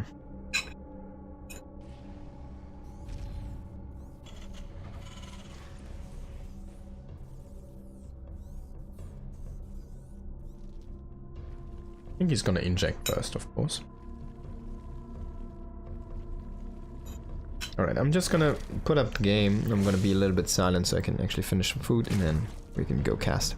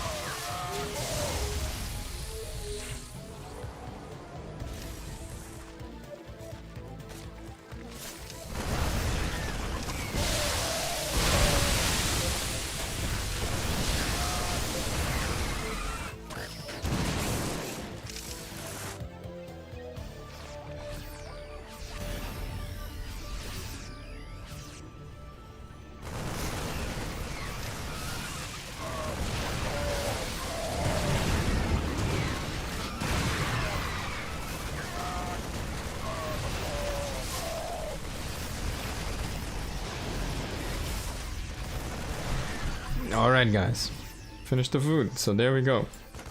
Pretty sick game so far here between Clem and Solar. So far though, this is very difficult for Clem to really put a dent into Solar. Solar did lose the mutas once, so he had to remake a lot of them. And he's still doing that. He also is going into the upgrades. But he doesn't really lose the army fights that are crucial. He does lose one base, which is okay against 3. And he kept on harassing that base from Clem. And keeping that income low. So he's all in all in a pretty decent spot here. If he can get 1 to 2 good Bane connections again in the next fight, that's all he kind of needs to do. The Mutaflock is growing again. And he's re-establishing this base again. We can lose this one more time and be fine. Oh, these Widowmine Drags are so good. The friendly fire is so strong currently here. Wow, he has a big Mutaflock now again. He could overwhelm this army.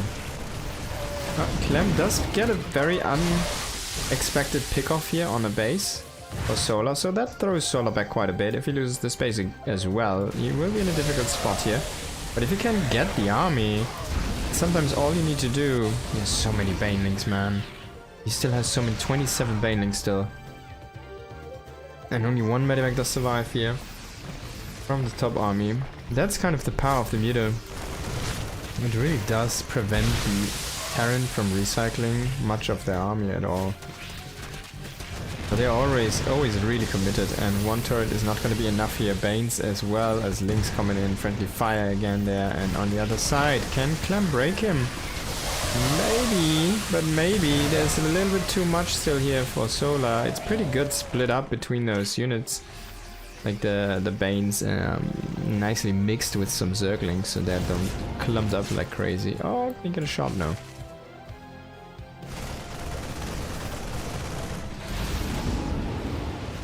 And I think Solar's defense is just looking a little bit better here. Clem is back to 2 bases. He did lose that command center, did he? And he still has, Solar still has that block of mutas. Now this is like a last hurrah. Clem is trying to re-establish this base now with his command center float.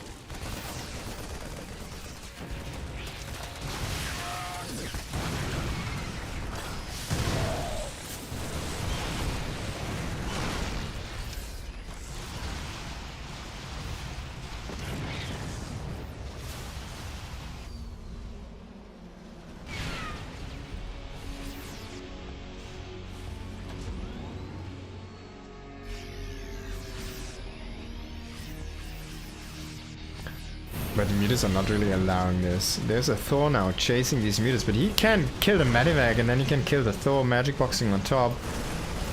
And one base is gonna be sacrificed again for the certain kill on the army here. He does not want to engage unfavorably. As soon as Clem steps even a tiny bit... Oh, too much on creep. That's a really good 10 kill Widowmine shot there. Oh, that's 30 workers. Ah, the Clem is on 13 go down. It's a third, but Clem does GG out here. No GG even. Just goes out. Is killed off to those frustrating mutas. So very well done by Solar. Already up 1-0 in this best of 5.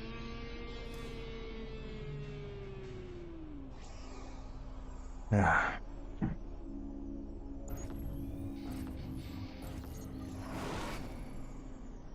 That's good for him.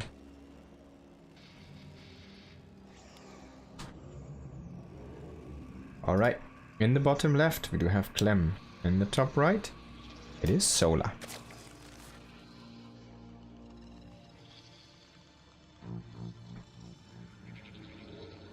Actually, give me 1 second.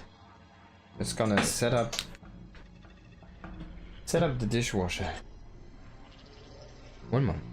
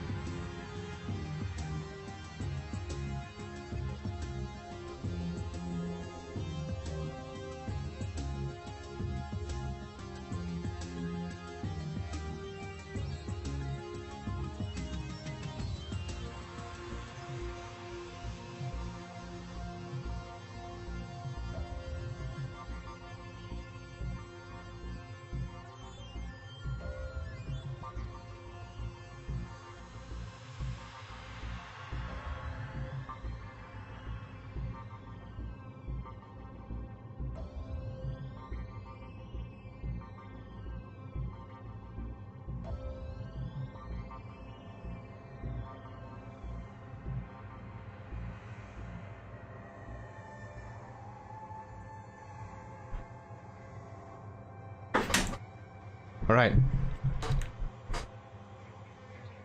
Let's get back into this game here.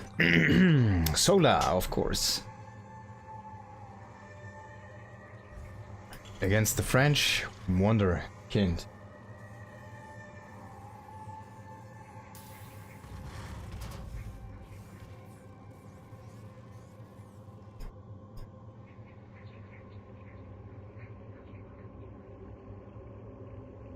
Can Clem, like, put, you know, can he put that muted style to a stop? It doesn't look that great for him in that last game. Didn't really feel like he had the answers there. Oh, is this a gas first? It might be, just slightly after the barracks.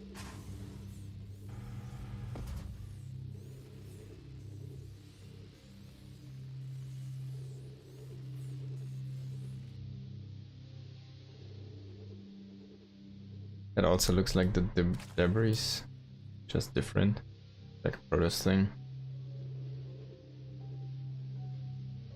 Rsl revival, there we go.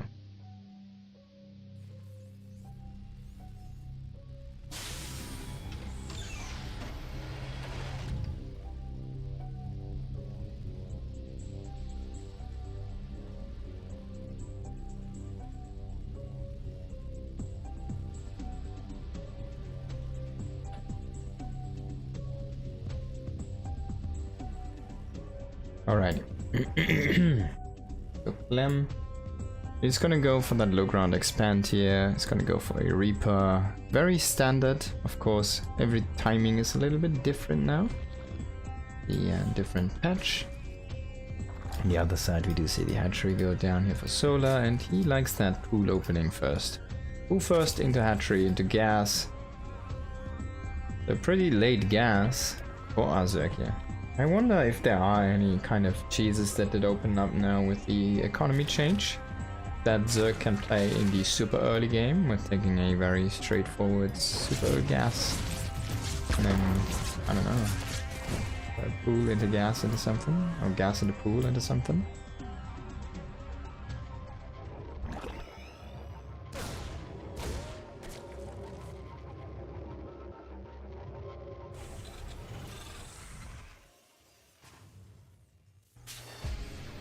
Overlord is gonna get a good look here at the production from Clem.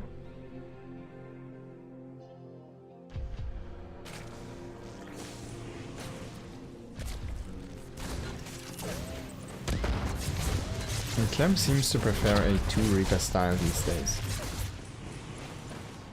So you can get a little bit of action going. Maybe sniper creep tumor, maybe a drone, maybe a couple lings, something that wants to come out and scout and play. He has a little bit more of a solid position in the map and a little bit more map control.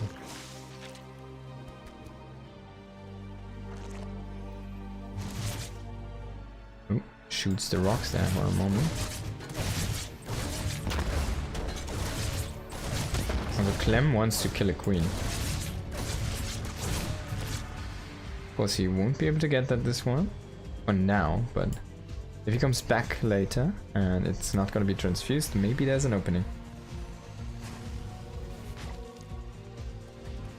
And in Banshee after this, but no third command center yet, so usually we do see the third command center before the Starport, right?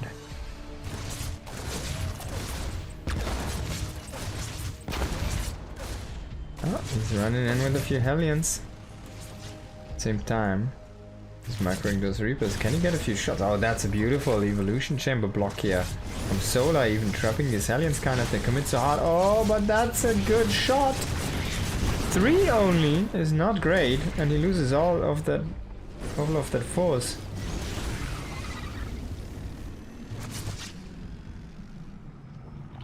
And he really wants to get in and on that juicy hit on the drones, but Solar is not letting him. He needs to be careful. If Clem is a little bit too aggressive, he will just lose this. I like the Overlord just placing down some creep here, since the creep was denied so much. Oh! And it burns. Yeah, maybe even these two overlords, put them out there, plant a little bit more creep down here.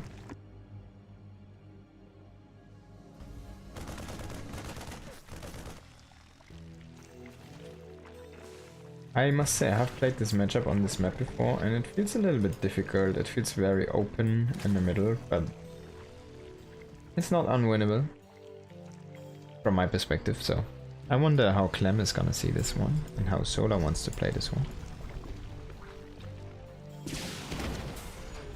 Spy about to finish up here.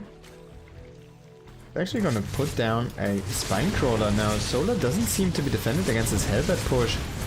But there's no medivac with this, so you kind of just need to deplete the health.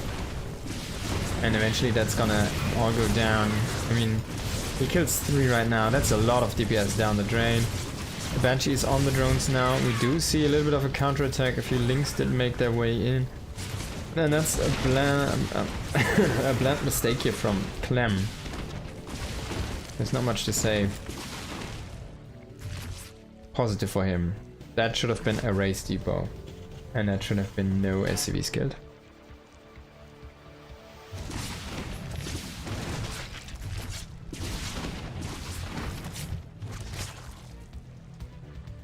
Again, Muta's coming in here. We do see the second Banshee coming into the main base. There's nothing to defend here. The other Banshee did just get picked off by the Muta, and they do kill a lot of drones between themselves, between 2 of them. But now what's coming in, the Mutas are coming in, there's a Thor to try and deal with this. There's no engineering bay up yet, so there's nothing to defend this. And Clem is trying to go mech here, but that might just not work out because the Mutas are already here. There's no turrets yet, the turrets are a little bit too late. He has 2 factories. He can always go back into bio from this still. Oh, I wonder. If he throws down a factory here right now, it's definitely gonna be mech. But you can open like a blue flame opening. That would be a bit different though, to be honest. Oh, the Thor. That looks so funny, man.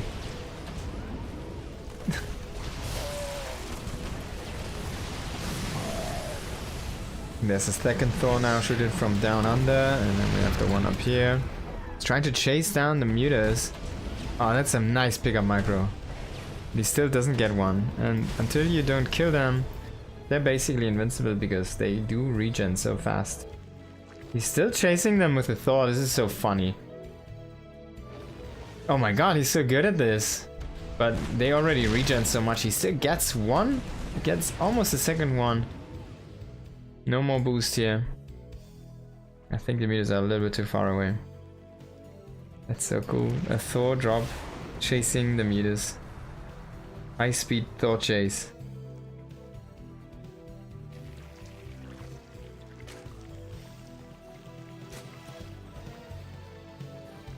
No, he's scouting with Thor. That's very extreme.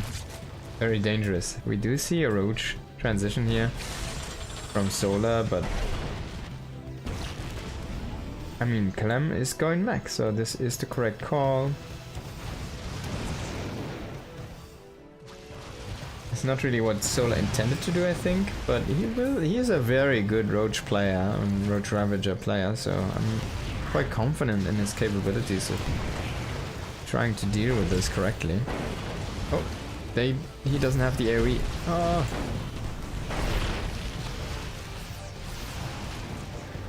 Man, they're like shot by missiles from everywhere. It's so funny if you see mech against this. And not bio. It's not like there are marines here or there. It's like there's mech units, single mech units, just long range shooting those guys from frickin' the North Pole. We do have the big roach push now though. 100 supply Roach Ravager are running across the map. And it was just scouted now. Can Clem set up enough defenses here to try and hold this one?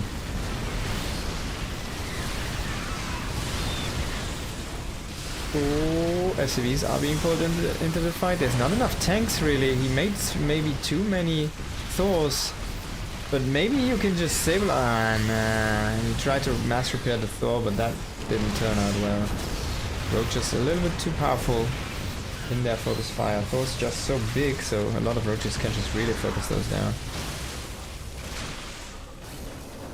Only one tank and one halberd and one Viking. It's like the A-team. One medevac, one tank, one halberd and one Viking. Try and hold the door. That doesn't look good though. 35 SCVs have been going down here. And more are falling as we speak. Blue Flame is done. But there's not really enough Zerglings to make it worthwhile. Even though they're not the worst against roaches, they're also pretty bad though. Now he's dropping tanks on top of roaches.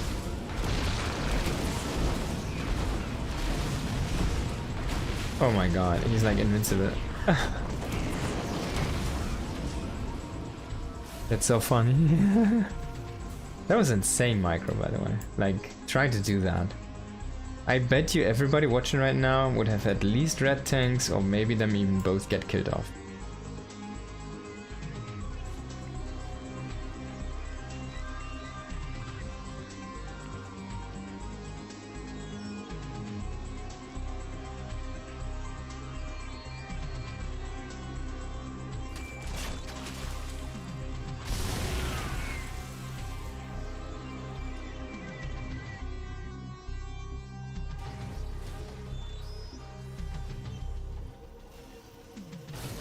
So he's just making tanks right now. If there's eventually another round of mutas.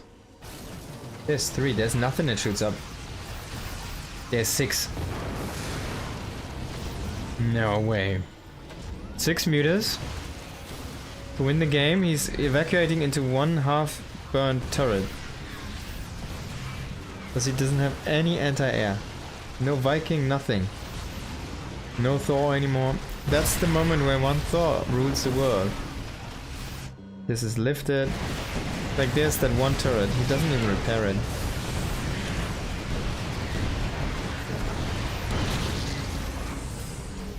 And finally the Vikings to join. Oh my god, no. Making a few cyclones now for some mobile anti-air. And he's already fighting with the SCVs here, biles are being thrown down. Roaches need to be a little bit careful though, in the siege tank fire you can't really stand for too long.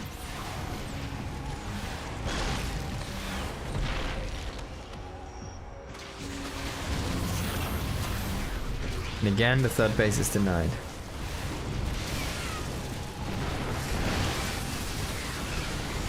Oh, he's focusing on the wrong muta. So 3 to survive. Oh my god, this is not Clem's game, is it? GG is called. And there we go.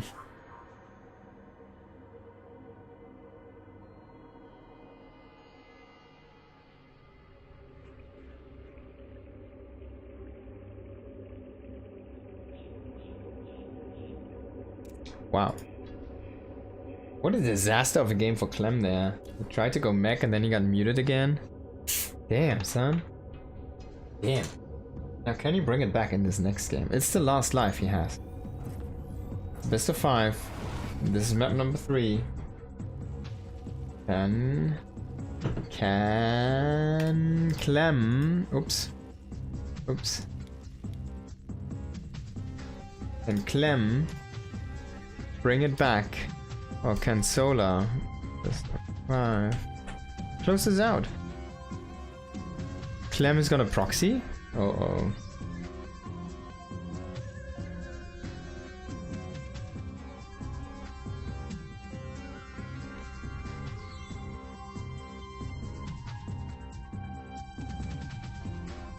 Okay, so this is the famous 2-Rex. I've never seen this build lose.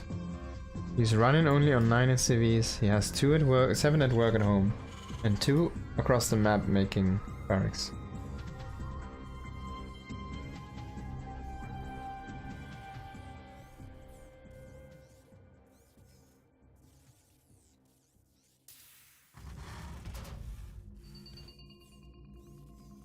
Let's go. There we go. So double barracks coming in here. And Solar's always going for the pool first. This time even with a gas first. Gas before pool, so we will have access to very fast speed. That might just be the counterpart. Did you need to do it? This is so funny. I guess he sees the map. He's like, oh, it's a fast rush map. Let's go speedling build.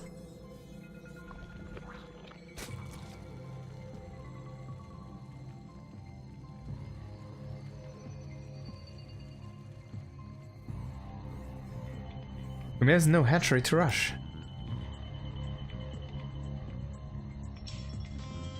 And there comes the drone. It's gonna finally plant the target for the Terran. But this Overlord will see this. He will see, hey, no natural, hey, no barracks. Hey, where's your stuff? There's no gas. There's he makes an orbital. Okay, so he will drop a mule. But he's already coming in with the first marine. He's gonna shoot down the Overlord. I wonder if he really tries to do that. Are we gonna see a drone pull? Not for now. Can he save the Overlord? I don't think you can park over this. You need to go over here.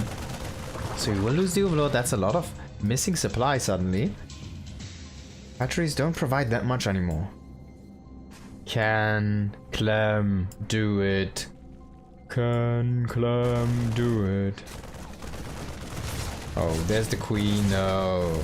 No, even the SCV is hitting the Queen right now. Just lose the first Marine here. You really want to stack those guys. Even if they have 1 HP, they need to survive. He's trying to shoot the drones here. Oh, he's getting drilled. He does have the bunker. It is up and running. His CV is working on that hatchery, but man, this is not dangerous.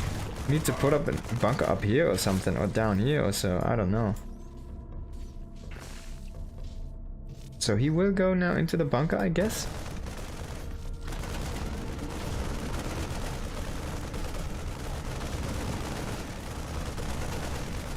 Set the SCP to auto repair here probably. He literally doesn't even need to look at this. I'm gonna scout a little bit.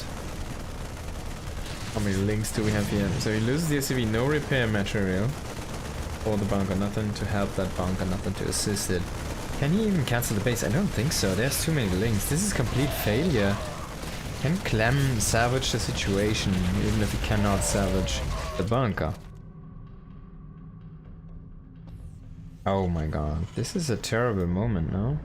He doesn't even have a marine at home. He's gonna lose these two. He's floating the barracks back.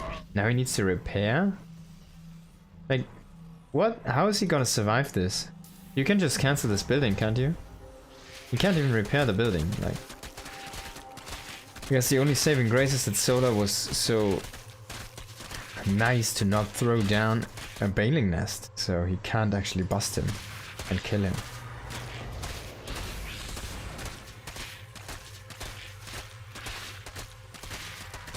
Clem will stay alive for now, it seems.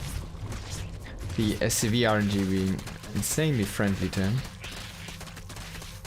And he's gonna make a Hellion to try and hold the ramp. The barracks is gonna come in and scout some. Starport on the way as well.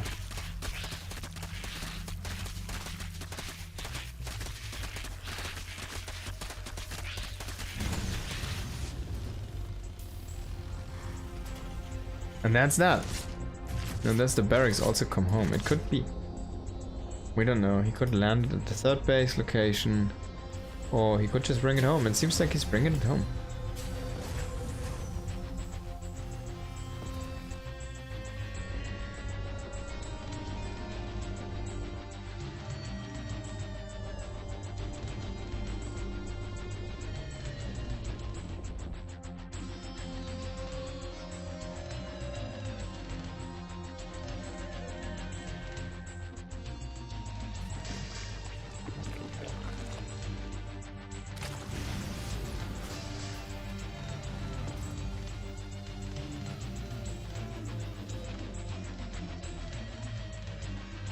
Okay, alright, Clem, slow down.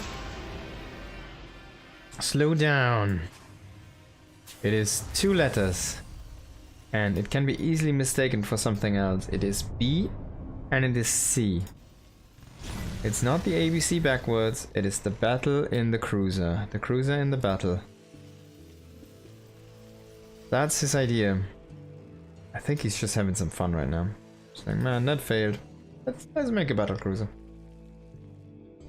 So before his additional commands at the... He also brings back the second barracks, so he's like, man, I'm going by you. Then he just makes the battle cruiser. What is he going to do against the Mutas? Like nothing, I guess. He can use that as like a turret defense. Oh no, and Solar Scouts it. Ah. Oh no, it's like the worst day for Clem. You don't want to be Clem on this day. Maybe like every other day of the week, but not this one.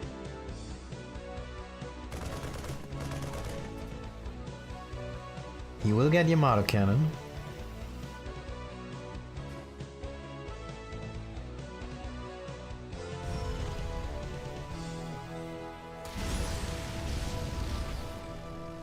And a command center. So he will teleport this across the map to the Hellions. He does not have an armory, so those are gonna be Hellions. There's no way around this. And he sees the queens. Oh, he loses the first Hellion already. He teleports into the main. There's only one spore, so he will get a bunch of drones at least. But he needs to kill like 20 more to even make it like just even or close. And yeah, he's gonna lose. Oh, he drops the mule to try to repair it. It's so funny. It's gonna die in the glaives. Boom. GG. GG scored. Clem this. Solar! Solar! That was a funny last moment here for this game. So let us take it against the failed double Marine proxy into the failed battlecruiser. With the failed mule drop. That was a funny opening.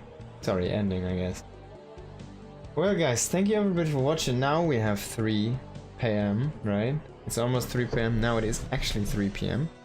And I think that's a good time to end the stream for today. Thank you everybody for watching. I hope you had a good time. We had some nice games today, and we did find out who qualified for RSL through the NA qualifier. Please take that information with caution. No, it's gonna be fine. Those guys are qualified. Unless someone is gonna drop his spot for some weird reason. Which I don't think, because Cure and Beyond, they play in every game, in every tournament they can. So there we go. And that is gonna be the last for today. Let's see if we do something still here with this. I'm gonna look for someone who I can raid, and then I'm gonna see you guys tomorrow again. And I hope I have content tomorrow, because I don't know yet. I'm gonna try to grab something today. Alright guys, see you tomorrow. Peace and thank you for watching.